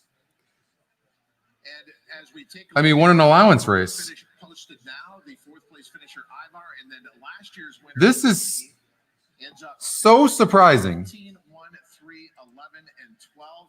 And it is astonishing to think about Aidan O'Brien, who has supported this Breeders' Cup event so often that this mile race is something that eluded him so many times. Wow. And it eludes him no more. Did have a good GSR. It is an amazing gesture under these difficult times that Aidan O'Brien and Coolmore have backed this event. They have said the Breeders' Cup is important. Even if Aidan O'Brien couldn't make the trip, he made sure that his horses did. And so this is, again, a win like this, almost a good karma play here because no one internationally has supported the Breeders' Cup. I will say this. For years. If this is a mandatory payout, and I think you guys, a few of you said it is, no one's hitting 6, so 5's going to pay. You had that exacta, Steve? Is that for real? Can we get that before the race, though? It's a good tidbit. Okay, it is good. It's a good And tidbit. she did give the 3. She did give the 3. Finished third. Yeah. Who finished third at a huge price. God, you're I know, but tough today. no, Your expectations are high. yeah, I loved your response. I was here yesterday, and we're going to be here for our next. Wow, race coming Steve. up on this Breeders' Cup. Absolutely amazing. Congratulations, because that's going to be a very, very nice payout.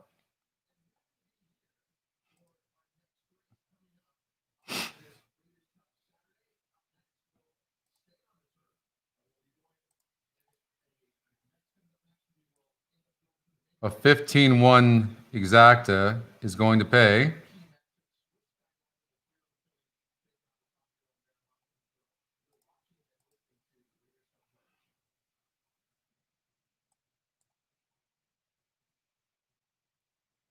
Well, over $1,000. Way to go, Steve. 0 for 57 in this race, Michael. That's true. And then he gets the top 3 finishers.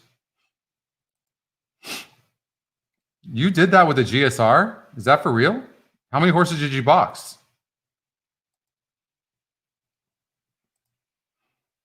1,058.90. Insane. You and me both, Richard. Hey, 5 out of 6 of my pick 6 can still pay good. It still can pay good. I'd be surprised if somebody hits this pick 6. I really would. I think 5 out of 6 could pay good. So you know what? I need to get a second win here. We're not done yet. We still have 4 more races to go. Steve, how many horses did you use? So what was your bet exactly? Because you're saying you got this because of the GSR. Is that what you're saying?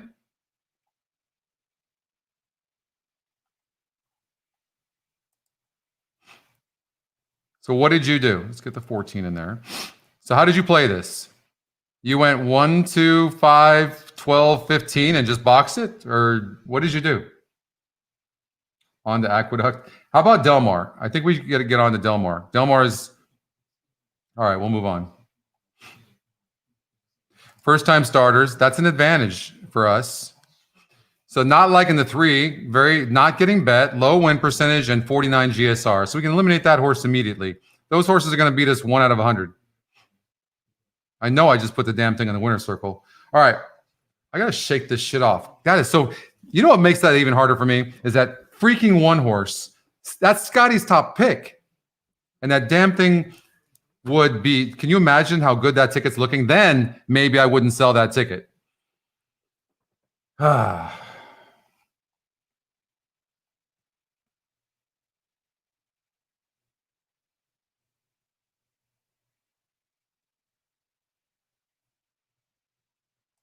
You had the 1, 5, 12, 15.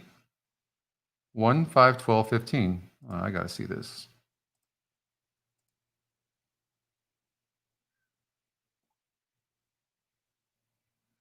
So was there a reason why you left the 2 off, Steve? I'm just curious. I mean, the 2 had an 82, same as the 15. Incredible bet, though. Incredible bet. Wow, way to go. All right, Delmar. So the 1 horse is a Scotty long shot. 8-1 right now. So I have to look at the GSR plus in situations like this and see the tabs and then see. So 5 furlongs, look at this, 73 on the top in the yellow. Great dirt breeding. Doug O'Neill, Abel Cedillo. The 2 horse, good breeding. Nothing wrong with the 4, but might do better on the turf. The 5 horse's breeding is not that great. You see this? It's just, it's okay. And this horse might not do as good 5 furlongs on the turf. Might want a little bit longer than that and not getting bet. So I'm going to eliminate the 6. And I don't think the 5 is that great based on the breeding. So something with the 1, 2, and 4. You guys are betting better than me.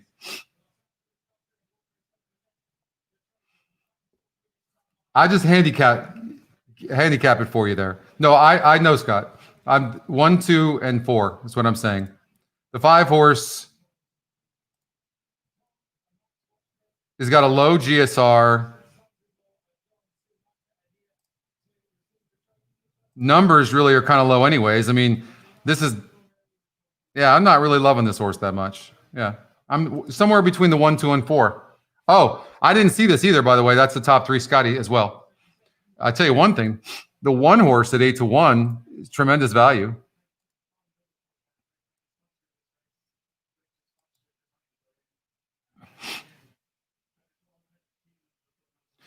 So the 1, here's the thing about the 2.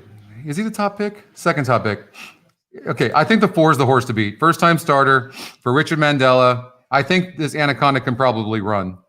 The 2 horse, what I don't like about it is this horse has just been burning money. Showed some speed last time out. Had an easy lead and lost the race. And that group was a 46 SOR. I think it's won by a first time starter. I don't love the 4. I don't love the 1. Or the 2, excuse me. I like the 4 over the 1. Did that 15 really win that damn race?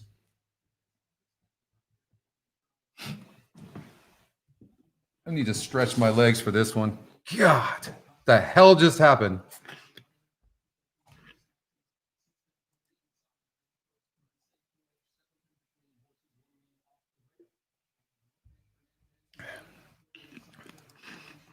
I think 4-1.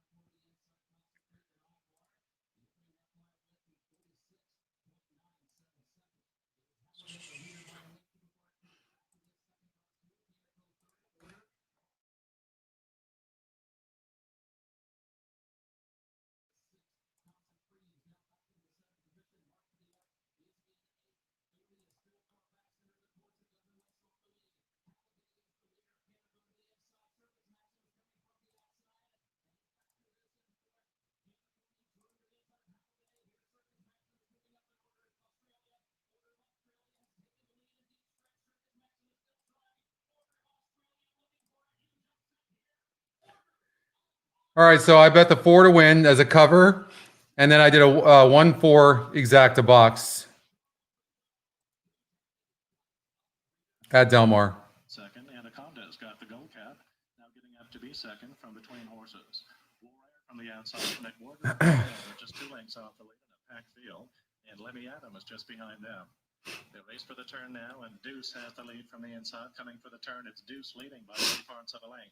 Anaconda running up there in second. They're not clear by 2 to McWarden. I mean, the 4's got to be better than the 2 in my mind because the 2 horse just lost against a 40 GSR or SOR. So it was a weak group. So now I just want the 1 to get up for second. And Anaconda strong off of the turn now, puts away Deuce. McWarden coming on with a late bid. It's 4 back to Top Gunner. Furlong to go and Anaconda stepping away smartly. And Anaconda looking sharp. Some talent from Anaconda. Anaconda wins strongly under Drayton Van Dyke. McWhorter was second. Let me add him with that. Right, you see how we did that? To pick up third. I can sit down again.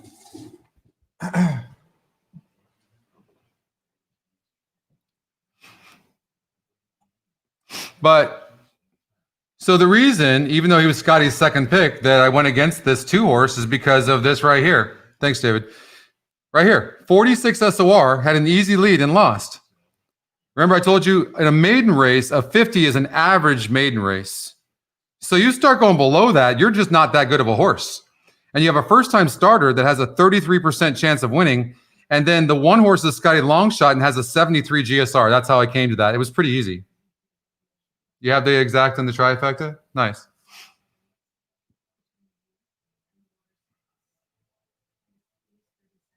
It has been wild. A damn 15. It's like somebody, it literally feels like somebody punched me in the gut. That's what that feels like. You catch that, Coach? Nice. Thanks, Gary.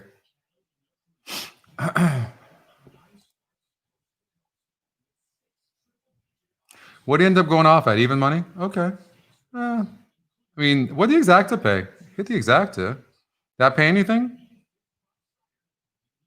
You got it, Jerry. For $2, so $11. I did it 200 times. Oh, 2,200 bucks. All right. Take that.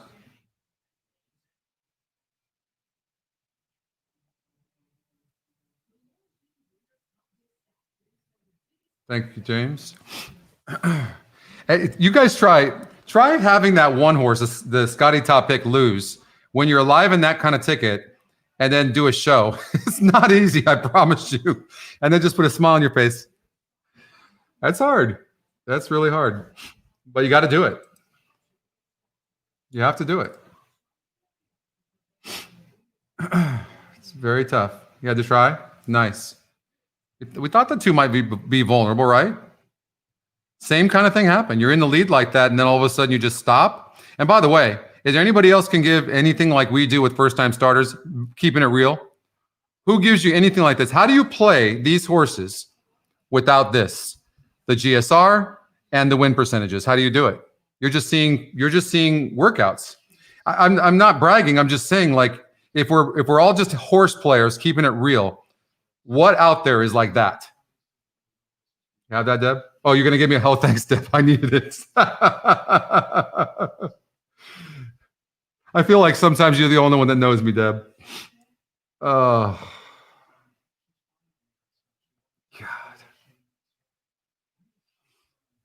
God. But I also try to make sure it's not about me. But we're gamblers. We're horse players, you know? Right? Thank you, Eric. I mean, it's right. How is it not? Exact 1160. So we actually got a little bit more.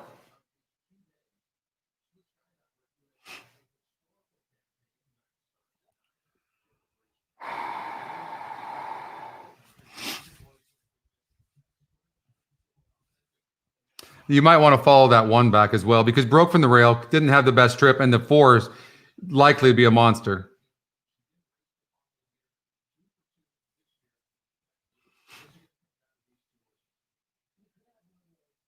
Oh, Dan, you're good point. Thank you, Jerry. If I'm anything, I'm definitely real. Wear my heart on my sleeves. I appreciate that. That means a lot to me. Me too, Dan. By the way, I couldn't even play him. How do you play a 2-year-old race if they're just a bunch of workouts? How do you do it? And now what's amazing about that, because of the GSR and the win percentages, now it's our advantage. How crazy is that? It's unbelievable. By the way, too, if you know me, you realize I'm not selling you on this right now, right? I hope you know that. Like, this is just genuinely how I feel and who I am. It's incredible. I'm a handicapper.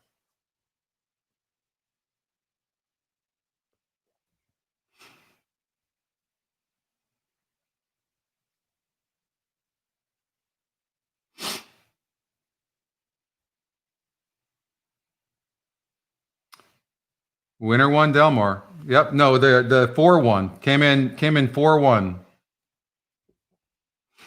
Yeah, Gabriel, 5 out of 6 could pay good. God, how good would this ticket look right now though if the one would have won? Let's check out what's going on. So Monomoy Girl's even money right now, huh? Okay. I can see it. We're singled. I'm going all in. I can tell you this in my tournament play, I'm going all in. How much do I have?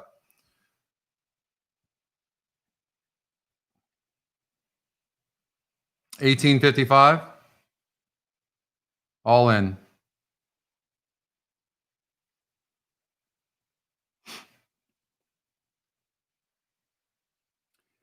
Oh, thank you very much. Nice to have you.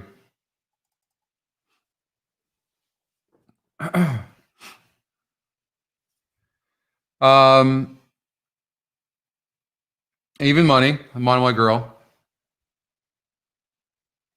It's making my pick 6 ticket look even that much better.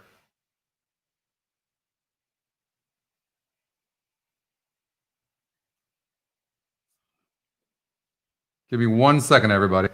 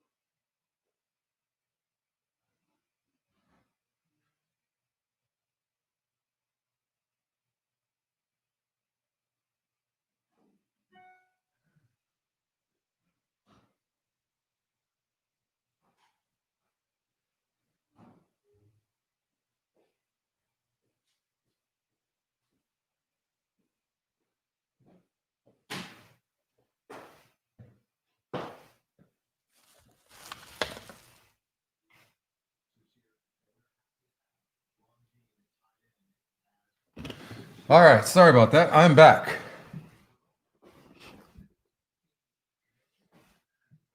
Isn't that incredible how you can literally just go from one track to the other and have a chance of winning? So Eric comes in just saying, hey, I just played Scotty Longshot and Scotty Top Pick at Gulfstream Park West, race 8, and it came in. I mean, pretty incredible.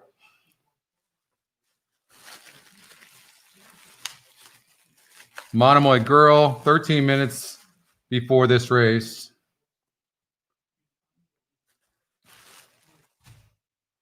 I mean, how good is Swiss Skydiver? Anybody have a good feel for how good she is? Oh, you did, Stub? Good.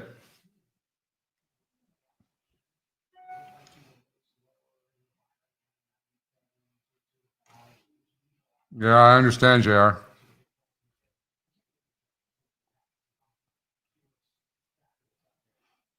She's 3 for 3 at this 1.8 distance.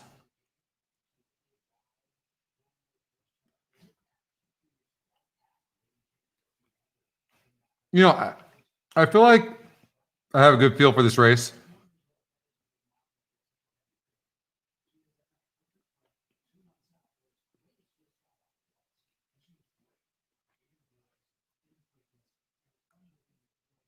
Don't forget, Monomoy Girl is most likely going to be on the lead. Swiss Skydiver is a 3-year-old and been facing 3-year-olds, and this is the first race that she's facing older. She is tough. Faced the boys, won the Preakness. It's an interesting spot to put her in, but I understand it.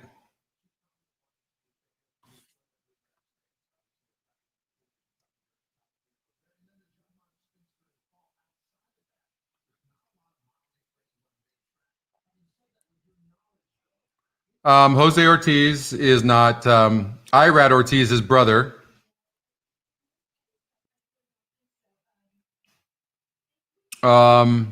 Flavian Pratt, probably one of the top jockeys. Irad Ortiz, for sure. Laurent Giroux's been kind of quiet, but hitting the jockey trainer combination of Brad Cox and him is 27%. All right, so let's get to you like Tacitus, Richard?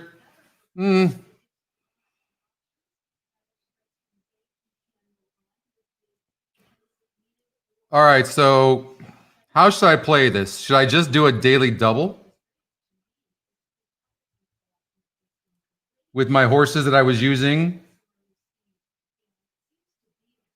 What would you guys do? I was thinking about doing a daily double. Monomoy Girl to the 1, 2, 3, 7, 9, 10.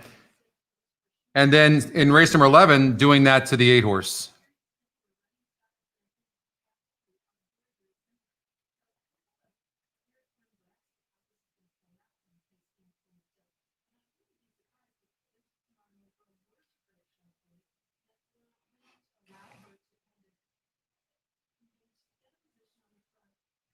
So the Scotty long shot has CC.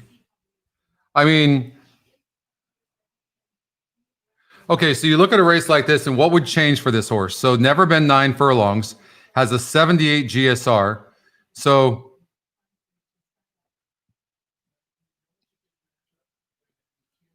is the horse going to improve at 9 furlongs?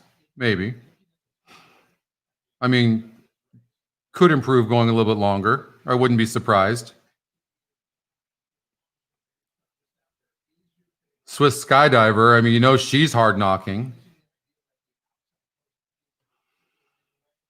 I mean, I'm kind of thinking playing a double. Well, you know, the daily doubles didn't pay very as like I would have thought when a favorite won even to the long shots in the next race. I don't know.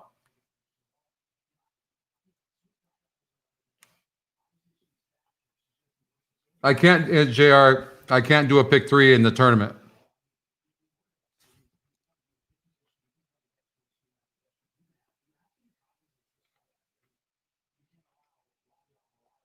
What did I win in that race? I put 1,000 in there and I've got 3,500, 3,450.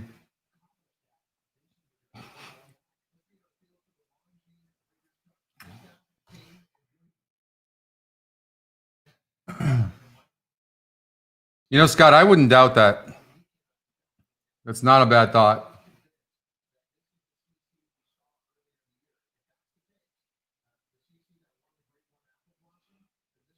I've got $1,855. 10 with 3, 4, 7.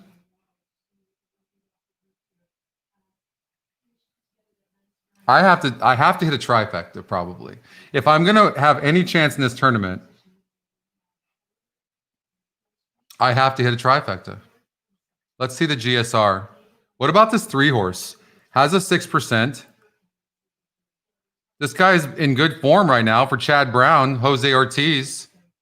Maybe the 10-3? What do you guys think? I don't know. Horologist?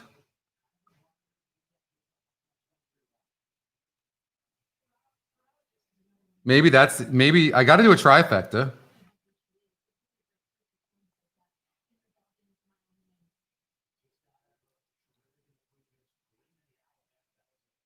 Something about this horse that's interesting, right?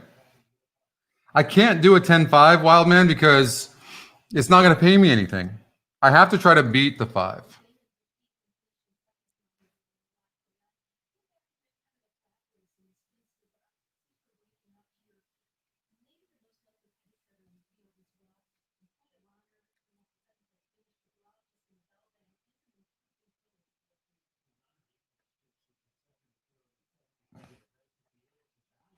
I think I have to use a Scotty long shot. I'm kind of interested in this Dunbar Road.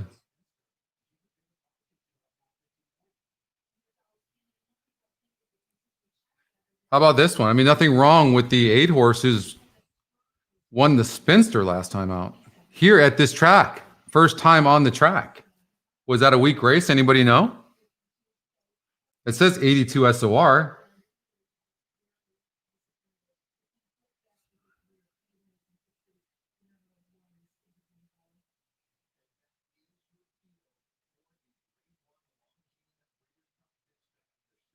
Huh. Super effective 5.9. Yeah, I think I'm going to toss the 5. I mean, maybe 10 with 1-3 and just go for it, huh? Maybe that's what I can do. Trying to see if there's anybody else. Horologist, this horse is interesting to me. 19 races, but it seems like this horse has got some very good form right now.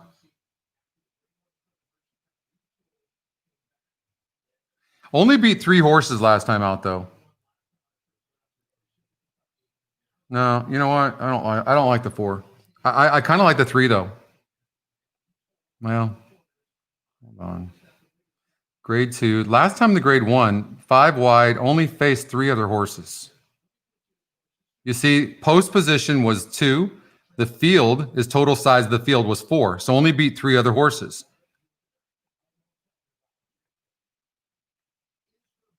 I mean, how is Skydiver not going to be second? This is going to be a nice cold, isn't it?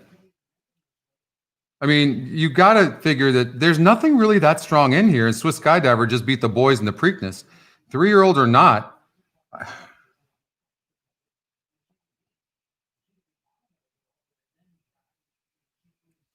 But I mean, she was all out. Does she bounce? What about this Ollie's Candy and Valiance? Should I just go with the win percentages and take a chance there? So maybe 10 over the 8 and 9 because they've got good win percentages. 1-8. What about the 2 horse has an 8%? Lightly raced.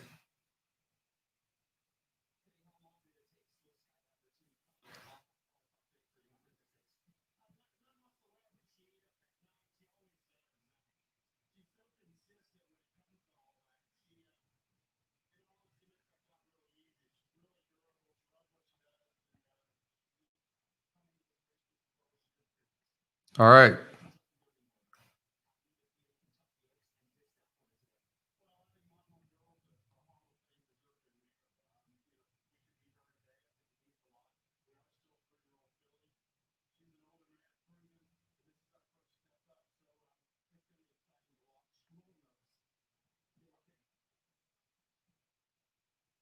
This is not the worst looking long shot in the world. Come from behind.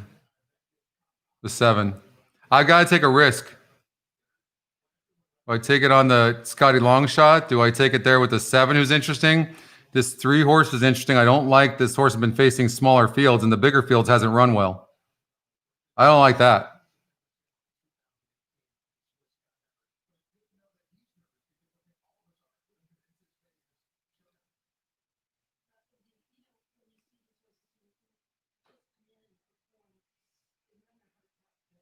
Hey, Murat. Yeah, you know what, Justin? I'm kind of liking the 7 horse. There's something about this horse. Look at the style. But look at, been facing small fields as well, though. And the Apple Blossom got 3rd. I don't think this horse wins this race, but it has the type of style to get up in the money for the trifecta. The 8 horse, lightly raced horse. Why can't this horse improve? It's won 3 races in a row. I'm kind of liking the 8. The 9 horse, I mean, look at this horse is running 1, 2, 3, 4, 5, 6. Oh man, the 9 looks really good. Okay, I'm doing 10 with 8, 9.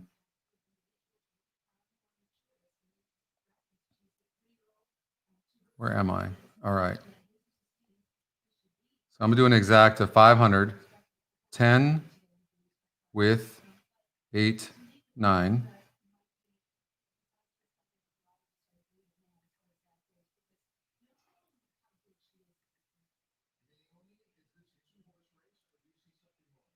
And then I'm going to do a trifecta for $100. 10 with 8, 9. Maybe I got to cover myself and do 10 with 5 with 8, 9, huh? Or I just got to go for it. Yeah, I just got to go for it with 1, 2, 5, 8, 9, 7. I can do that for 50.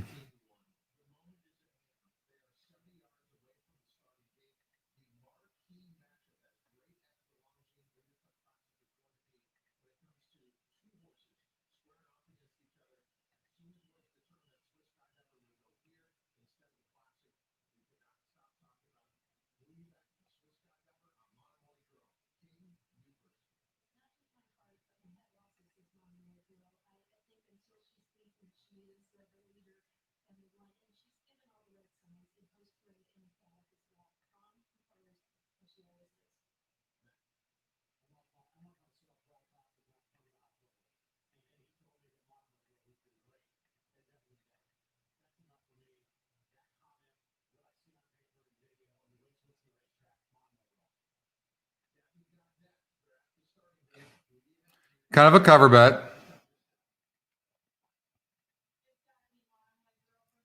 55.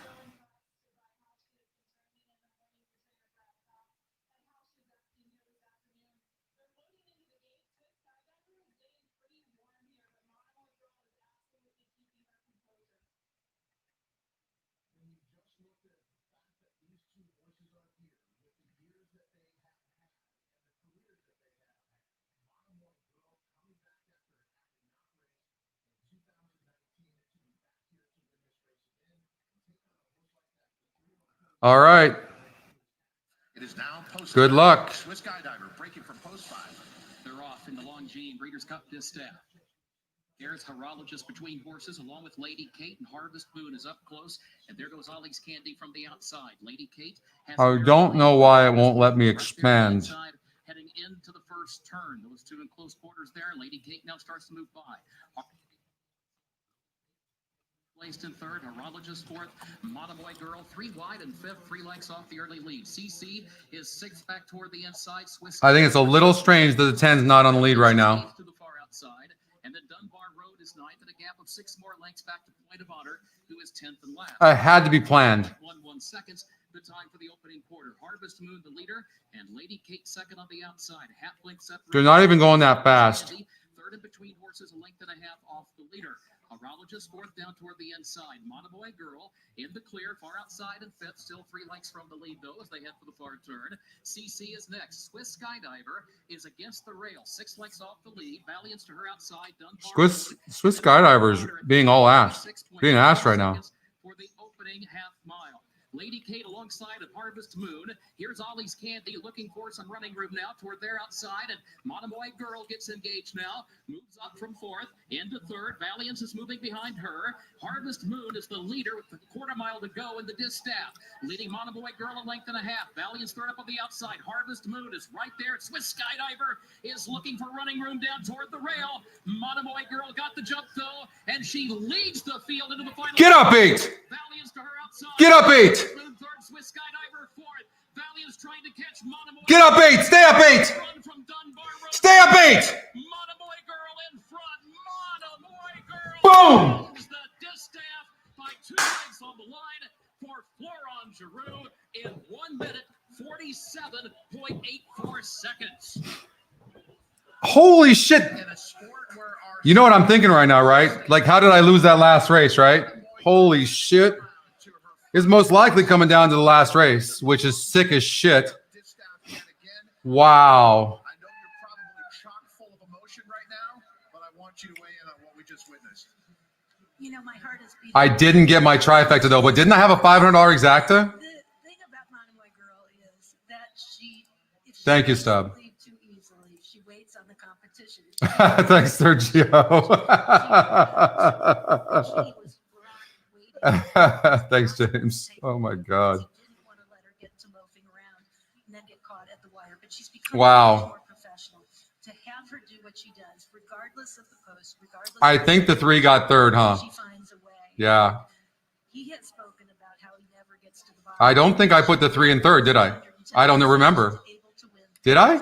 Do I have the try or do I just have the exacta? Yeah, I did 10, 8, 9. She's capable of it. She comes around the field, gives me a heart attack. Yeah, she is. Because you wonder, is she going to be able to run down the speed? Oh my God. How sick is this pick 6 looking right now? Can you imagine if we hit that one horse and we have so many horses in the next race and then singled in the last? Holy crap. Did I put him in the third spot? Did I drop the 3 in the third spot? Maybe not in the third spot. I don't remember. I know I had the 2, which is sick. That for sure, I had the 2 for the third spot. So that's going to be absolutely sick in the try. I got the try? Well, let's look. I'm scared. $500 exacta. I see I left the 3 out. $50 try. We can't be too wide. So they were probably, the 2-3 path in the early to middle part of the race. A little wide turning for home. You're on the best horse. It's better to be a little bit wide turning for home. Hey, we talked about the 3. Remember how I liked the 3? I don't have the try. I didn't use the 3. I did 10 with 8, 9 with 1, 2, 5, 7, 8, 9. So I went away from the 3 in the third spot. And that 2 was 16 to 1. The 3 was 25 to 1. How about that? By the way, how huge is that? Look at that 3 horse. God, that was just dumb. Yeah. I have the exacta, but oh man, I needed that try for the tournament. Gosh darn it. How'd the exacta pay? Let's see.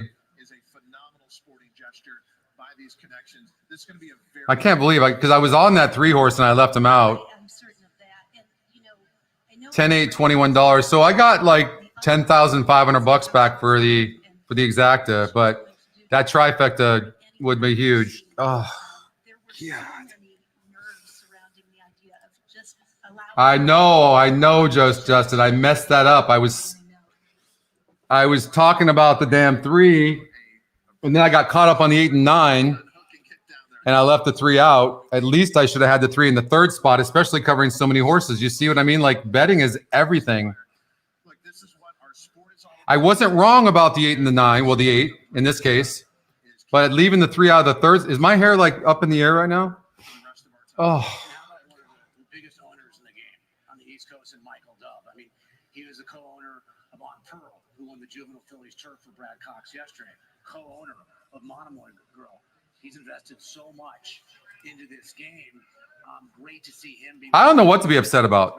I don't know if I'm upset about not getting that trifecta. The 1 not winning the last race. Thinking about my pick 6. The tournament. Oh, sorry, Justin. Never really materialized. There's that moment at the top of the stretch. Thanks, Gabriel. Ah, God. Darn it. All right. Still good. Still good. Take it in, coming to the winner's circle for the 13th time in her illustrious career. Start number 15. 10, 8, 9 with 1, 2. How do I leave them out? How do I leave them out? Prices are in. Brad Cox continues to dominate this Breeders' Cup, and with no fans here, anyone who was able to get here is standing and applauding and trying to get their way to the winner's circle. We have seen some joyous celebrations here today, as is always the case at the Breeders' Cup. But you think about Whitmore and how popular that win was in the Breeders' Cup. Yeah, I do. No doubt about it. Equal with that and possibly more. And Brad's not done.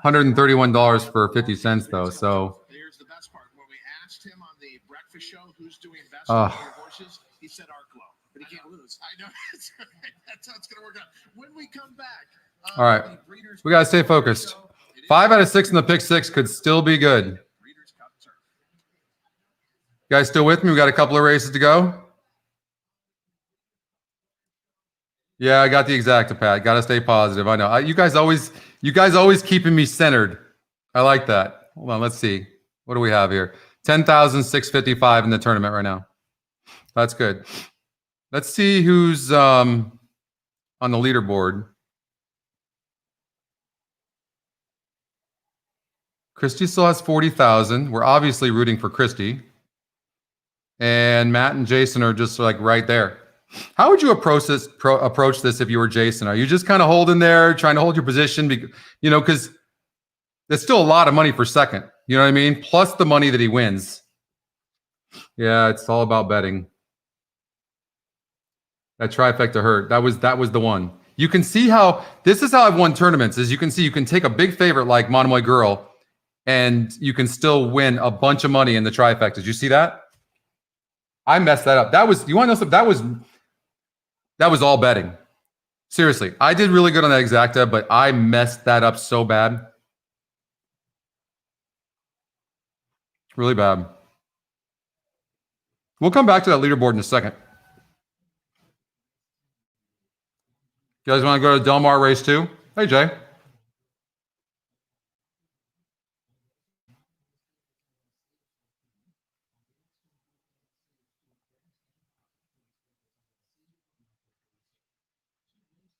Couple of scratches.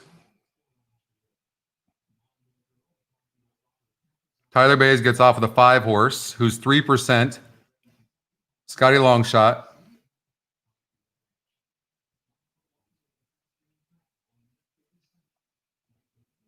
Coming back at the same level, went off at 9-2 that day and got a 3rd place finish against 4 other horses.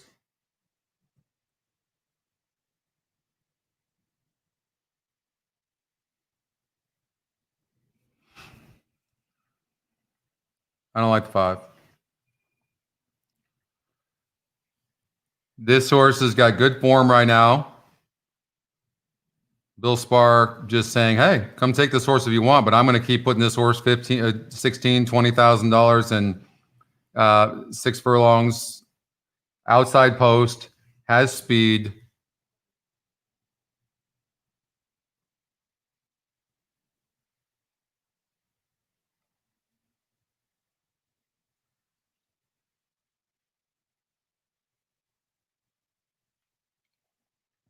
So this horse, the 4 horse, faced the 7. Now, we haven't watched the video, but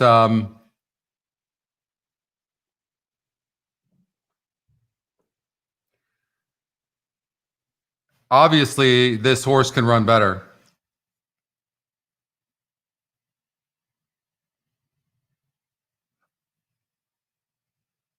This horse supposedly is going to do better going 6 furlongs, the 2. So initially I was thinking this race is going to be easy, but all of a sudden now it's become tougher. And you can see that by the wagering as well. I don't think there's any chance for the 5 horse, this Scotty Longshot, to run good in here. I really don't. I don't know that I love the 6 though, and I'll tell you why. The 7's not going to let the 6 get an easy lead. I couldn't imagine. Tyler Bay's probably going to be aggressive, but not as aggressive as Able Cedillo. If I'm Able Cedillo, I am all out. Nobody else can really go with the horse besides the 6, which hurts the 6. If the 6 goes with the 7, then that sets it up for the 2 and the 4. If the 6 goes with the 7.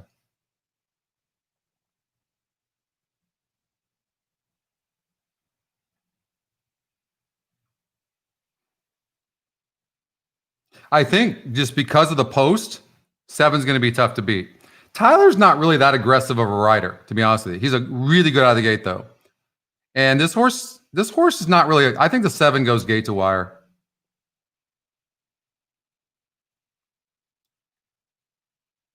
Now the 6 is on the rail, comes up the rail, runs good, had a 58 SOR. The 4 horse is the interesting one to me. Had trouble last time out. I like 7 with 4 with 2-6 because I think the 4 horse doesn't need any help. The 4 horse is tactical, had a bad trip last time out, barely lost to the 7. I think the 7 gets an easy lead. I think it's 7 with 4 with 2-6. That's what I'm going to say. Did they take off and you guys didn't tell me?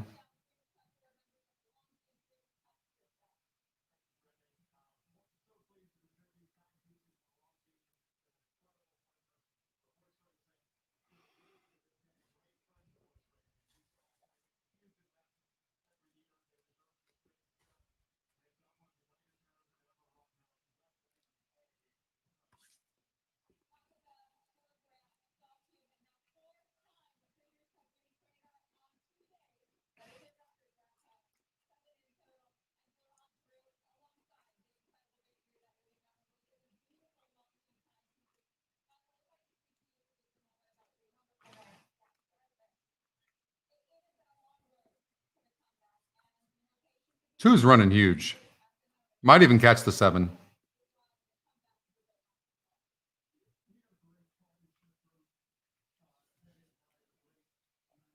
276.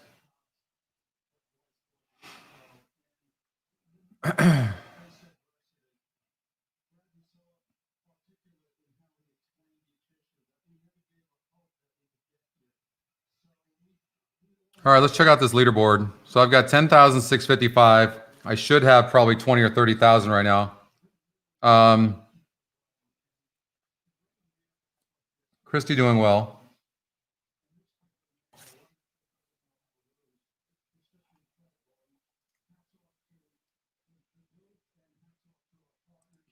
Yeah, Pat, you're right.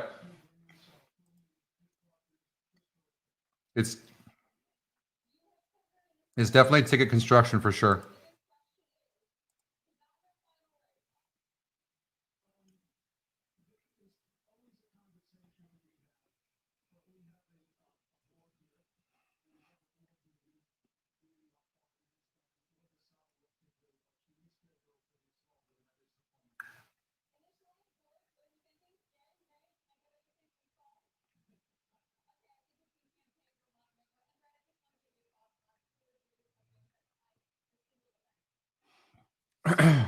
So the GSR might apply here in race number 7 at Woodbine. We've got Golden Gate race number 1 coming up. Anybody playing a pick 5 there? This is interesting right now. The 4-1-9 top 3 GSRs. The 1 is a Scotty long shot and a price play, and the 9 is the top pick. If the 4 comes in, it pays good. So 149 could be a nice exacta box. The 5 horse is the Scotty's second pick, getting bet a little bit, 11%. First time going 6.5 furlongs, cuts back in distance. So let's look at the GSR plus. I mean, good number. More bred to go longer. So I don't love a horse like this on the win end more than I like a horse like this to get in the money. But this horse is fast.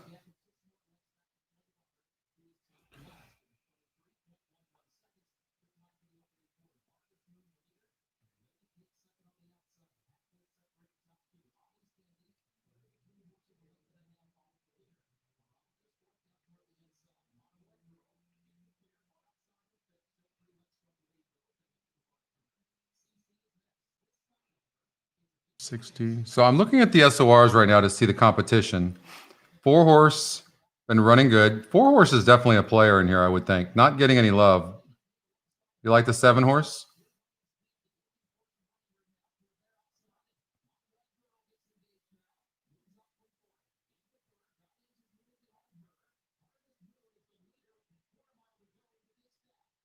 Five's been facing some good horses.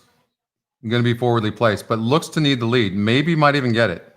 Doesn't like to pass horses. Is there any other speed to go with the 5? See, the 4 is very fast. And this one has only one way of going as well. So the 4 and 5 are going to duel. I don't like that. 9 horse is tactical. I like the 9. Not going to get a really good trip. And I think the 1, the Scotty Longshot, could run good.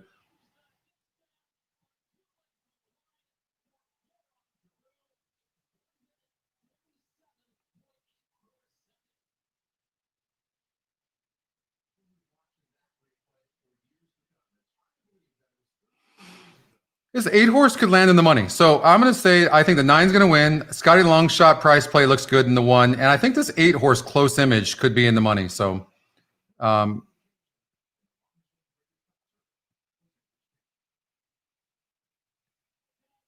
watch it. They're on the turf course. You need the 10? Let's see, Jeff. 3% chance of winning. Won 3 straight races. First to load is Golden Gutter. On the turf. Boogie with me will go ahead. So they're going, yeah, Golden Gutter is set. Boogie with me pulling back.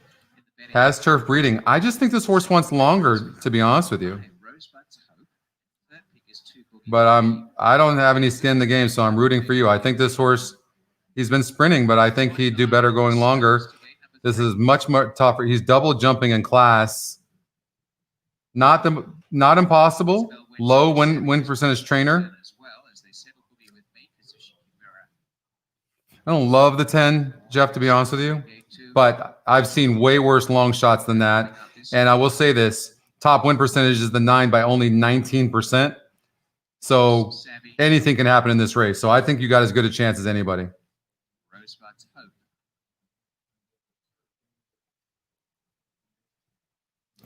Scotty Longshot might be able to work out a trip on the rail from 6.5 furlongs. I would not be surprised.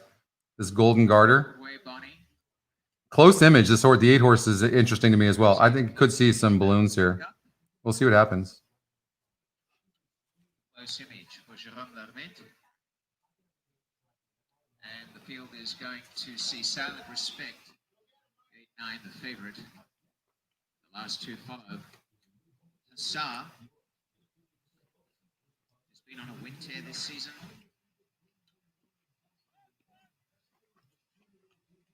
Outside gate, Mazzona.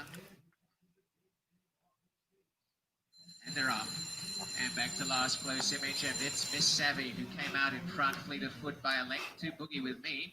Going forward towards the center of the track. Big Mistake is there, not wanting to go on through.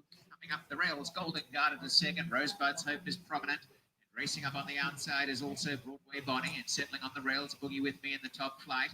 Length and a half away came Stokes and Mazzona. Silent Respect coming between runners, and 4 lengths away second last Hussar. The back is Close Image. Miss Savvy on the outside in front, 3 parts to Golden Garter. 1 away third, Rosebud's Hope. A length and a half, Boogie with Me, Big Mistake. 1 to Stokes, Mazzona. And then came Broadway Bonnie. Silent Respect is about 7 behind this leader. Close Image starting to wind up, and last is Hussar. Racing clear, Miss Savvy. Catch Me If You Can as they turn, 2 in front. Rosebud's Hope on the outside to second, Golden Garter third. Down the center of the track is Big Mistake. Mazzona finishing and trying to get a run through the pack is also in the center. Silent Respect is finishing pretty well, but well behind Miss Savvy. Isabel Wentz, is she long gone here? She's 2.5 in front. Rosebud's Hope in second. Miss Savvy in the lead. Rosebud's Hope trying desperately, but Miss Savvy by over 2 lengths. That's not bad, Linda. Safely at bay, and Miss Savvy gate to wire. Miss Savvy by a length and a half to Rosebud's Hope and third, Boogie with Me. 4.52. 1:15.56. What's the story with the 4? Top GSR.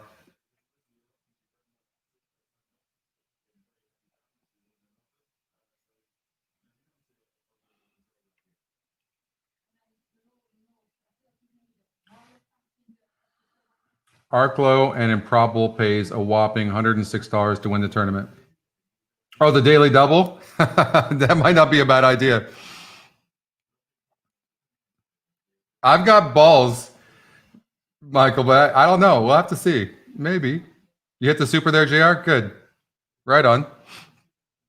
Top GSR just won there with the 4 gate to wire, not even changing leads. Top GSR here, the 4 horse, 6-5 right now. Top win percentage.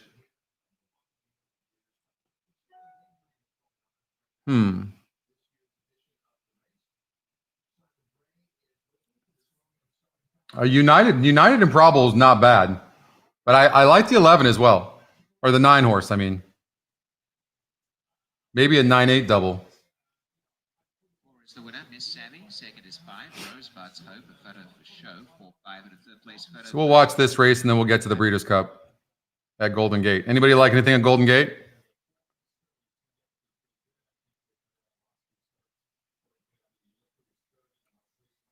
So I count on the SOR to tell me how strong these races are. And we've seen this prove valuable. So 44 and barely lost going 6 furlongs. And now the GSR is pretty similar. So you can expect a similar type of an effort against a 44 group. They come out of the same race. Yeah, the 1 horse broke. Excuse me. All 3 tries broke bad and was moving up. The 1 horse could improve here. So I like the 1. First time started with low numbers, and I don't see why the 7's getting so much play. There's nothing that helps me help you in this one. I don't know. The Scotty long shot, the fact that it's a first time starter and it's the Scotty long shot, I would throw the horse in there. In a race like this, I can see where experience really pays off. So I like the 4. Branamix is a first time starter with a really good win percentage. Kyle Frey, good connections. The 2 horse can improve third time off the layoff. Dueled last time out, but that was from the outside. I'd be leaning against the 2, not getting bet. If he was dueling from the inside, I would like the horse more. I can't see anything on the 6 and is a big time overlay. So I would get rid of the 6. I'd get rid of the 2. 7's getting bet. Not sure why. So then I would come over here maybe and just do a trifecta and do it for $6 and maybe 3-4 with 1-4-7 with 1-3-4-5. So maybe do a 3-4 exacta box. That's also the top 2 Scotty. I think the 1's going to be like first, second, or third as well.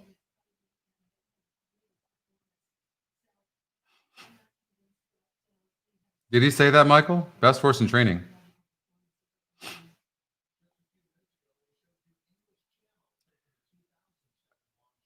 You can't win. Oh, I'm not meeting the minimum. No, I know, Luke. I didn't meet him. No, you're 100% right. I knew that earlier on, Luke. I know.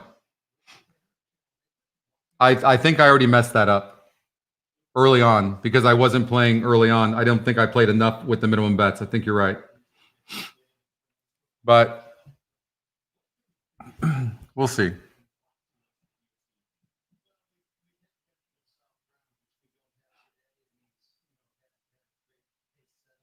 I'll go to that. Golden Gate is off. Okay. I'm just curious about the Golden Gate race, and then we'll go straight there. We've got 13 minutes. So the 4 did win, and the 3 got second. So that's what we talked about, right?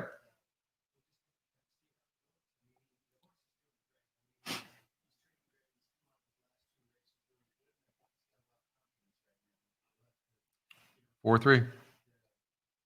All right. So Aqueduct 10 race. We got to go there. We got to go to Aqueduct real quick. It's been crazy bombs at Aqueduct. GSR, 1 for 1 on the 1, who's 36% top Scotty pick. Great SOR, great GSR. Now we got to look at it. 6 furlongs on the turf. Gate to wire. Anybody else go with the 1? 4 is kind of fast. And the 4 can rate some though, whereas the 1 cannot. So I don't see the 4 going with the 1, but 4 can sit a good trip. Loading at AQ. Okay. That's a tough race. I kind of like the 1-4.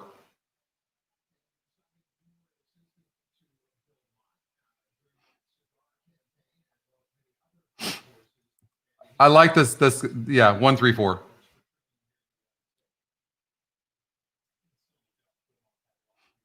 I think the 4 might run good sitting off the 1. It depends on how far in front the 1 is.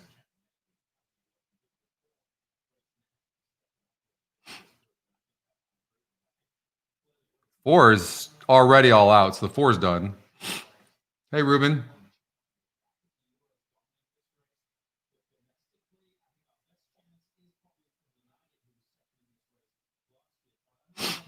You like the 1-7 stub here at Aqueduct? I mean, you're not catching the 1, right? It's going to be, I'm assuming it's going to be 1-3. Or the 3 might have shot his wad competing with the favorite. No, the 4, it looks like, I don't know. It's tough. The 4 is coming on, and the 4 was being all asked. Okay, maybe the 4 just didn't have early speed and was all out. I thought the 4 would be closer to the pace, though. But it looks like the numbers are going to be out. Look, I mean, he's just sitting steady on the 1. This 3 is never catching the 1. 7 could get up there for you, Stub. Come on. Come on, get up. Get up, 7. Can you get second? 3's lugging up. 3's going to get disqualified from second anyways. And if this 3 wins, he's going to get disqualified. 1-3-7, but I think the 3's coming down. So if that's what you're talking about, Stub, I think you might get that. Okay. Back out to Keeneland. 10 minutes, 11 minutes before the race.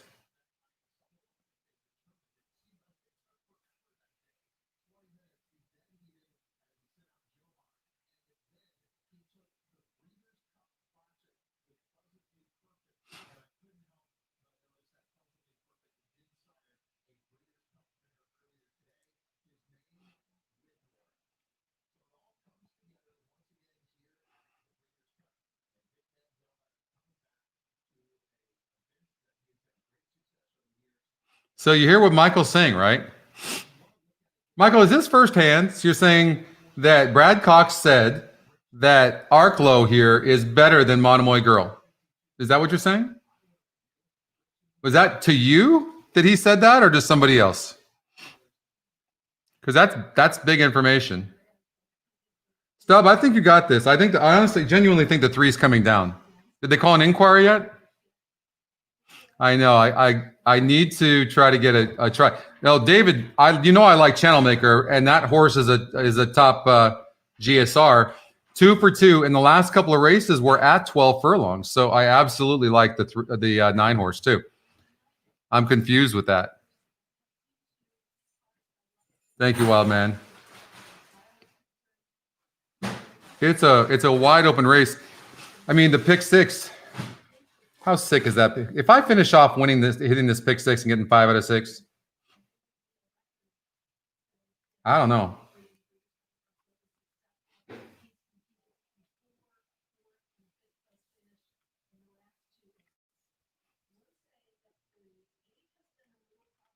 There should be an inquiry here. The 3 horse absolutely interfered with the 7. Be shocked if there's no inquiry. And if there's not, that's unreal.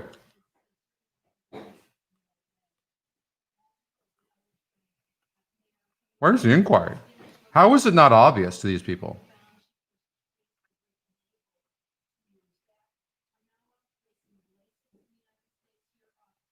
Training better than any horse in his stable? That doesn't always tell the story, though, Michael. No inquiry. Give me a break. Inquiry. There is an inquiry. Why do you doubt me, guys?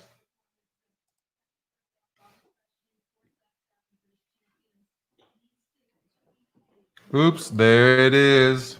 Oops, there it is. All right.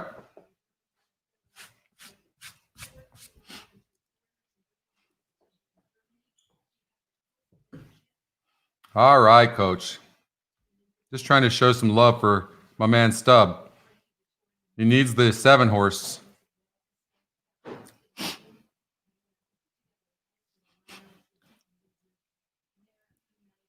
I mean, it was obvious to me.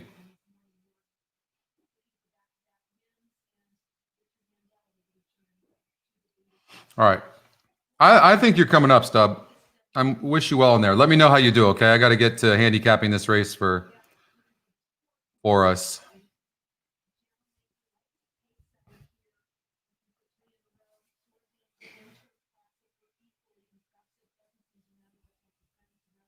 So I was reading an article on this horse, Magical, for Aidan O'Brien, who just killed my dreams of hitting a pick 6 on Breeders' Cup. 73-1 from the outside post. And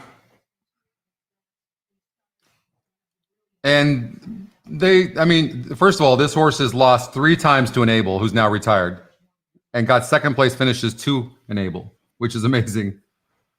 And I really can't put my finger on it, but there's something about her I don't love. And I don't like the inside post draw. I don't know, Colo. I don't know.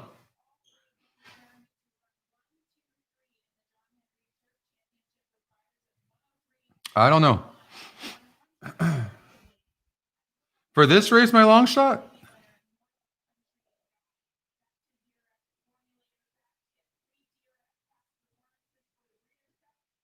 Would be the 9.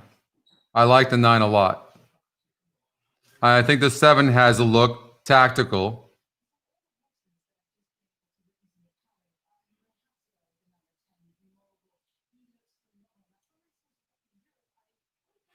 I mean, 2 for 2. Look, top GSR. Oh, the GSR has been huge today. Was huge yesterday as well. I'm pretty sure the GSR is pretty much huge every day.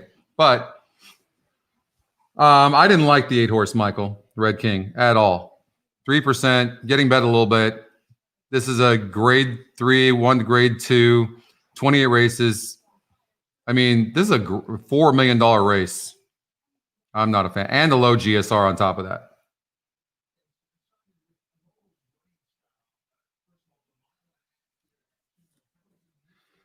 You like the 7 and 9, Justin? United, yeah. I mean, those were the first two horses I identified in the race that I like.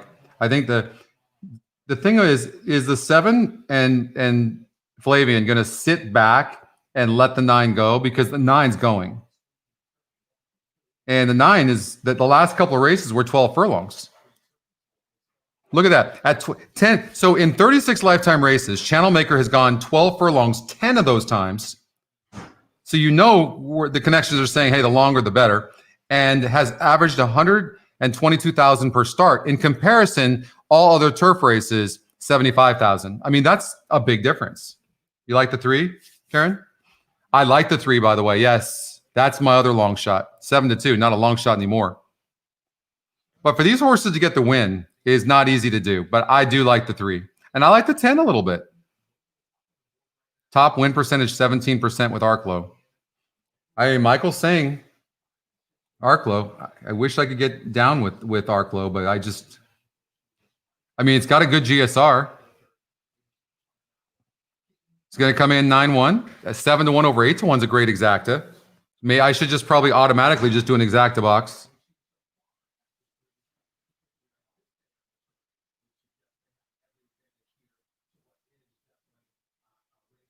Yeah, exactly. Thank you, GSR.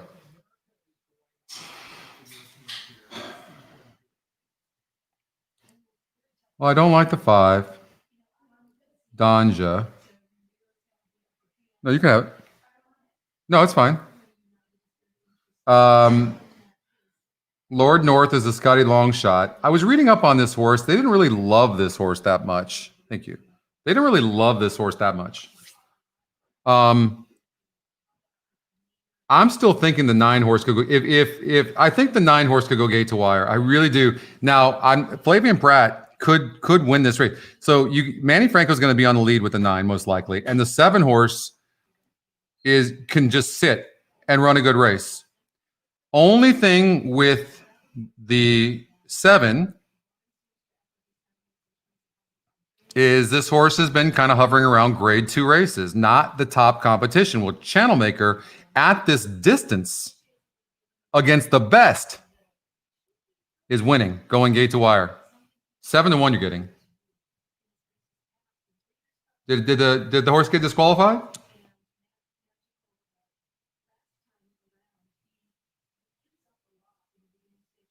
Stubb, did you get that win? That 3 come down?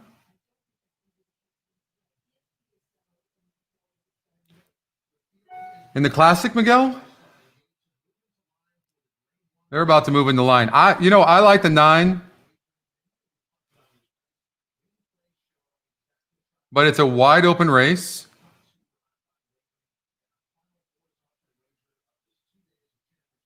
Have you noticed nobody's going gate to wire? Have they gone gate to wire on this turf? They're on the turf.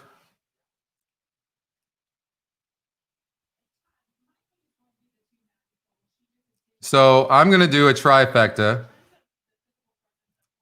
for $50. 9 with 7 with all.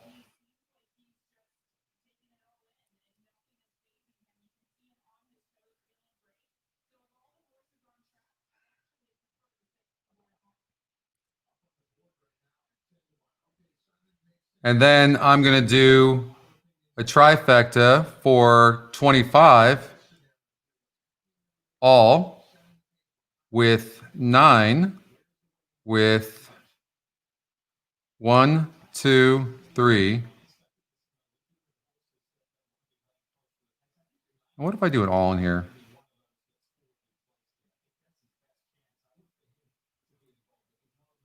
I don't want to spend $1,800 on that. What if I did that for $10? Nah, it's still not worth that. All right. Earlier on the week on Breakfast at the Breeders' Cup, out of all the horses he's had, bear in mind, of course, they hadn't run at that point. He's had 4 winners to date. But he was asked which out of those his Breeders' Cup horses was training the best. Not necessarily in the first spot, the 8 can't win. And he didn't hesitate to say, I didn't love the 6 to win. 5's not winning that race. It'll be between Magical Either's the and 4. Mogul and United right there in the mix with Arco showing up late. Arclo showing up late. The depth of the Longines Breeders' Cup turf is nothing short of an equine. I'll do that. And this year, when travel is so difficult for anyone to go anywhere, yet here we are at a Breeders' Cup where participation 8-1 on the 9. previous year, and then Who's won 2 in a row, grade 1 races, top GSR. We even have more horses entered this time around. This race is an example of how horse racing has endured with obstacles in front of it, and the depth of the Longines Breeders' Cup turf in 2020 is as good as any other year. Exacta This moving into line, box. the favorite will be the remarkable race mare Magical with over $5 million in earnings and another exceptional year. Why is that not going through? 3 of 5 starts, and to show you just how 7-9 sporting her connections are. She was for racing $500 weeks ago at Ascot, and now here she is in Lexington, Kentucky at Keeneland Racecourse for the Longines Breeders' Cup. All right, I'm kind of liking the 7 and the 9, but I want the 9 to win. Winner from this year at Royal Ascot, that is Lord North. For Godolphin, United, who came so close to upsetting the field last year at 52. 2 more races to go. Daily double here, and let's get the 9 in. Bricks and mortar, and a United In my pick 6, I've got the 1, 2, 3, 7, 9, 10. Price last year. Dick Mandela was just sitting off to the side of our seat here along with his family. He celebrated his 70th birthday 2 days ago. He knows what it's like to win races in bunches at the Breeders' Cup. It is. But this is one he Well, the classic really is liked next to race. add to his resume. One of the final horses to move into line. Good luck, you guys. will be Mogul, who has looked fantastic from the paddock through the war. 9. Let's go up to track announcer Kurt Becker. It's the 1.5 Longines Breeders' Cup turf. Post time. Just want to see the 9 get an easy lead, and I'll be happy. Last one moves into line at the post.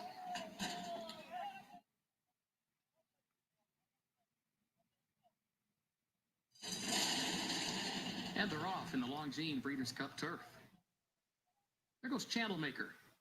Channelmaker outrunning for the early lead. And United also is up close in the opening strides as well. Red King is there, and then Magical between horses and Arclo. Back toward the inside. In the And pace, anyways, is going exactly like we thought. 6th, Medaya, 7th down toward. Thank you very much, Coach. Same to you. Danya is 9th early on, and Mogul is 10th and last as they move around. We thought that with Flavian Pratt, we thought that the 7 would be sitting in 2nd. They're going extremely slow, which I like. Just inside of Magical. Red King stacks up to 25 and 3. That's really slow. There's just nothing that these horses can't handle. Then Danya and Mogul is at the back. The opening quarter in 25.57 seconds. 1 circuit to go here in the Longines turf. And Channelmaker is the leader. United. The 9 is cruising right now. Head's a little high. You can tell this is the type of horse that needs the lead. 7's running good. Head down, running good under Flavian Pratt. And a lot of the other horses are struggling because they can see the horse on the rail with the, I think that's the 1, Arclo, really struggling with this slow pace. 51. Whew. I mean, if you have the 7 and the 9, you're feeling pretty good about this.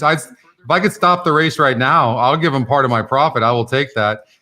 Started speeding up a little bit right there.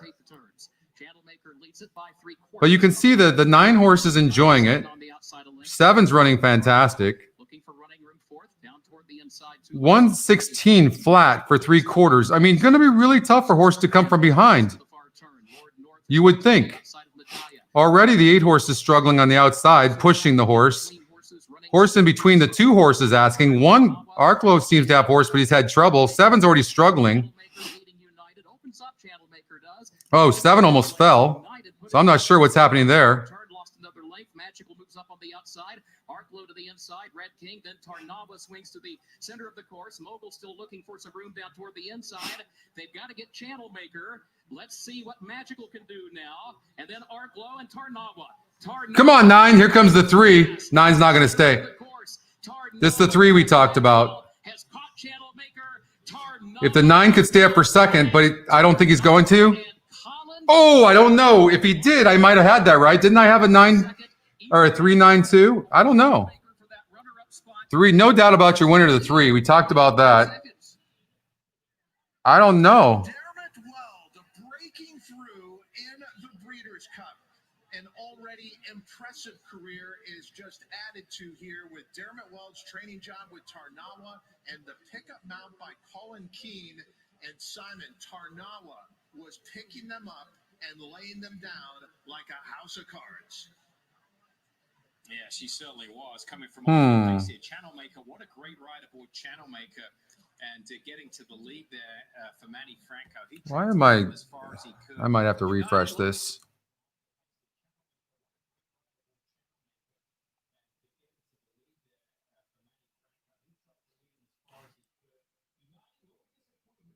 Okay, yeah. So I need the 9 to hold on for second. I don't know. That's really close. I need the 9 to hold up. Winner has gone on to win the Breeders' Cup Turf. The third place horse, Dara, came back and won the Breeders' Cup Filly and Mare Turf earlier this afternoon.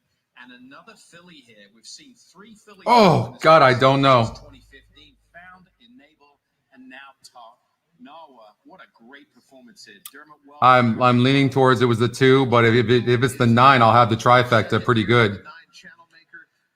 That'll be bad. That'll be bad luck if the Style race with a slow pace up front, and Tarnawa's kick was just incredible here for her 4th win in a row. A very fairly run race so far as the pace was concerned. really had a hard time kind of judging that wire. I don't know about you guys. Anybody have a good feeling for that? Could the 9 have held on for second? Maybe a little passing of the mantle, so to speak, from Enable to Magical, now to Tarnawa as far as 329, Mike. Yeah, I know. Yeah, 329. Well, that's a bummer. Well, I mean, we're moving on in the pick 6, coming down to 1 horse, but it was only a $10 try. Only a $10 try anyways. That's okay. 7-9 didn't run good. Huh? Yeah, okay. As expected. I mean, if they look to dominate coming into this race, they usually do year in, year out. All right, how are you guys all doing? Okay.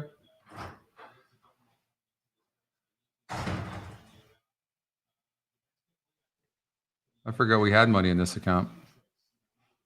All right, so we're coming down to the wire.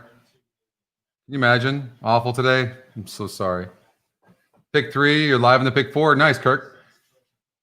Man, can you believe we'd be alive for the pick 6 if that 1 would have got there? How sick would that be? Wow. Alive to the pick 6 to unprobable. That would be a fun story. 5 out of 6 might still pay good, right? And the 3 horse, what was the 3 horse? Those 3 horses morning line was 6-1. That was the top win percentage with the 1 and the 2 was 16%. Channel Maker ran good, but just not good enough. So was that Aiden O'Brien? No, Dermot Weld.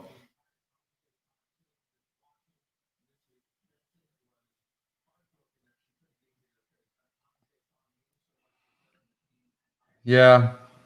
Tourney leader, let's look.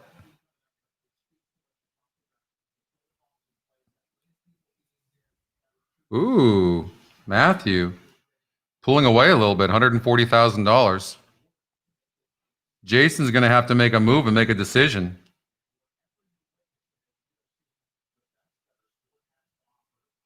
You know Christie's going to give it a good go in the last race.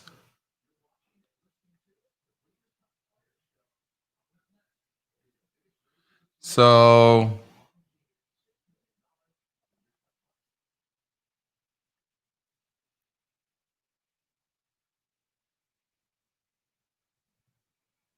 Del Mar race number 3. Let's get some action.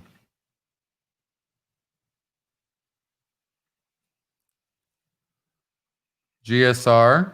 All right, lightly raced horses. Oh, wow, nice GSR on the 2. You guys see that? I bet we know what we're doing. The 9 horse went 6.5 furlongs last time out and lost to a 48 group, which is okay. I mean, it's kind of average.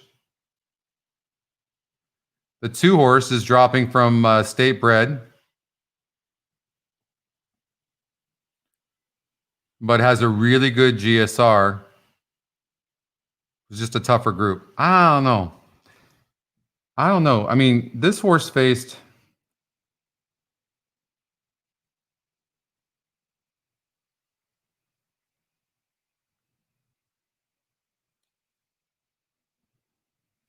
a 46 group here going 5 furlongs. Broke 10th and ran good. Then goes 8 furlongs. So this horse didn't like the turf. All right. Let's try to, I'm trying to make an excuse right now for why this horse has, okay, so a 58 on turf and a 68 on dirt. Okay, so we know this horse prefers dirt. We also feel strongly that this horse wants longer, although is not a bad number against this group. All right. So 5 furlongs in the turf, get rid of that. I'd rather see, if this was 6.5 furlongs, I'd be loving this 2 right now, but I still think the 2 could be tough to beat and faced tougher last time out. Going 5.5 furlongs, and we know he didn't want 5.5 furlongs.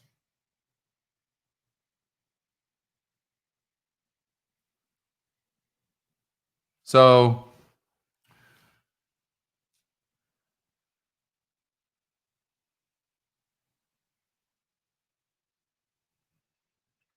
the 9 horse is the favorite, has some speed, cutting back in distance. I mean, you can understand that. I can understand that. I'm seeing, how's the breeding on this 3 horse? This 3 looks like he's going to be better on turf, but it doesn't mean he can't come in the money. But I'm going to eliminate him, go wait from the turf. This horse, the 4 horse, the Scotty Longshot, better on the dirt. And 6 furlongs, not bad, a 51. 7 horse, kind of poorly bred. Don't like the 7. Something like this, right? So I think the 2 and 9 with maybe 4 and 5, you could do a trifecta like that, something like that. I think I might play it. Can I get in there still?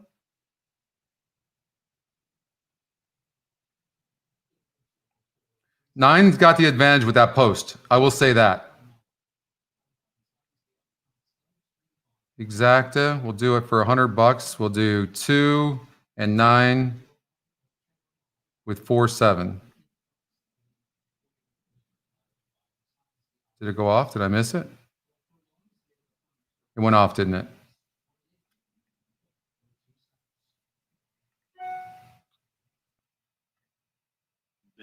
No, why didn't I get it in? Yeah, Military Princess.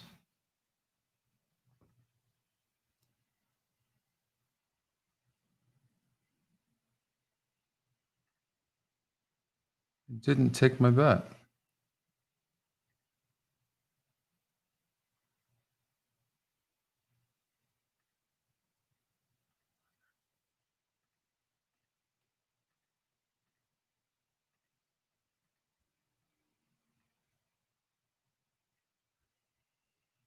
Well, I don't think I got anything in on that, but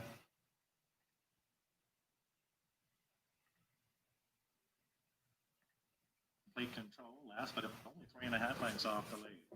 the 9 break badge? Big Award takes a short lead from Luxury Liner, come up the inside there to take second. Supernova Wildcat in third by a head. He's not so much better than this field that 9 can afford to break bad like that. I would take the 2 all day from here. And Complete Control there, cuts the corner, gets up to be in third. Military Princess has dropped back, losing contact as Meta Rose. The others pass the 5/16 pole. Luxury Liner slips up the inside to lead now to Big Award. 1-2. Complete Control. Although he's moving menacingly, but the 2 horse has some horse. At the top of the stretch now, she comes out to try to pose a challenge to Luxury Liner. And if the 3 stops and the 7 gets up there for third at 23-1, that'd be a nice trifecta. It's going to be very, very close. He's trying. Did I save money? I don't know. I don't think I got the bet in. It's going to be really close. Oh, 3. I don't think I got my wager in there, so I'm kind of feeling good about it. Or did I? No, I did. I got one of them in there, so it just cost me. That 3, that 7 not getting up. Ah. Ah. Well,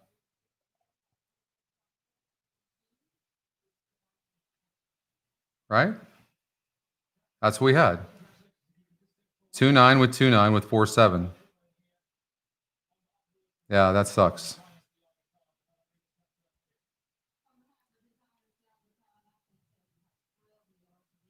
Are they bad? So they're paying off, Justin? Oh man.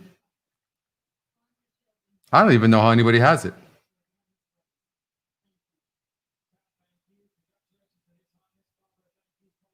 They're going to be just enormous. That's for sure. I don't even know how anybody has that horse. Yeah.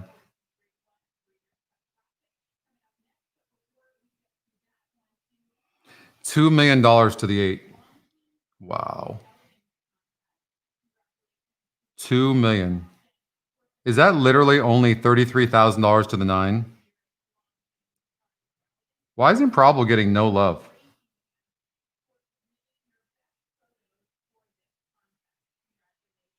Yeah, it's very good with quarter horses. Good point. That's incredible. Well, let's get the 8 home. Either way, we need the 8.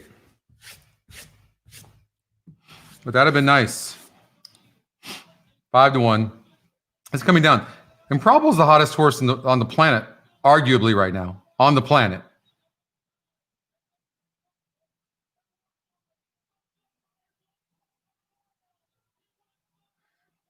Yeah, I mean, but there was no excuses last time out, Stub.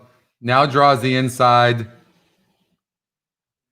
And don't forget, he was facing 3-year-olds, and he matured earlier than a lot of them. So I'm not saying he's not nice, and I don't want to talk you off of it, but he's not all that against this field. He definitely is not a man amongst boys here. That's for sure. That's all I'm saying. Did you see that shit, how close that was at Del Mar? That 7 missed by a freaking nose.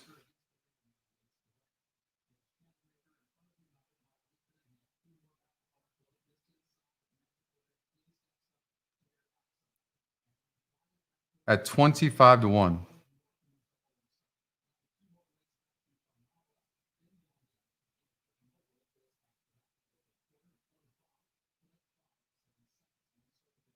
We took the 2.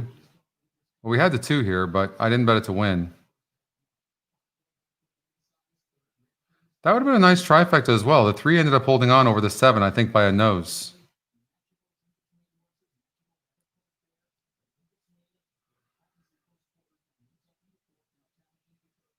Yeah. Trifecta paid $5.10, but with the 7, it might have paid more. So, oh well. Okay. Woodbine race number 8.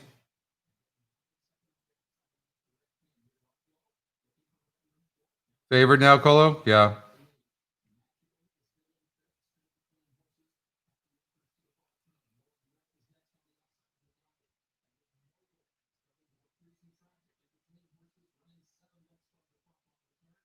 So 2 for 2 on the 4 horse at this distance against a 60 group. There's some other horses that are pretty good, but that's still pretty good. So the 4 horse could be decent.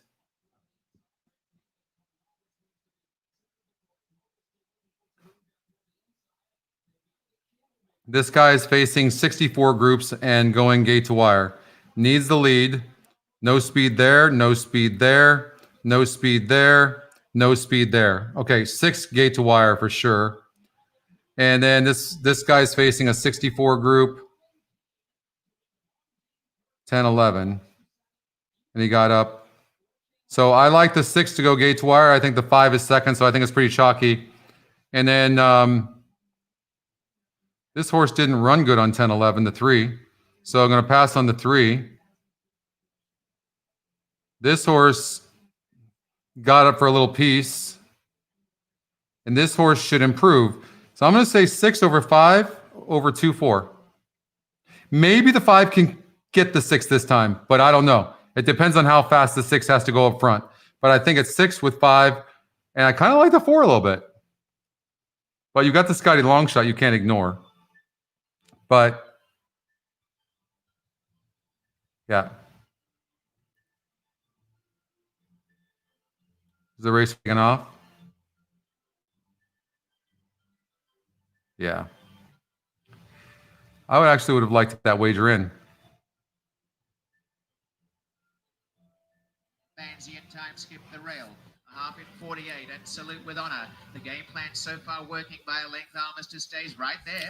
A length and a half to Skywire. Armister stays shaken up to tackle for the lead here. Salute with Honor's had Three's running better today. That's the Scotty Longshot who actually is running better than the favorite.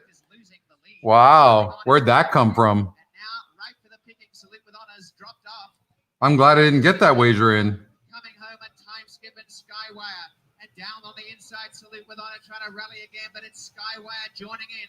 And Vanzy down the outside, Skywire and Armister stay. Skywire burst So away. 5 turned it around. It's going to end up being 5-3-2. Time skip and Skywire will You take the top 3 Scotty picks and you won that. Skywire takes the Autumn Stakes, a length and a half. Armister stay, time skip and They just went a lot faster this time, so that hurt the 6 horse, which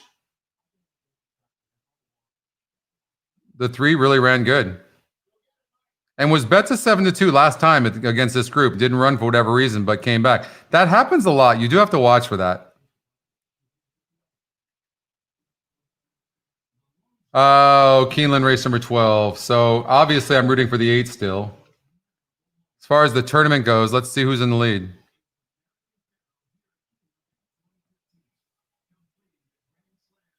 Matthew, who had just an amazing day yesterday. And Jason's done great. But Jonathan Kitchen, look at Jonathan Kitchen, $78,000. Great job, John. Vic Stauffer was $69,000. Wow. There's some names for you. Ron Palucci's doing good with $59,000. Christy Moore's gone down a little bit.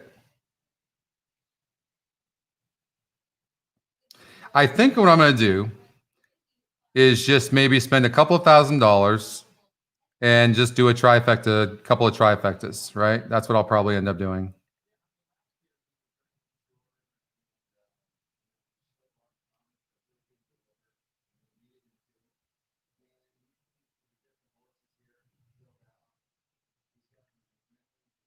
This trifecta could be good. Really good. Eddie Olczyk beat me. I got 3rd place that year. I lost 2nd by $100, and Eddie Olczyk beat me by betting $1,000 trifecta in that, and then came in, won the tournament in the Pegasus. What was interesting was I was at the Eclipse Awards that year, and Javier Castellano comes over and he sits at my table. He sits next to me. He introduces himself to me, and he said, "Well, what are you doing here? Who are you?" And I told him I was playing in the tournament. He goes, "Well, I only like one horse all weekend long. I have this first-time starter, and I look at it. It's 8-1 on the morning line." He goes, "I'll win fairly easily." The horse goes off at 6-5. I bet $5,000 to win on it. But if the horse would have gone off at even 4-1, not even that, 2-1, 3-1, I would have won the tournament. Is it 4.6 million to improbable? Or is that, I thought it was 2.3. Don't forget, it's a dollar denomination, Michael. You do get to keep the money, David. Yeah. You do. Oh, hi, Cliff. You're welcome.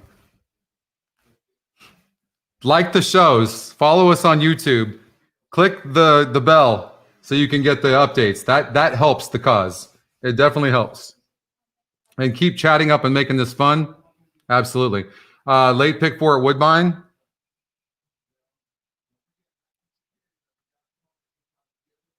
Sure. Let's look at the GSR. I mean, maybe the 9's a single, top Scotty pick, top win percentage, top GSR. So we'll do a $60 ticket. Single the 9. So I'm going to override the system, lock the race in, and then regenerate. That's what I would do.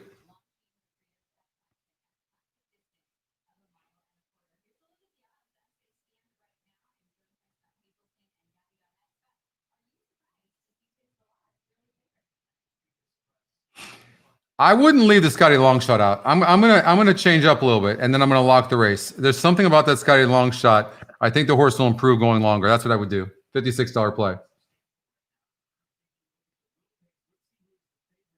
You know what? I've heard that about Eddie Olczyk, that he's a really, really good guy. You got it, Bill. My pleasure. Thanks for all you guys hanging in there with me.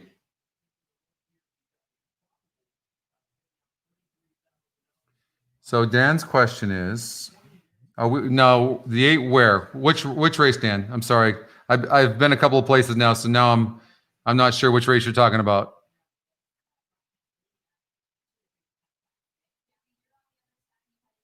Are we back at Keeneland?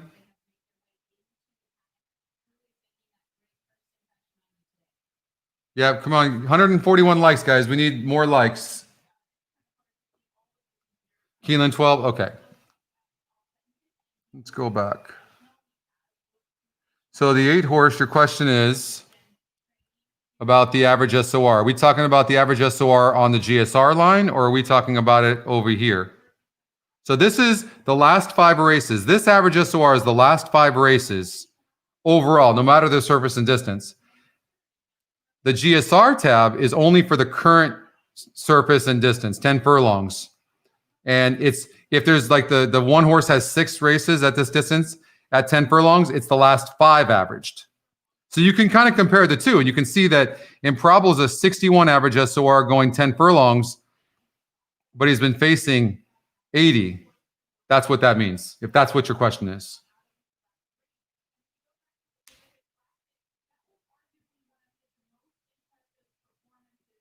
The GSR SOR.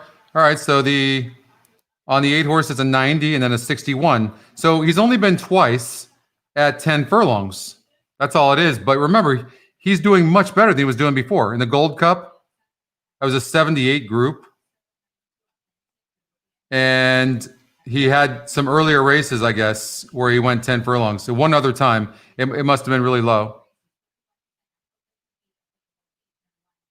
So that seems like it seems to me like a low number, Dan. So I like Improbable today. He's on fire. Baffert's on fire. So we're you know that we're going for it. I'm going for it anyways. I mean, it's the 8. Now I'm just trying to figure out who I key with the 8.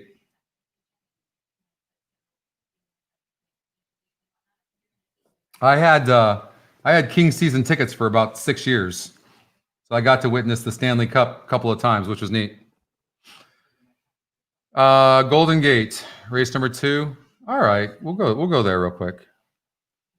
So you guys want me to go to Golden Gate, and everyone else is pissed off at me for leaving Keeneland. I can't win. You guys know that, right? I told you guys you're gonna see anywhere from 3 to 4 to 1. So we have a wide open race here. Look at the GSR. You know, the 7 horse is interesting. The 1 is a price play and Scotty's second pick. And the numbers are wide open.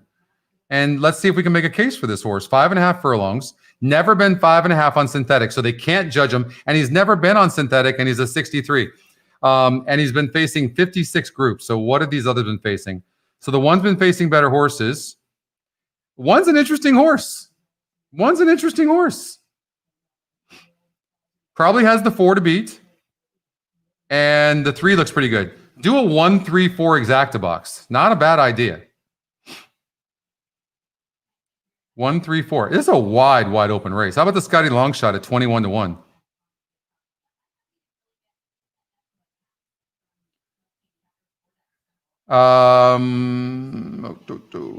Okay, Golden Gate. I think I'm going to bet this. I got to play with you guys. So I'll do an exacta box. Well, first I'm going to do an exacta, and I'm going to key the 4, do it for 100, to the 1-3. And I like the 7 a little bit. I'm going to do it for 200. And then, just in case. Oh, did I not get that wager in again? Ugh.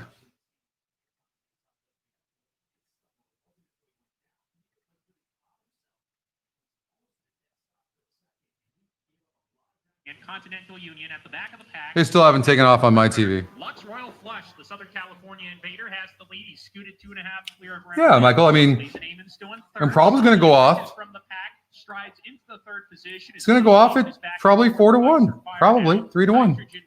If he gets bet late, like you should be happy with that. At the back of the pack at the rail, quarter mile to go, and it is Lux Royal Flush who leads them off the turn. A length Vito, I'm not sure. down the outside. Is this the one horse we talked about on the lead and the 4? How come you guys aren't screaming right now for this? Didn't you guys have this or not? Price play, Scotty's second pick over Scotty's top pick. You guys have that or not? I don't know what else you want from me. You got to cover 25 tracks. I only had like 30 seconds to handicap that. 1-4, 7-1 over 4-5. Ice cold. Nice, Dan. Way to go, Eric. There you go. Sweet. It is a wide open race.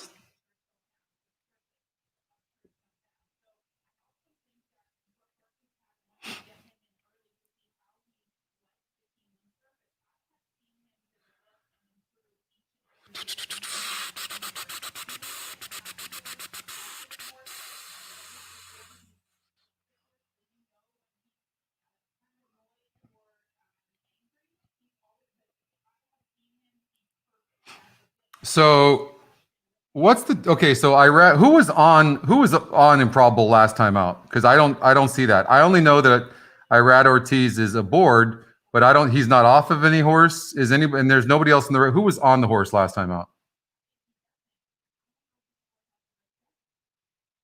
Nice, Scott. Right on.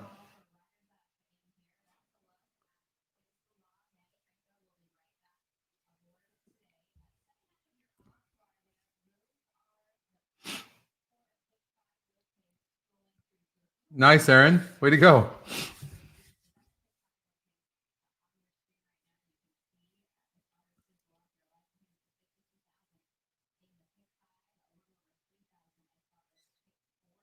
Van Dyke. Okay, so Van Dyke, so they're going for a more experienced jockey and probably arguably the best jockey in the country on, it makes sense to me.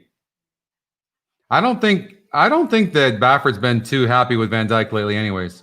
I don't know why. I swear, I met him in person one time. I knew who he was, but he literally looked 15 years old. Very mature, nice, respectful kid. Oh, in the Whitney, Irad Road.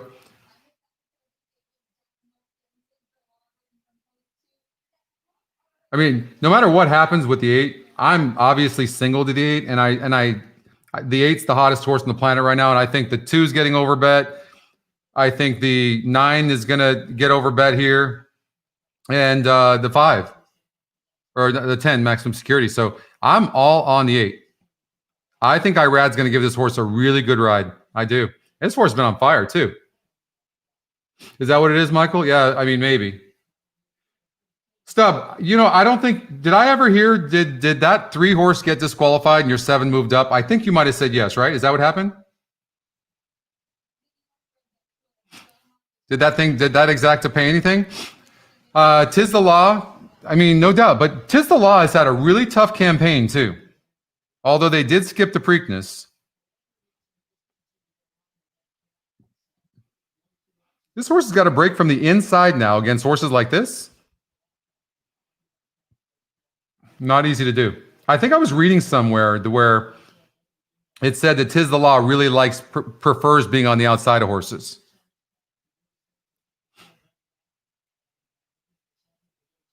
Hey, Eduardo.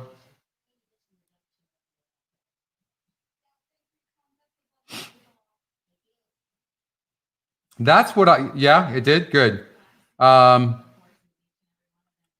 Ghana. Anybody know what Eduardo's saying? I wish I could answer that. Eduardo, I would love to answer that. Sammy, we've got 10 minutes before the Breeders' Cup Class 9, and you're sitting here and you're talking about Hawthorne right now? Come on. Even I know better than that. I am not switching over to Hawthorne. So the 7 did get up, right? And you, hold on, you said you bet that and you didn't even look to see whether there's something fishy going on here, Stub.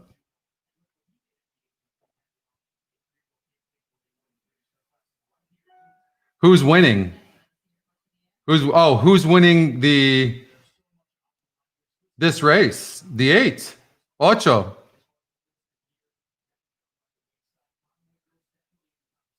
In the El Clasico. Yeah, no, the 8. Improbable. Thank you, Julio.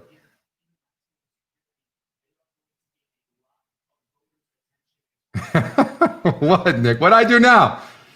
Why are you yelling at me, Nick?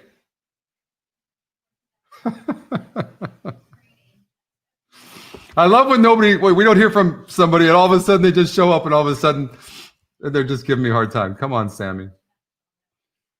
All right. Who wins? I got it now. Yeah, exactly. Hey, can you go over to Hawthorne, please? They're on the track for the Breeders' Cup Classic. You know what? That's like it's like in sports where something crazy happens about to happen, and all of a sudden they go to commercial, or all of a sudden your TV stops, right? That's that kind of thing.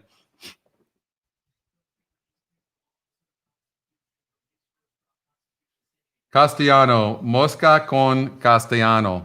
Can he win? He is on the 7 horse, Global Campaign. I think we talked about this earlier. We thought that this horse was interesting, lightly raced, 6 wins, a third. I mean, can improve, but we didn't feel like this horse. I don't feel like this horse can win against these, because it's not like there's just one favorite or 2 to beat. There's like 4 of these horses that this one's going to have to get in front of, and I don't think that's going to happen. So, and yeah. Listen, if more of you are going to start speaking Spanish on here, I'm going to have to get an interpreter for the next show.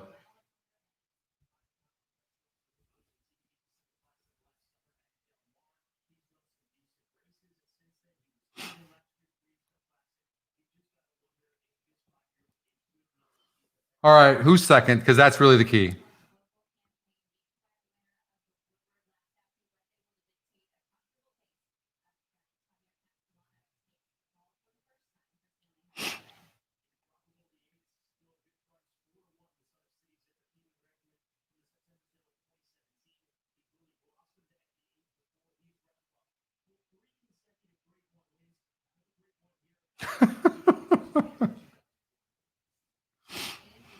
Oh, that is hilarious. You guys are so funny. Look at all this. Miguel speaking now.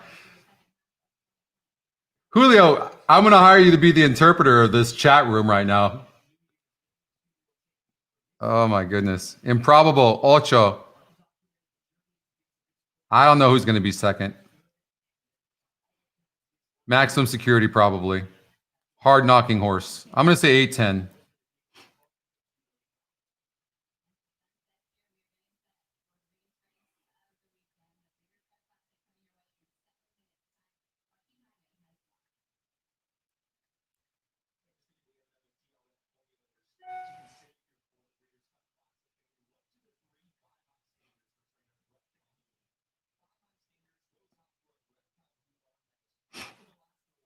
Who's the third place horse?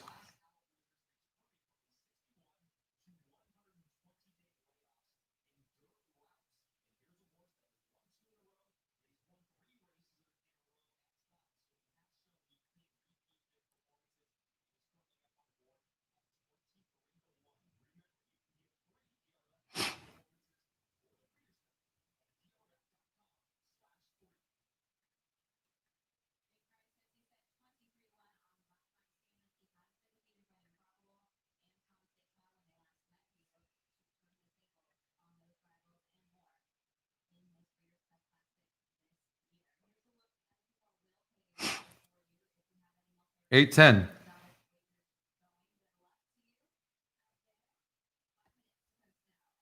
Superfecta. All right. Let's do it for $24.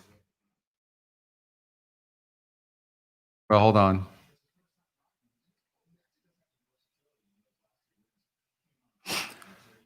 So the system says 2 and 9. I like improbable. The bookmaker's been down. You guys have a million bookmakers over there, Stub. What's going on here? All you got to do is they're all next to each other lined up down there.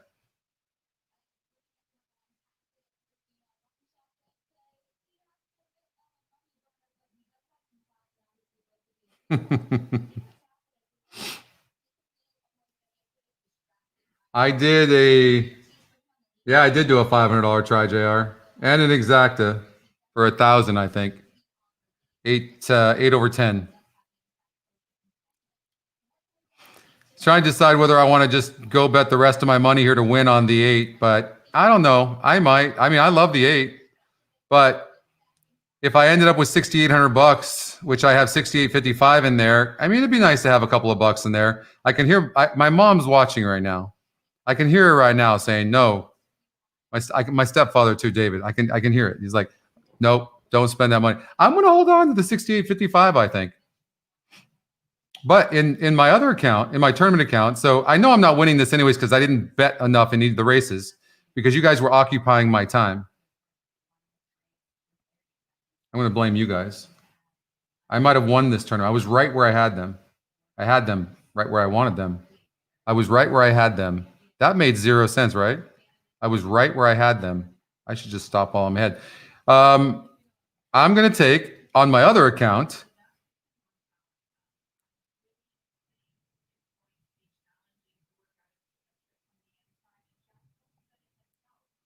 I don't know.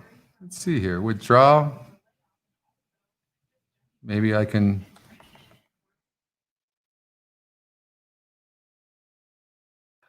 Can't withdraw that. That's right. They don't let you withdraw money you take out. All right. So now they're forcing me to bet this $3,000.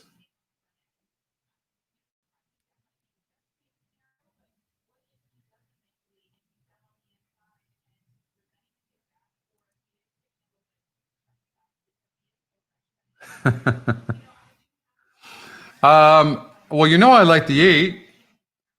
I've got the 10 for second, so it's not a surprise what I'm doing.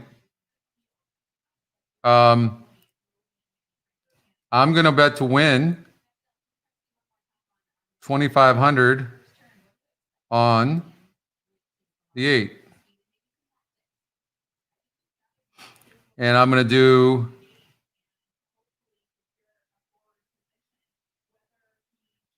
win 500 on the 8. So I'm going to bet 3,000 on the 8, down to 7-2 right now. So on my tournament account, I'm going to end up with 6,855, depending on if I hit something. So, but I'm just going to keep it at that. In terms of this horse, he's going to Breeders' Cup Classic. Good luck, everybody. His winning ways today against these youngsters in here. I think he does because thank you, Jerry. he's a horse that can take whatever thrown at him. I'm losing my Luis. I'm going to lose my money. You don't like the 8? Is that why you're saying that? You know, sometimes you got to go. I believe in the 8 from the very beginning. So, you know, I only had 2 horses I loved yesterday, and I didn't stick to my guns. You like the 4, Raphael? Good luck to you. I didn't like I liked the 5 and 5 in the last 2 races. You guys know that, and I didn't. I should have stuck with it. I singled the 5, one of them. I should have singled both of them. They both won. And Luis, I don't like the 2 horse here. I really don't. Lukewarm betting favorite. You're seeing the horses that people know getting bet. That's what you're seeing right now. Not saying that these other horses haven't been built to this either, but it really feels like it's all coming together for Tom's d'Etat. And as far as Tiz the Law is concerned, he's beat some nice horses. Don't get me wrong. He's beat 3-year-olds. He's not really beat that many nice horses, actually. And now he's dealing with some of the best older horses. There's a big difference there. There's going to be a bit of shell shock here when he's facing these caliber of horses that he is not. That's correct. Good luck, Jay. I appreciate that. Good luck to you. I appreciate that. As soon as this race was drawn, it's all going to come down to trip. Luis. He can get comfortable with where he's at early on in this race. I'll ask you both the same question quickly, Gabby, of Bob Baffert's. Come on, Luis. Why are you going to be so harsh on me? And I'm not losing my money. I'm losing my money. That's okay. Scott? I'll go next. He loves a battle, and I think he'll find himself in a battle. And when you've got a horse like him, he will lay it all out on the line for you. Nothing bothers this horse. This is what the Breeders' Cup Classic was designed to do. The Pacific. I Classic, know, the Cliff. Kentucky God, winner, the Whitney that'd be winner, so nice. race for I horses still think I could get in back $5,000 in the, $6 or 5 out of 6. Breeders' Cup Classic, We'll see what happens. quarter, a few more left to load. Tis the law is the real deal. For the live call. We'll see. Breeders' Cup Classic. Good luck. Last one moving Fun. line, they are at the I only want the 8 to break good. That's it. And he did. They're off in the long G. Look at this. He could even take the lead if he wanted, but Here's Authentic and Maximum Security from the Authentic inside. came in. Strides. Authentic moving forward quickly, clears the inside traffic and starts to angle down toward the rail with the lead. Maximum Security goes second. Tis the Law third. By My Standards is in fourth. Global Campaign is fifth. Improbable close up but wide in sixth into the first turn. Then a break of 5 more lengths. Tom's Day Todd, Title Ready, Tacitus, and Higher Power at the back. It is Authentic who shows the way. Authentic against the rail, leads it by 2 lengths. Maximum Security second a length. And then Tis the Law third to the inside by just a half length. Global Campaign fourth up on the outside. By My Standards toward the rail in the 5th position. Flanked there by Improbable. Improbable toward the outside, 6 lengths off the lead. Break of 4 back to Tom's Day Todd, Title Ready, Tacitus, and then Higher Power at the back. It is Authentic who shows the way up the backstretch at Keeneland in the Longines Breeders' Cup Classic. Authentic leads it by a length and a half to Maximum Security. Tis the Law, Global Campaign, and then Improbable. Global Campaign and Improbable start moving forward together as they reach the entrance of the far turn. By My Standards, still 5 lengths off the lead. Tacitus, Tom's Day Todd, Title Ready, Higher Power at the back as the field enters the final turn.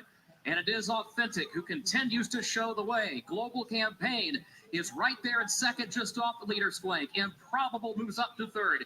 Maximum Security is fourth and still 5 lengths from the lead, and it's lost ground around the far turn. Tis the Law is next, still 6 from the front, then Tacitus and Tom's Day Todd. Here comes Improbable to the outside, trying to chase down Authentic as they move into the stretch. Global Campaign is third. Maximum Security is in fourth. Tacitus, then Tis the Law. Authentic hanging tough in the final furlong and leads it by 2.5 lengths. Improbable, then Global Campaign. Tacitus. Authentic, amazing. Wow. Authentic, who strides away in the Keeneland sunset for John. That horse is amazing. Authentic has won the Yeah, the 8 wide hurt. Breeders' Cup. 8 ran huge. An authentic classic, a gate-to-wire score under the Hall of Famer John Velasquez. Congratulations to Wow. Connections, Spendthrift Farm, My Racehorse, all of the partners. What a celebration for Authentic here at Keeneland. Bob Baffert exacta. Just witnessed what this horse was able to do in the Kentucky Derby. Once he I didn't like how wide clear, he's Improbable able to was on the outside. Was that the Scotty long shot, Gary? Yeah, it was, wasn't it? Son of Insubmission. What a campaign from this 3-year-old colt. You know, he was the Scotty long shot when he won the Derby as well. Bob Baffert, for the longest time, a decade plus, Bob Baffert could not win the Breeders' Cup Classic. Then what does he do? He rattles off 3 in a row, starting with Bayard. And then we see performances like this with Authentic. Baffert is a master at getting the horses to go 1.25 miles, and it is on full display here with the sort of speed that they possess. This is how Baffert wins the Breeders' Cup Classic, with horses getting out on the front end and just absolutely running the field into the ground. Gabby, he played Come and Catch Me with them. Out Right here, I actually thought we were going to win this, but not here. Right here, I knew we weren't, but Christina, once again, a Hall of Fame ride by Johnny Velasquez. I was surprised that nobody actually decided to go with him. I was surprised as well. Kind of evolving in the first. You know, did you see what happened with Maximum Security? Baffert horse didn't duel with the 9. Did you see that? That was by design. That was by design. Completely took away Maximum Security's game, so Authentic could have the lead. Authentic was able to control on the front end, but this is a superb horse, and we knew that we were in for a big performance, judging by how confident Bob Baffert was going into the Classic. He is so determined. You can see it, just ears pinned out there. He knows his job. He knows what to do out there on the front end. And Improbable ran huge, wide around the first turn. Remember we talked about Global Campaign, the 7 horse getting in the exotics? That happened. We have to make a move on this horse. They did so in tandem. You know, I did see that. I don't know if they're going to call anything, but the 9 came in after the start. Very That did happen. I mean, I highly doubt they would take a horse down in the Breeders' Cup Classic, but that happened after the start. Security. He had every opportunity from the outside, but just was not good enough in the end here to go with authentic. But I wouldn't be surprised if a horse like the 7 called an inquiry. For this son of Into Mischief, Spendthrift Farm, MyRacehorse.com, Madacat Stables. What a journey this entire group has been Nice, on Kirk. in 2020. This is what dreams are made of as far as in this sport. For a horse that broke his maiden at Del Mar last summer, going 5/8 of a mile, he's really done nothing. That would create some, that would be pretty exciting if it actually did happen. And was beaten by a wonderful filly in Swiss Skydiver in a masterfully ridden race by Robbie Alvarado in the Preakness Stakes. And Johnny Velasquez just never gave them a chance. That's what you do when you have a horse with the type of speed and stamina that he has. Just go out there and play catch me if you can, and they could not here today. Thank you, Dan. Cheers to the breeder, Peter E. Blum Thoroughbreds LLC. Congratulations, Mr. Blum. You have bred a Kentucky Derby winner, a Breeders' Cup. Well, I'm going to be curious to see who wins this tournament. That's for sure, Justin. I'm kind of surprised there's not an inquiry, actually, because the 9 definitely affected a lot of the horses. Maybe that's just me wanting that, but we called that right after the start. With the 5,000 plus people that are included as owners of Authentic, and this again is another pivotal moment in this game moving forward as far as an opportunity to become a part of it, to play in the big leagues, to attract more fans to horse racing. And B. Wayne Hughes, you've got to give him a lot of credit. He was always forward-thinking. He's a man that has built an empire by being forward-thinking. He's part of this, and MyRacehorse.com. Just looking here at now Baffert's 4 wins in the Breeders' Cup Classic. Oh, thanks a lot, Jay. That was fun. Thank you all for joining me during this crazy. It's been a fun 2 days. I honestly almost didn't do this because I didn't think anybody would watch it. It's crazy. Like all the people, we had a lot of concurrent people, didn't we? Oh, I'm glad you joined, Will. You're awesome. Thanks for contributing in the chat too.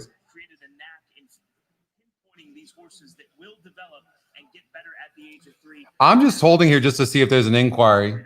Obviously, because I bet the 8, and I really thought there was an issue there. But there's also the purist in me that doesn't want to see it as well. So I have mixed feelings, but thank you, Stub. Thanks for watching. To run in the silks of My Racehorse in the Kentucky Derby. I thought that was a very sporting gesture, but for him to be wow, there was 400 people concurrent watching. Scott, is that true? That many people? I thought we had a lot yesterday. Thank you, Mike. We can do this more. We just need everyone like the shows and yeah, please like it. Makes a difference, and hopefully we can get more people. We can build this thing up because we're building a lot of new tools on this site. Wait till you guys see. We're gonna have video buttons. You guys are gonna have the formulator for the DRF, which is fantastic. We're gonna have a link on there so you can go back and see how strong the race was. You're gonna have the My Ticket books. You're gonna be able to track all your tickets and save them, which is gonna be fun. So thank you, Richard.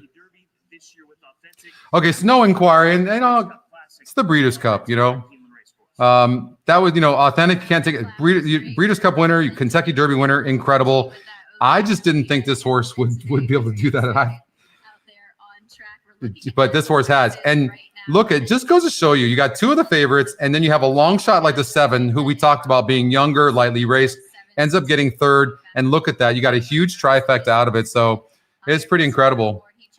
Well, wow, it's been a long day. We started at 8:30 Pacific this morning, and we're still going.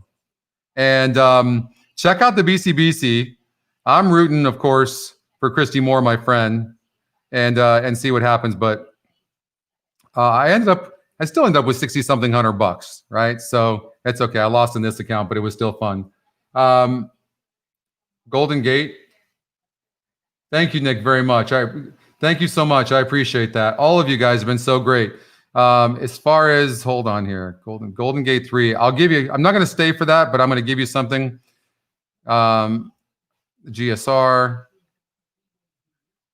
I mean, a little price on the 7, right? So what I like to do in situations like this is I take the Scotty top pick and I'll do like an exacta box. So I would do like a 7-9 exacta box, probably something like that.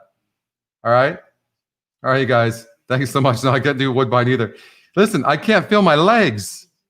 You guys have a fantastic weekend, okay? And I'm off to, where the hell am I going? I'm going to Arizona for a week next week. And then when I come back, I'll be back, I think, on Friday. I might do a show on Saturday. If you guys are down for it, like the show and follow me on Twitter at ScottyPick6 and at EquinEdge as well. Okay, if there's demand for it and you guys want to do more of these, we can change the formats around too. We can do specific shows for a specific event or anything you guys want to do. So, all right, thanks for watching, everybody. Appreciate you tuning in. We'll see you.